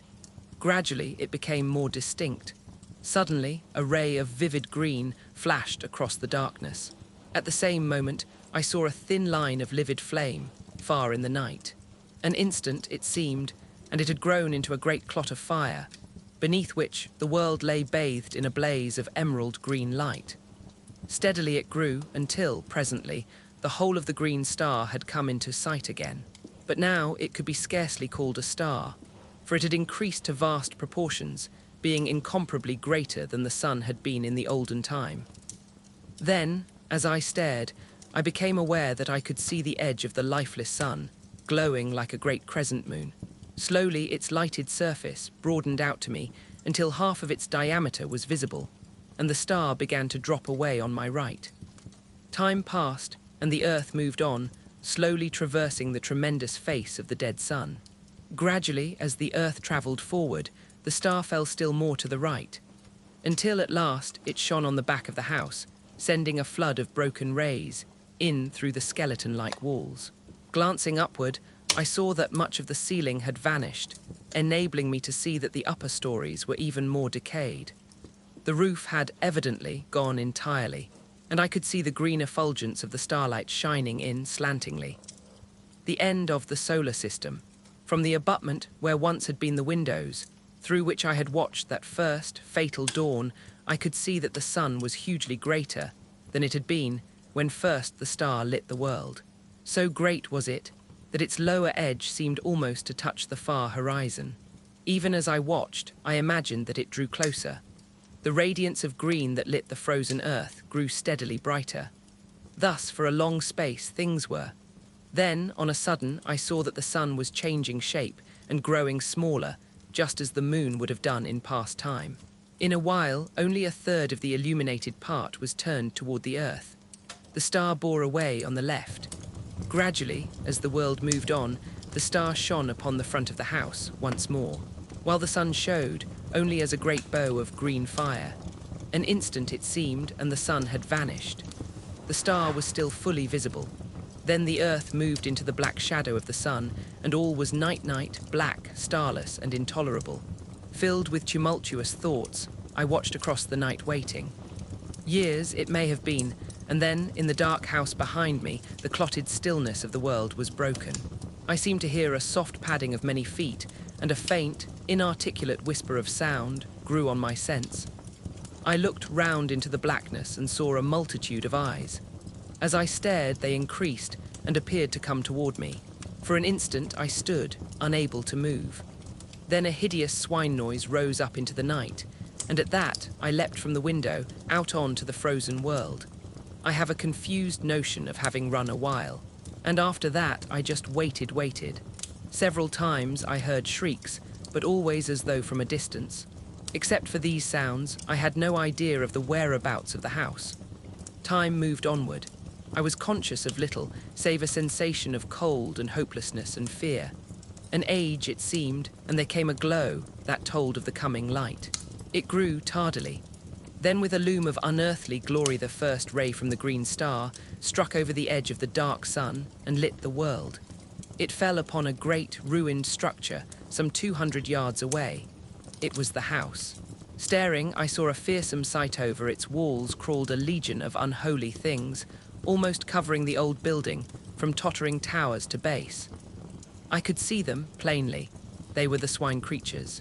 The world moved out into the light of the star, and I saw that now it seemed to stretch across a quarter of the heavens. The glory of its livid light was so tremendous that it appeared to fill the sky with quivering flames. Then I saw the sun. It was so close that half of its diameter lay below the horizon, and as the world circled across its face, it seemed to tower right up into the sky, a stupendous dome of emerald-coloured fire. From time to time, I glanced toward the house, but the swine things seemed unaware of my proximity. Years appeared to pass slowly. The earth had almost reached the centre of the sun's disk. The light from the green sun, as now it must be called, shone through the interstices that gapped the moulded walls of the old house, giving them the appearance of being wrapped in green flames. The swine creatures still crawled about the walls. Suddenly there rose a loud roar of swine voices, and up from the centre of the roofless house shot a vast column of blood-red flame.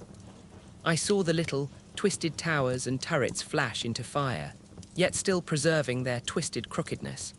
The beams of the green sun beat upon the house and intermingled with its lurid glows, so that it appeared a blazing furnace of red and green fire. Fascinated, I watched until an overwhelming sense of coming danger drew my attention. I glanced up, and at once it was borne upon me that the sun was closer. So close, in fact, that it seemed to overhang the world. Then I know not how I was caught up into strange heights, floating like a bubble in the awful effulgence. Far below me, I saw the earth, with the burning house leaping into an ever-growing mountain of flame. Round about it, the ground appeared to be glowing, and in places, heavy wreaths of yellow smoke ascended from the earth. It seemed as though the world were becoming ignited from that one plague spot of fire. Faintly, I could see the swine things. They appeared quite unharmed. Then the ground seemed to cave in suddenly, and the house, with its load of foul creatures, disappeared into the depths of the earth, sending a strange, blood-coloured cloud into the heights. I remembered the hell pit under the house. In a while I looked round. The huge bulk of the sun rose high above me. The distance between it and the earth grew rapidly less. Suddenly the earth appeared to shoot forward. In a moment it had traversed the space between it and the sun. I heard no sound, but out from the sun's face gushed an ever-growing tongue of dazzling flame. It seemed to leap, almost to the distant green sun shearing through the emerald light, a very cataract of blinding fire. It reached its limit and sank, and on the sun glowed a vast splash of burning white, the grave of the earth. The sun was very close to me now. Presently I found that I was rising higher, until at last I rode above it in the emptiness. The green sun was now so huge that its breadth seemed to fill up all the sky ahead. I looked down and noted that the sun was passing directly beneath me. A year may have gone by or a century, and I was left, suspended, alone. The sun showed far in front a black, circular mass against the molten splendor of the great green orb. Near one edge, I observed that a lurid glow had appeared, marking the place where the earth had fallen. By this, I knew that the long-dead sun was still revolving, though with great slowness. Afar to my right, I seemed to catch, at times, a faint glow of whitish light. For a great time, I was uncertain whether to put this down to fancy or not. Thus, for a while, I stared with fresh wonderings, until at last I knew that it was no imaginary thing, but a reality. It grew brighter, and presently there slid out of the green a pale globe of softest white. It came nearer, and I saw that it was apparently surrounded by a robe of gently glowing clouds. Time passed. I glanced toward the diminishing sun.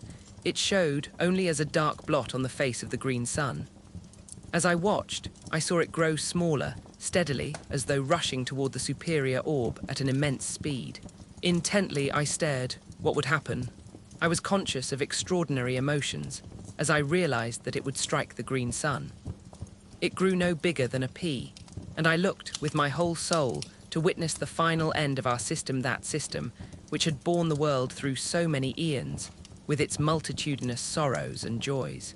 And now suddenly something crossed my vision, cutting from sight all vestige of the spectacle I watched with such sole interest. What happened to the dead sun I did not see, but I have no reason in the light of that, which I saw afterward, to disbelieve that it fell into the strange fire of the green sun, and so perished. And then, suddenly, an extraordinary question rose in my mind, whether this stupendous globe of green fire might not be the vast central sun, the great sun, round which our universe and countless others revolve. I felt confused. I thought of the probable end of the dead sun, and another suggestion came: dumbly do the dead stars make the green sun their grave. The idea appealed to me with no sense of grotesqueness, but rather as something both possible and probable. The celestial globes. For a while many thoughts crowded my mind, so that I was unable to do aught save stare blindly before me. I seemed whelmed in a sea of doubt and wonder and sorrowful remembrance. It was later that I came out of my bewilderment. I looked about dazedly. Thus I saw so extraordinary a sight that, for a while, I could scarcely believe I was not still wrapped in the visionary tumult of my own thoughts. Out of the reigning green had grown a boundless river of softly shimmering globes, each one enfolded in a wondrous fleece of pure cloud. They reached both above and below me to an unknown distance, and not only hid the shining of the green sun, but supplied, in place thereof, a tender glow of light that suffused itself around me, like unto nothing I have ever seen before or since. In a little, I noticed that there was about these spheres a sort of transparency, almost as though they were formed of clouded crystal, within which burned a radiance gentle and subdued. They moved on past me continually, floating onward at no great speed, but rather as though they had eternity before them. A great while I watched, and could perceive no end to them. At times I seemed to distinguish faces amid the cloudiness, but strangely indistinct, as though partly real and partly formed of the mistiness through which they showed. For a long time I waited passively, with a sense of growing content. I had no longer that feeling of unutterable loneliness, but felt rather that I was less alone than I had been for kalpas of years. This feeling of contentment increased so that I would have been satisfied to float in company with those celestial globules forever. Ages slipped by, and I saw the shadowy faces with increased frequency, also with greater plainness. Whether this was due to my soul having become more attuned to its surroundings, I cannot tell. Probably it was so. But however this may be, I am assured now only of the fact that I became steadily more conscious of a new mystery about me, telling me that I had indeed penetrated within the borderland of some unthought-of region, some subtle, intangible place or form of existence. The enormous stream of luminous spheres continued to pass me, at an unvarying rate, countless millions, and still they came, showing no signs of ending, nor even diminishing. Then, as I was borne silently upon the unbuoying ether, I felt a sudden, irresistible forward movement toward one of the passing globes. An instant, and I was beside it. Then I slid through, into the interior, without experiencing the least resistance of any description. For a short while I could see nothing, and waited curiously. All at once I became aware that a sound broke the inconceivable stillness. It was like the murmur of a great sea at calmer sea breathing in its sleep. Gradually, the mist that obscured my sight began to thin away, and so, in time, my vision dwelt once again upon the silent surface of the Sea of Sleep. For a little I gazed and could scarcely believe I saw aright. I glanced round. There was the great globe of pale fire, swimming as I had seen it before, a short distance above the dim horizon. To my left, far across the sea, I discovered presently a faint line, as of thin haze, which I guessed to be the shore, where my love and I had met during those wonderful periods of soul wandering that had been granted to me in the old earth days. Another, a troubled, memory came to me of the formless thing that had haunted the shores of the Sea of Sleep, the guardian of that silent, echoless place. These and other details I remembered and knew, without doubt, that I was looking out upon that same sea. With the assurance, I was filled with an overwhelming feeling of surprise and joy and shaken expectancy, conceiving it possible that I was about to see my love again. Intently I gazed around, but could catch no sight of her. At that, for a little, I felt hopeless. Fervently I prayed and ever peered anxiously. How still was the sea! Down, far beneath me, I could see the many trails of changeful fire that had drawn my attention formerly. Vaguely, I wondered what caused them. Also, I remembered that I had intended to ask my dear one about them, as well as many other matters, and I had been forced to leave her before the half that I had wished to say was said. My thoughts came back with a leap. I was conscious that something had touched me. I turned quickly. God, thou wert indeed gracious, it was she. She looked up into my eyes with an eager longing, and I looked down to her with all my soul. I should like to have held her, but the glorious purity of her face kept me afar. Then out of the winding mist she put her dear arms. Her whisper came to me, soft as the rustle of a passing cloud. "Dearest," she said. That was all, but I had heard, and in a moment I held her to me as I prayed forever. In a little she spoke of many things, and I listened. Willingly would I have done so through all the ages that are to come. At times I whispered back, and my whispers brought to her spirit face, once more, an indescribably delicate tint, the bloom of love. Later I spoke more freely, and to each word she listened and made answer delightfully, so that already I was in paradise. She and I, and nothing save the silent, spacious void to see us, and only the quiet waters of the Sea of Sleep to hear us. Long before, the floating multitude of cloud-enfolded spheres had vanished into nothingness. Thus, we looked upon the face of the slumberous deeps, and were alone. Alone, God, I would be thus alone in the hereafter, and yet be never lonely. I had her, and greater than this she had me. I, e'en aged me, and on this thought and some others, I hope to exist through the few remaining years that may yet lie between us. The dark sun, how long our souls lay in the arms of joy, I cannot say. But all at once I was waked from my happiness by a diminution of the pale and gentle light that lit the Sea of Sleep. I turned toward the huge white orb with a premonition of coming trouble. One side of it was curving inward, as though a convex black shadow was sweeping across it. My memory went back. It was thus that the darkness had come before our last parting. I turned toward my love inquiringly.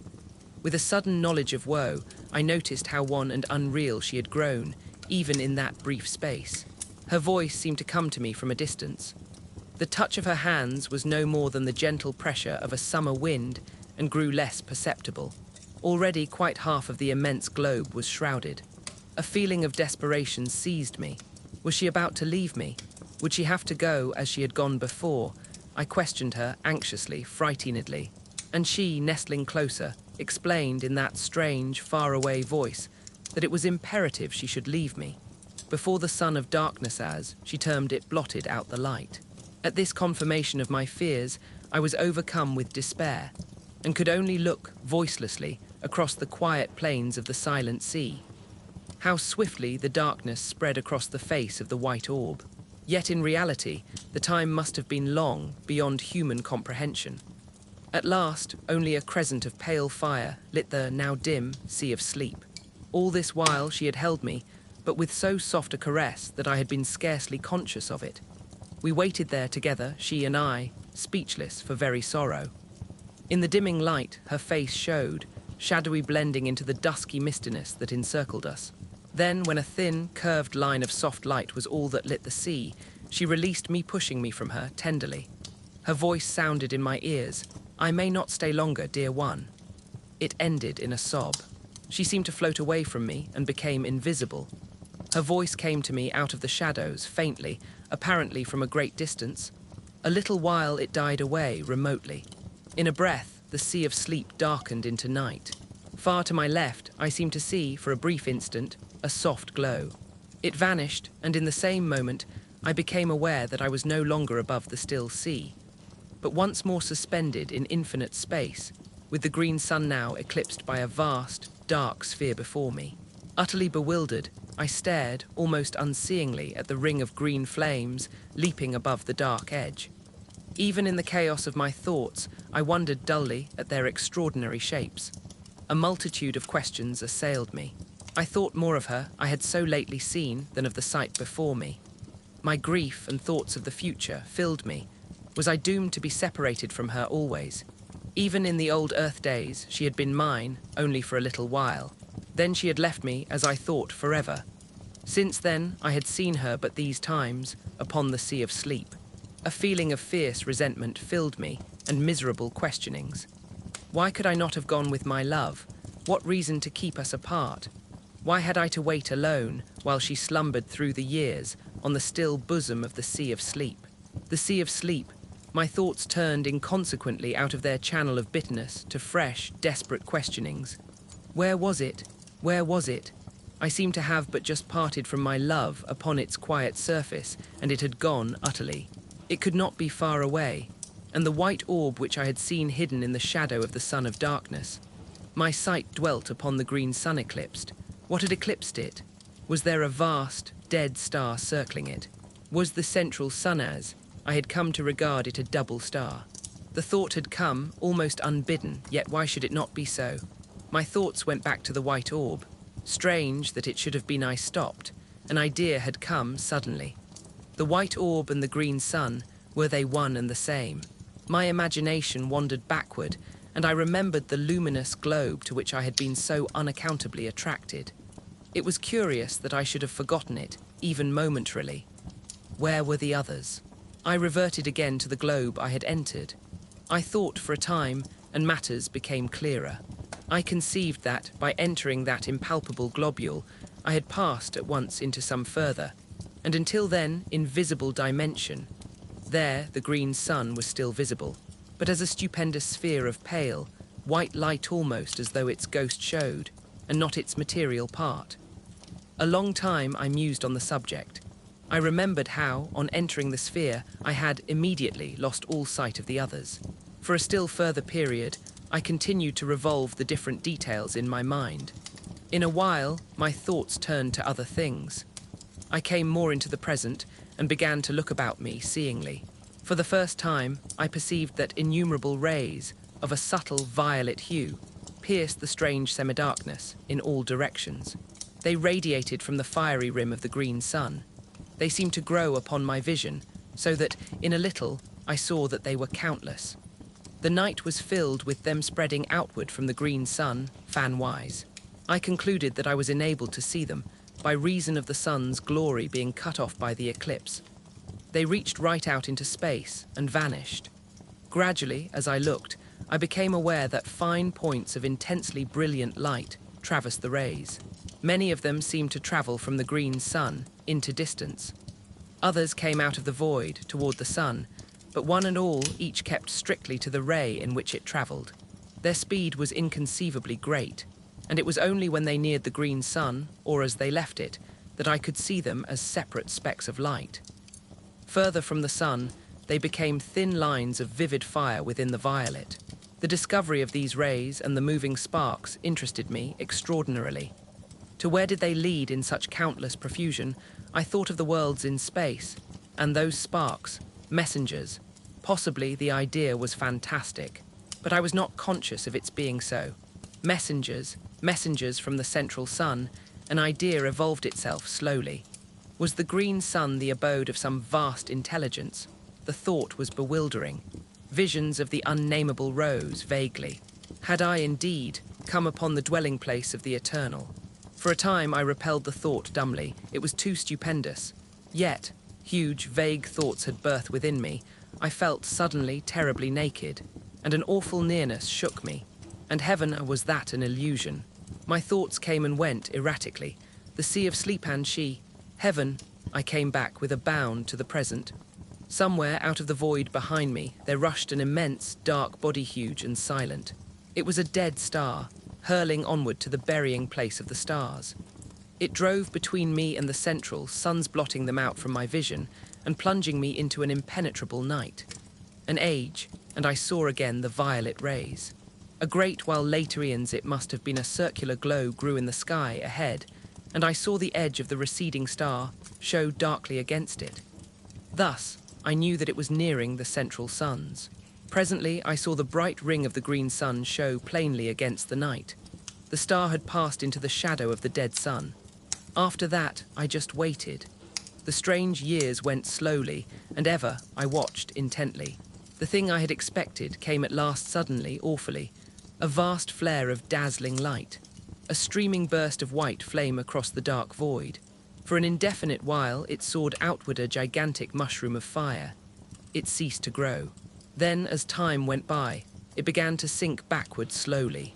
I saw now that it came from a huge, glowing spot near the center of the dark sun. Mighty flames still soared outward from this. Yet, spite of its size, the grave of the star was no more than the shining of Jupiter upon the face of an ocean, when compared with the inconceivable mass of the dead sun. I may remark here once more that no words will ever convey to the imagination the enormous bulk of the two central suns. The Dark Nebula, years melted into the past, centuries, eons. The light of the incandescent star sank to a furious red. It was later that I saw the Dark Nebula at first, an impalpable cloud away to my right. It grew steadily to a clot of blackness in the night. How long I watched, it is impossible to say, for time as we count it was a thing of the past. It came closer, a shapeless monstrosity of darkness tremendous. It seemed to slip across the night, sleepily a very hell fog. Slowly it slid nearer and passed into the void, between me and the central suns. It was as though a curtain had been drawn before my vision. A strange tremor of fear took me, and a fresh sense of wonder. The green twilight that had reigned for so many millions of years had now given place to impenetrable gloom. Motionless, I peered about me. A century fled, and it seemed to me that I detected occasional dull glows of red, passing me at intervals. Earnestly I gazed, and presently seemed to see circular masses that showed muddily red within the clouded blackness. They appeared to be growing out of the nebulous murk. A while, and they became plainer to my accustomed vision. I could see them now with a fair amount of distinctness, ruddy-tinged spheres, similar in size to the luminous globes that I had seen so long previously. They floated past me continually. Gradually, a peculiar uneasiness seized me. I became aware of a growing feeling of repugnance and dread. It was directed against those passing orbs, and seemed born of intuitive knowledge, rather than of any real cause or reason. Some of the passing globes were brighter than others, and it was from one of these that a face looked suddenly. A face human in its outline, but so tortured with woe that I stared aghast. I had not thought there was such sorrow as I saw there. I was conscious of an added sense of pain on perceiving that the eyes, which glared so wildly, were sightless. A while longer I saw it, then it had passed on into the surrounding gloom. After this, I saw others all wearing that look of hopeless sorrow, and blind. A long time went by, and I became aware that I was nearer to the orbs than I had been. At this, I grew uneasy, though I was less in fear of those strange globules than I had been before seeing their sorrowful inhabitants, for sympathy had tempered my fear. Later, there was no doubt but that I was being carried closer to the red spheres, and presently I floated among them. In a while, I perceived one bearing down upon me. I was helpless to move from its path. In a minute, it seemed, it was upon me, and I was submerged in a deep red mist. This cleared, and I stared, confusedly, across the immense breadth of the plain of silence. It appeared just as I had first seen it. I was moving forward, steadily, across its surface. Away ahead shone the vast, blood-red ring that lit the place. All around was spread the extraordinary desolation of stillness that had so impressed me during my previous wanderings across its starkness.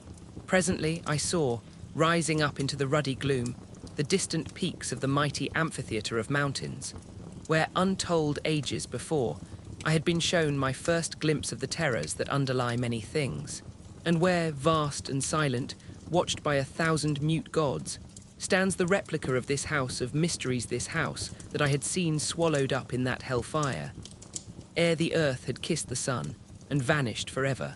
Though I could see the crests of the mountain amphitheatre, yet it was a great while before their lower portions became visible. Possibly this was due to the strange, ruddy haze that seemed to cling to the surface of the plain.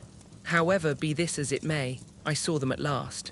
In a still further space of time, I had come so close to the mountains that they appeared to overhang me.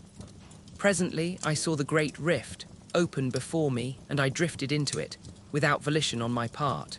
Later, I came out upon the breadth of the enormous arena. There, at an apparent distance of some 5 miles, stood the house, huge, monstrous, and silent, lying in the very centre of that stupendous amphitheatre. So far as I could see, it had not altered in any way, but looked as though it were only yesterday that I had seen it. Around, the grim, dark mountains frowned down upon me from their lofty silences. Far to my right, away up among inaccessible peaks, loomed the enormous bulk of the great beast god. Higher, I saw the hideous form of the dread goddess, rising up through the red gloom, thousands of fathoms above me. To the left, I made out the monstrous eyeless thing, grey and inscrutable. Further off, reclining on its lofty ledge, the livid ghoul shape showed a splash of sinister colour among the dark mountains. Slowly, I moved out across the great arena floating. As I went, I made out the dim forms of many of the other lurking horrors that peopled those supreme heights. Gradually, I neared the house, and my thoughts flashed back across the abyss of years. I remembered the dread spectre of the place, a short while past, and I saw that I was being wafted directly toward the enormous mass of that silent building. About this time, I became aware, in an indifferent sort of way, of a growing sense of numbness that robbed me of the fear which I should otherwise have felt on approaching that awesome pile. As it was, I viewed it calmly, much as a man views calamity through the haze of his tobacco smoke. In a little while, I had come so close to the house as to be able to distinguish many of the details about it. The longer I looked, the more was I confirmed in my long-ago impressions of its entire similitude to this strange house. Save in its enormous size, I could find nothing unlike. Suddenly, as I stared, a great feeling of amazement filled me. I had come opposite to that part where the outer door leading into the study is situated. There, lying right across the threshold, lay a great length of coping stone, identical save in size and colour with the piece I had dislodged in my fight with the pit creatures. I floated nearer, and my astonishment increased as I noted that the door was broken partly from its hinges, precisely in the manner that my study door had been forced inward by the assaults of the Swine Things. The sight started a train of thoughts, and I began to trace, dimly, that the attack on this house might have a far deeper significance than I had, hitherto, imagined. I remembered how, long ago, in the old Earth days, I had half suspected that, in some unexplainable manner, this house, in which I live, was en rapporteur use a recognized term with that other tremendous structure, away in the midst of that incomparable plain. Now, however, it began to be borne upon me that I had but vaguely conceived what the realization of my suspicion meant. I began to understand, with a more than human clearness, that the attack I had repelled was, in some extraordinary manner, connected with an attack upon that strange edifice. With a curious inconsequence, my thoughts abruptly left the matter, to dwell, wonderingly, upon the peculiar material out of which the house was constructed. It was, as I have mentioned earlier, of a deep green colour. Yet, now that I had come so close to it, I perceived that it fluctuated at times, though slightly glowing and fading, much as do the fumes of phosphorus when rubbed upon the hand in the dark. Presently my attention was distracted from this by coming to the great entrance. Here, for the first time, I was afraid, for all in a moment the huge doors swung back, and I drifted in between them helplessly. Inside, all was blackness, impalpable. In an instant I had crossed the threshold, and the great doors closed silently, shutting me in that lightless place. For a while I seemed to hang, motionless, suspended amid the darkness. Then I became conscious that I was moving again, where I could not tell. Suddenly, far down beneath me, I seemed to hear a murmurous noise of swine laughter. It sank away, and the succeeding silence appeared clogged with horror. Then a door opened somewhere ahead. A white haze of light filtered through, and I floated slowly into a room that seemed strangely familiar. All at once, there came a bewildering, screaming noise that deafened me. I saw a blurred vista of visions, flaming before my sight. My senses were dazed through the space of an eternal moment. Then my power of seeing came back to me. The dizzy, hazy feeling passed, and I saw clearly. Pepper, I was seated in my chair, back again in this old study. My glance wandered round the room. For a minute, it had a strange, quivery appearance, unreal and unsubstantial. This disappeared, and I saw that nothing was altered in any way. I looked toward the end window the blind was up. I rose to my feet shakily. As I did so, a slight noise in the direction of the door attracted my attention. I glanced toward it. For a short instant, it appeared to me that it was being closed gently. I stared and saw that I must have been mistaken. It seemed closely shut. With a succession of efforts, I trod my way to the window and looked out. The sun was just rising, lighting up the tangled wilderness of gardens. For perhaps a minute I stood and stared. I passed my hand confusedly across my forehead. Presently, amid the chaos of my senses, a sudden thought came to me. I turned quickly and called to Pepper. There was no answer, and I stumbled across the room in a quick access of fear. As I went, I tried to frame his name, but my lips were numb. I reached the table and stooped down to him with a catching at my heart. He was lying in the shadow of the table, and I had not been able to see him distinctly from the window. Now, as I stooped, I took my breath shortly. There was no Pepper. Instead, I was reaching toward an elongated little heap of grey, ash-like dust. I must have remained in that half-stooped position for some minutes. I was dazed, stunned. Pepper had really passed into the land of shadows. The footsteps in the garden, Pepper is dead. Even now, at times, I seem scarcely able to realize that this is so. It is many weeks since I came back from that strange and terrible journey through space and time.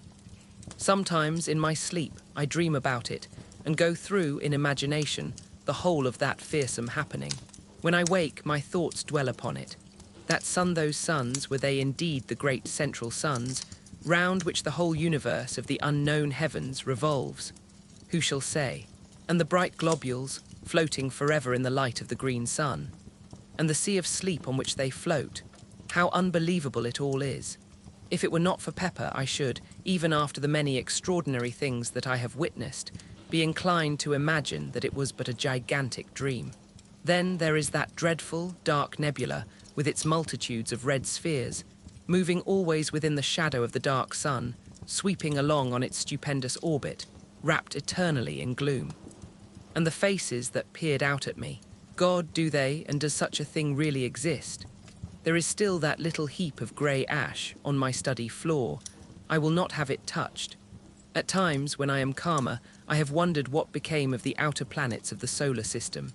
It has occurred to me that they may have broken loose from the sun's attraction and whirled away into space. This is, of course, only a surmise.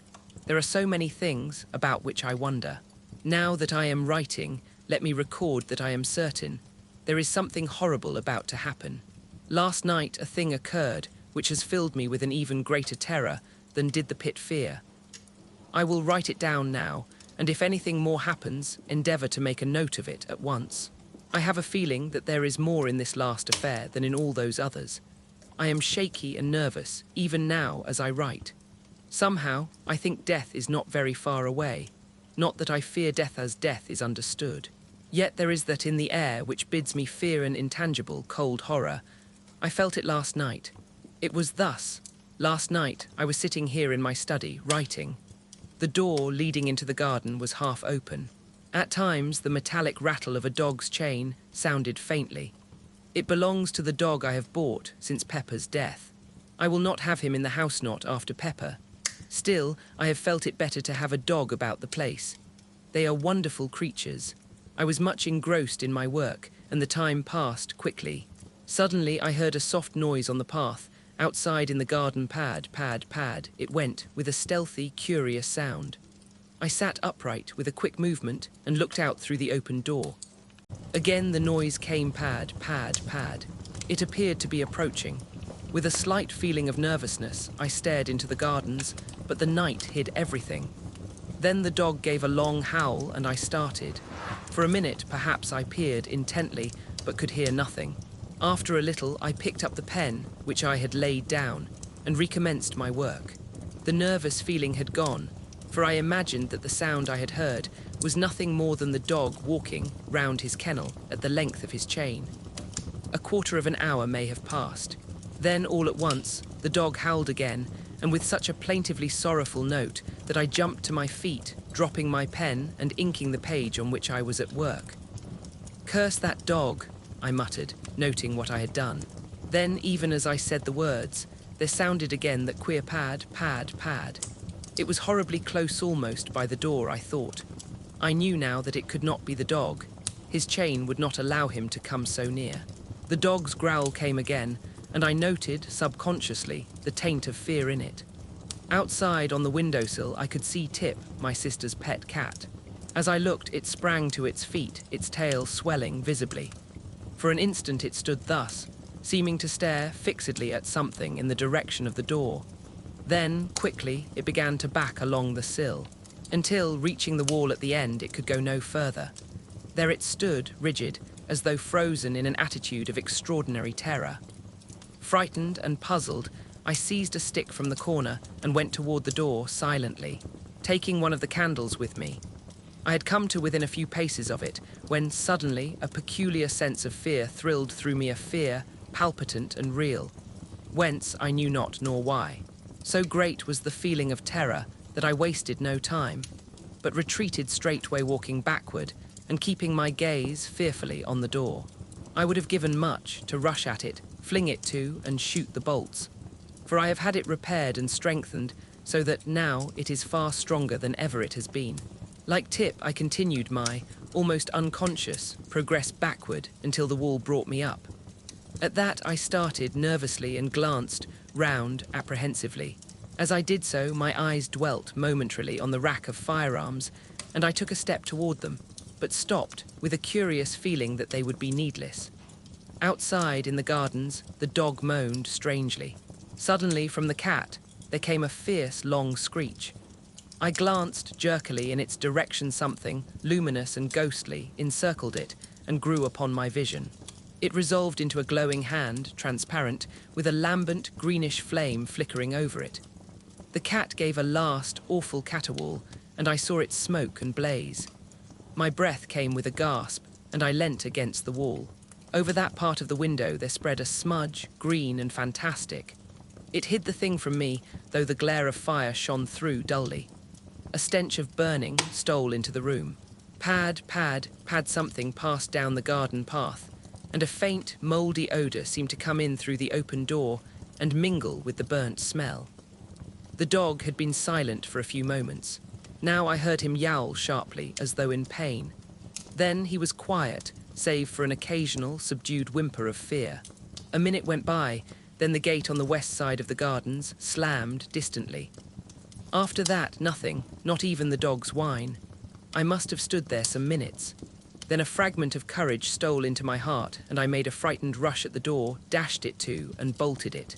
After that, for a full half-hour, I sat, helpless, staring before me rigidly. Slowly, my life came back into me, and I made my way, shakily, upstairs to bed. That is all.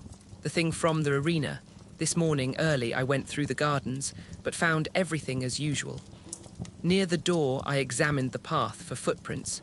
Yet here again, There was nothing to tell me whether or not I dreamed last night.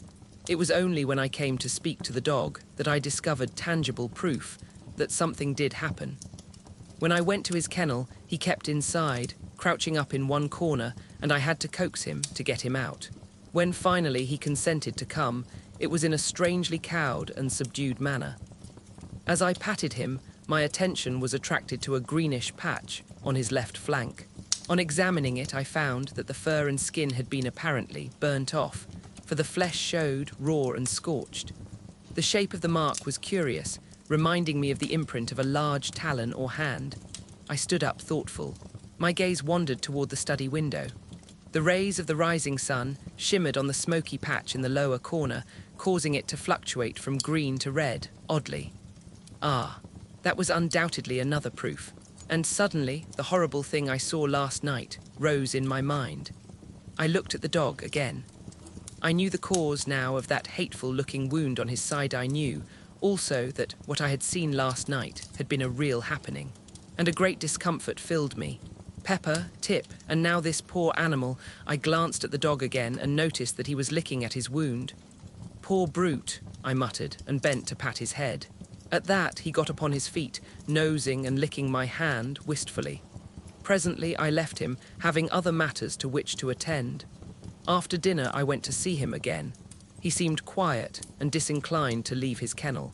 From my sister, I have learnt that he has refused all food today. She appeared a little puzzled when she told me, though quite unsuspicious of anything of which to be afraid. The day has passed uneventfully enough. After tea, I went again to have a look at the dog. He seemed moody and somewhat restless, yet persisted in remaining in his kennel. Before locking up for the night, I moved his kennel out, away from the wall, so that I shall be able to watch it from the small window tonight. The thought came to me to bring him into the house for the night, but consideration has decided me to let him remain out. I cannot say that the house is, in any degree, less to be feared than the gardens. Pepper was in the house, and yet it is now 2 o'clock. Since 8, I have watched the kennel from the small side window in my study. Yet nothing has occurred, and I am too tired to watch longer. I will go to bed. During the night, I was restless. This is unusual for me, but toward morning I obtained a few hours' sleep. I rose early and after breakfast visited the dog. He was quiet, but morose and refused to leave his kennel.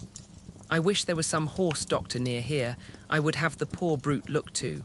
All day he has taken no food, but has shown an evident desire for water-lapping it up greedily. I was relieved to observe this. The evening has come, and I am in my study. I intend to follow my plan of last night and watch the kennel. The door leading into the garden is bolted securely. I am consciously glad there are bars to the windows. Midnight has gone. The dog has been silent up to the present. Through the side window on my left, I can make out dimly the outlines of the kennel. For the first time, the dog moves, and I hear the rattle of his chain. I look out quickly.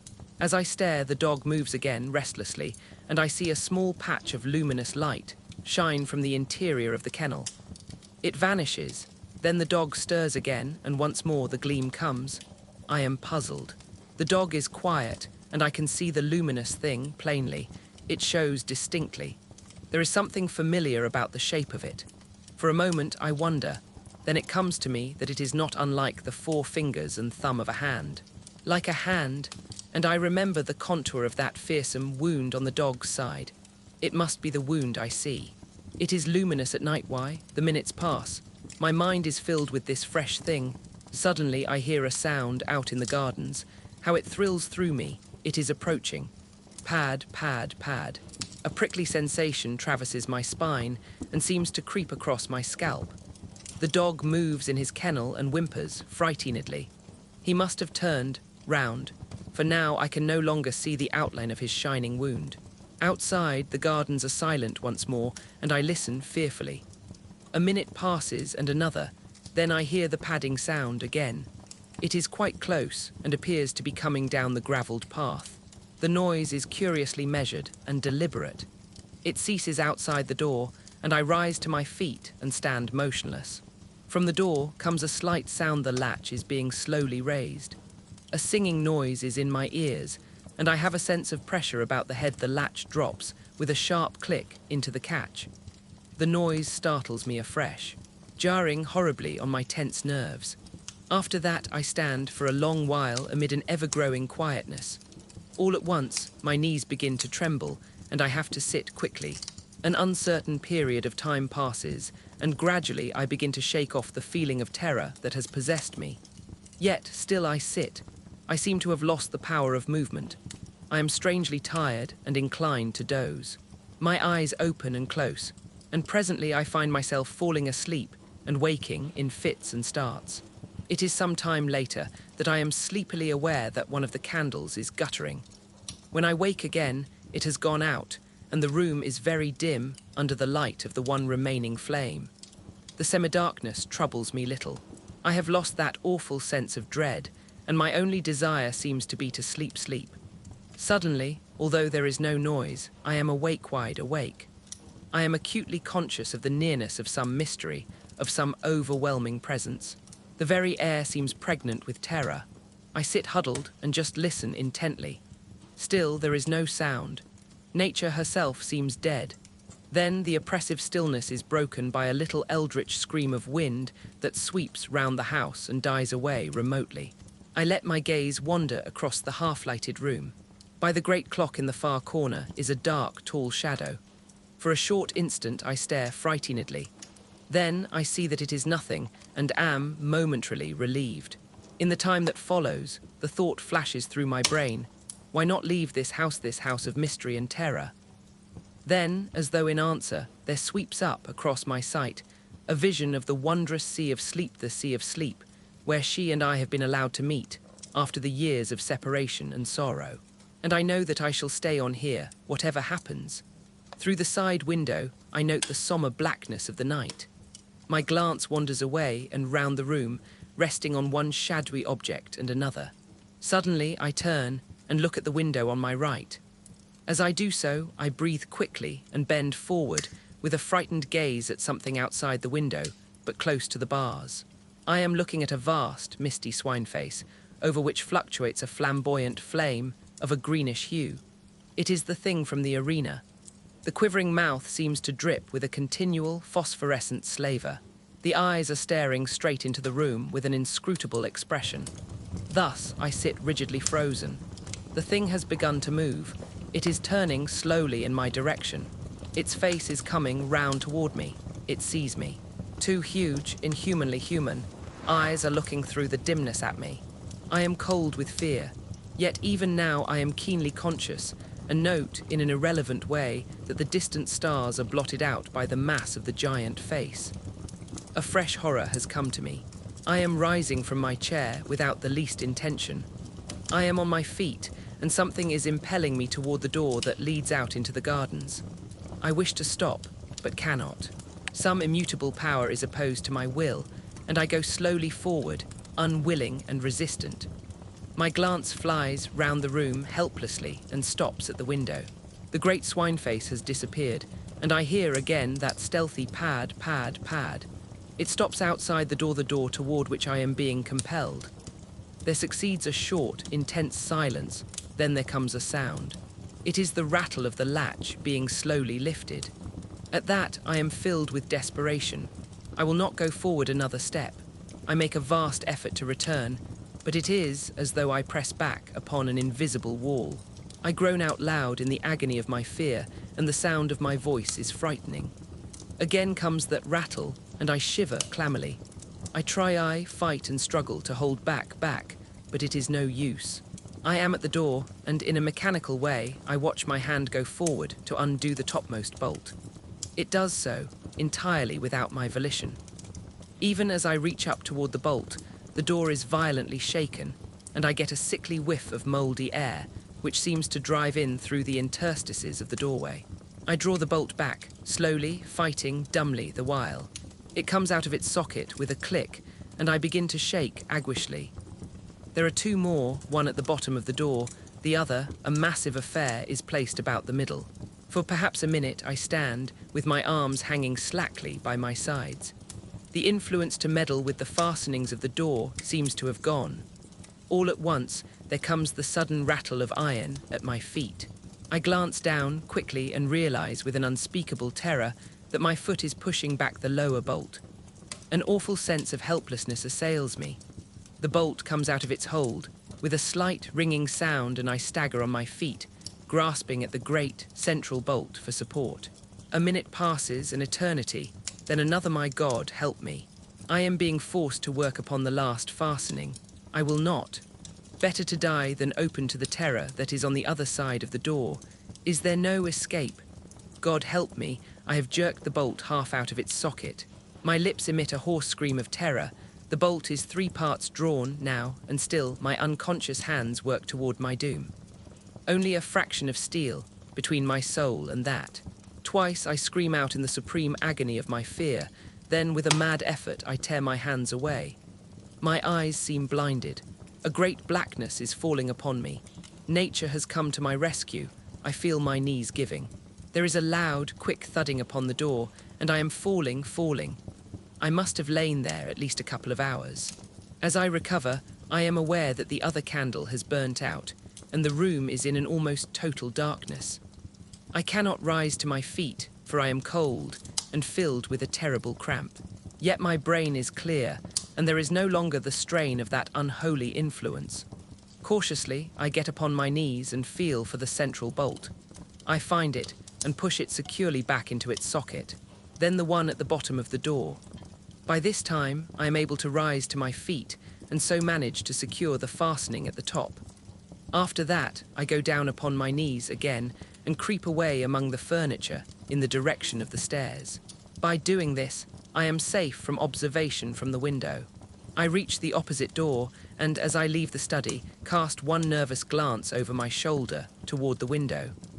Out in the night, I seem to catch a glimpse of something impalpable, but it may be only a fancy. Then I am in the passage and on the stairs. Reaching my bedroom, I clamber into bed, all clothed as I am, and pull the bedclothes over me. There, after a while, I begin to regain a little confidence. It is impossible to sleep, but I am grateful for the added warmth of the bedclothes. Presently, I try to think over the happenings of the past night, but though I cannot sleep, I find that it is useless to attempt consecutive thought. My brain seems curiously blank. Toward morning, I begin to toss uneasily.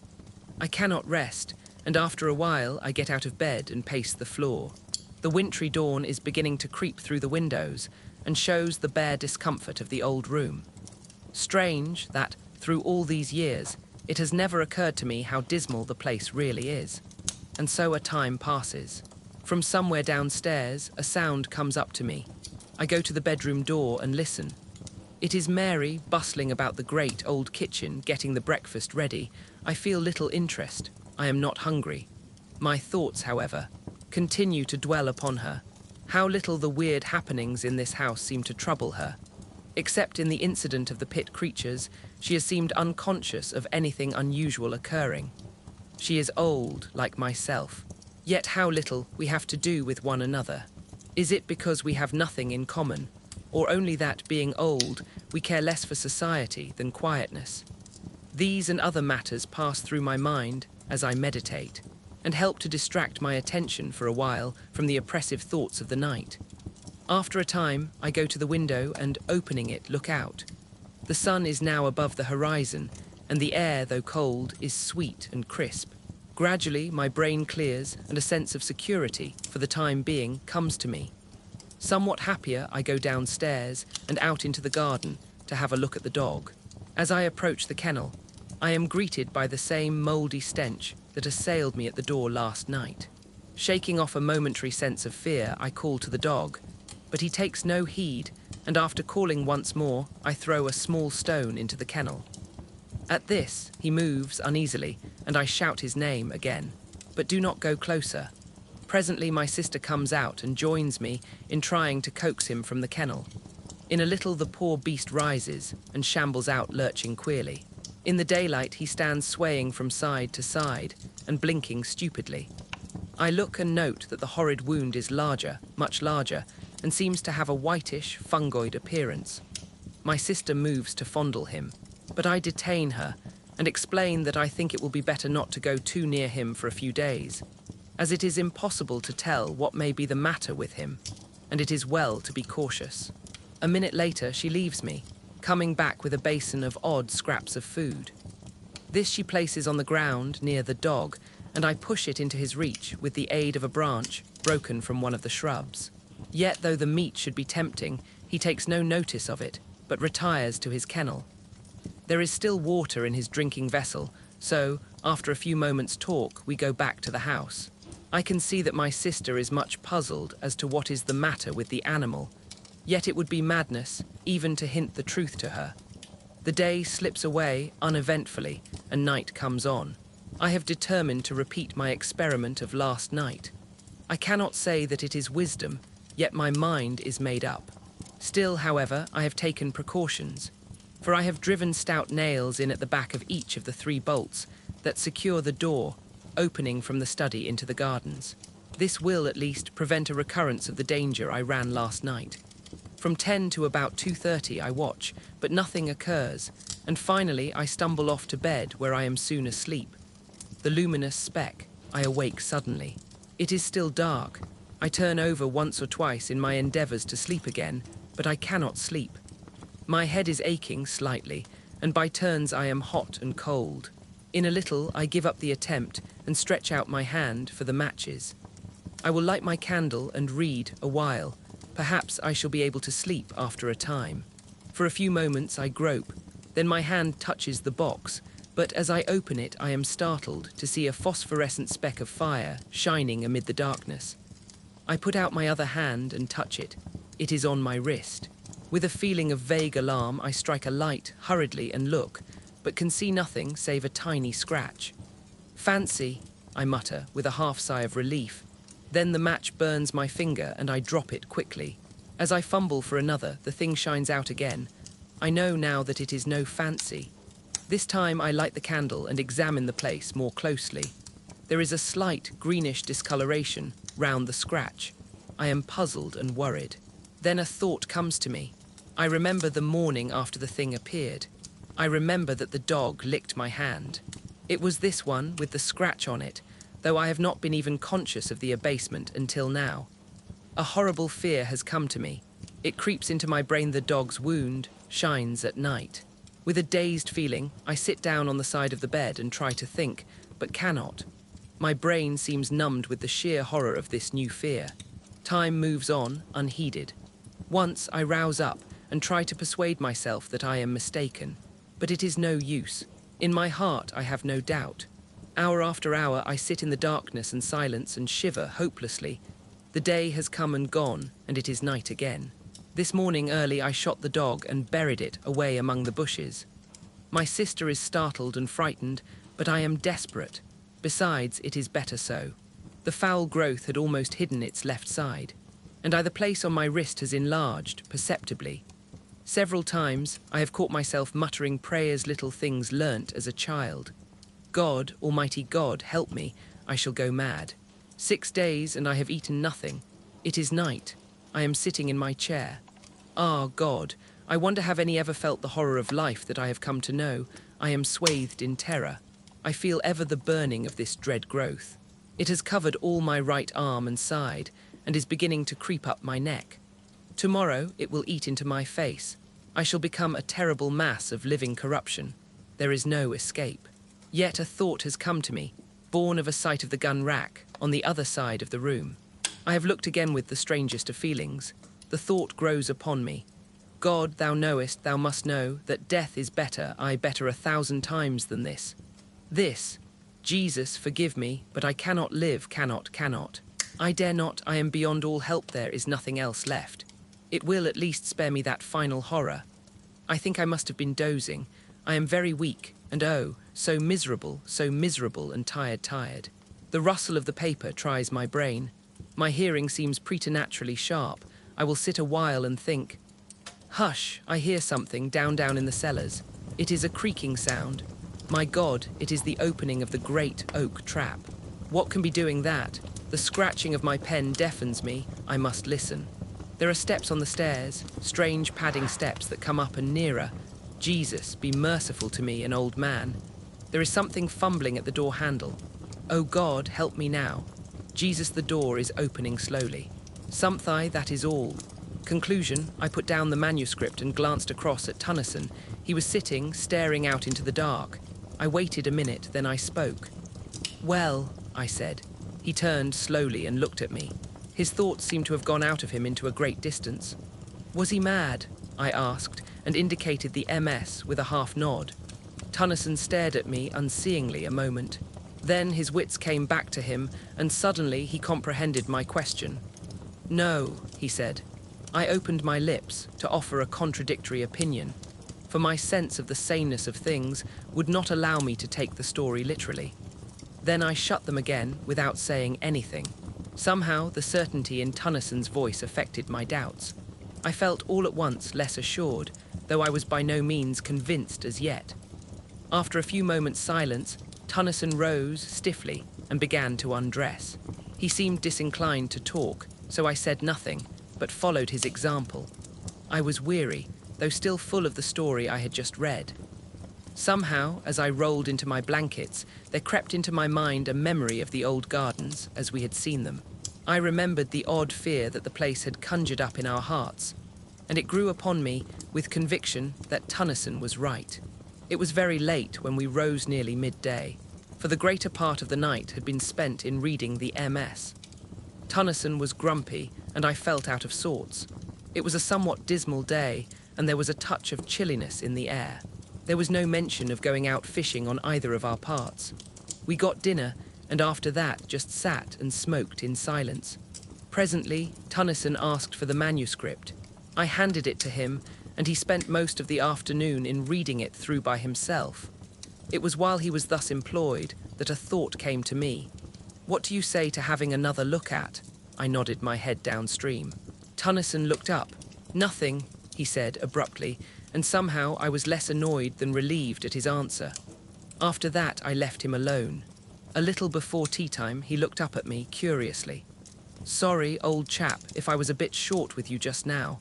Just now, indeed, he had not spoken for the last 3 hours, but I would not go there again, and he indicated with his head, "for anything that you could offer me." And he put down that history of a man's terror and hope and despair. The next morning, we rose early and went for our accustomed swim. We had partly shaken off the depression of the previous day, and so took our rods when we had finished breakfast, and spent the day at our favourite sport.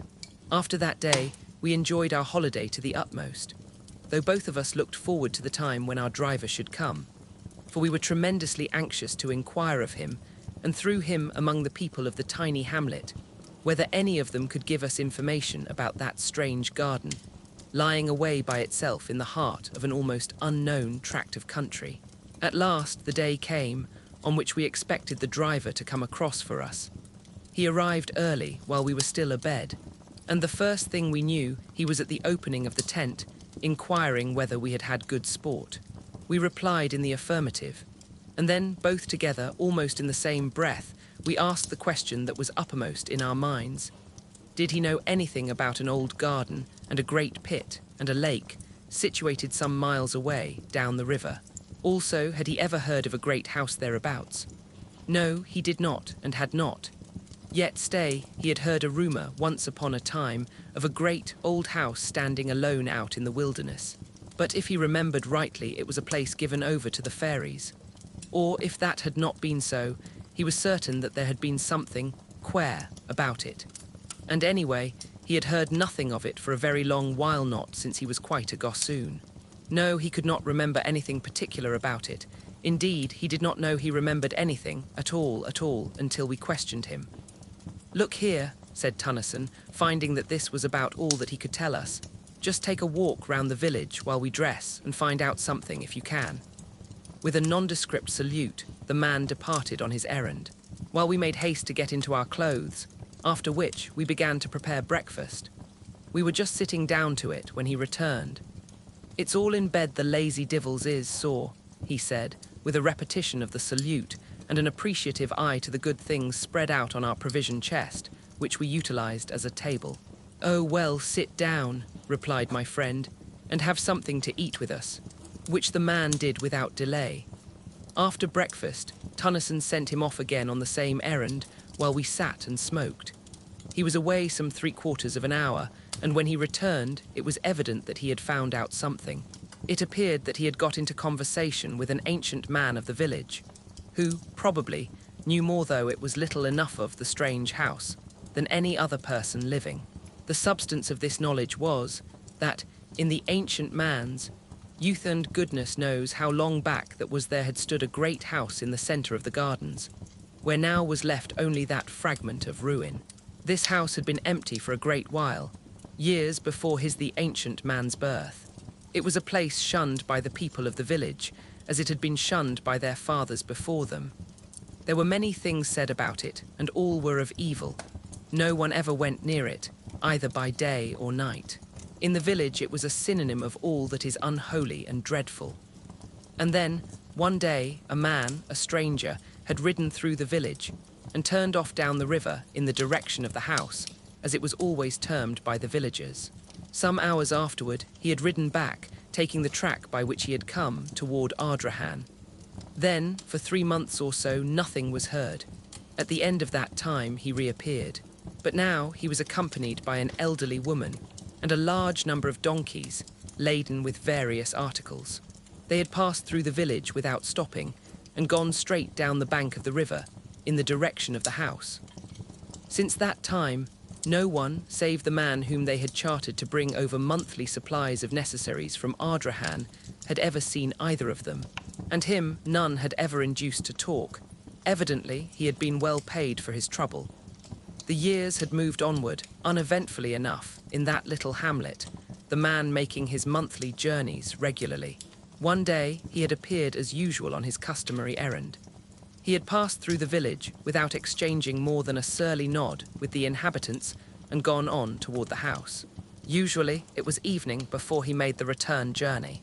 On this occasion, however, he had reappeared in the village, a few hours later, in an extraordinary state of excitement, and with the astounding information that the house had disappeared bodily, and that a stupendous pit now yawned in the place where it had stood. This news, it appears, so excited the curiosity of the villagers that they overcame their fears and marched en masse to the place. There they found everything just as described by the carrier. This was all that we could learn. Of the author of the MS, who he was, and whence he came, we shall never know. His identity is, as he seems to have desired, buried forever. That same day we left the lonely village of Creighton. We have never been there since. Sometimes, in my dreams, I see that enormous pit, surrounded, as it is, on all sides by wild trees and bushes. And the noise of the water rises upward and blends in my sleep with other and lower noises, while over all hangs the eternal shroud of spray. Grief-fierce hunger reigns within my breast.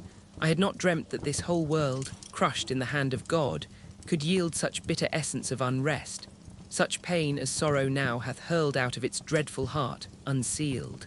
Each sobbing breath is but a cry, my heart strokes knells of agony, and my whole brain has but one thought, that never more through life shall I, save in the ache of memory, touch hands with thee, who now art naught.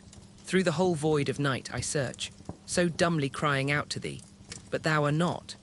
And night's vast throne becomes an all-stupendous church, with star-bells knelling unto me, who in all space am most alone. And hungered to the shore I creep, perchance some comfort waits on me from the old sea's eternal heart. But lo, from all the solemn deep, far voices out of mystery seem questioning why we are apart. Where'er I go I am alone, who once, through thee, had all the world. My breast is one whole raging pain for that which was, and now is flown into the blank where life is hurled, where all is not, nor is again.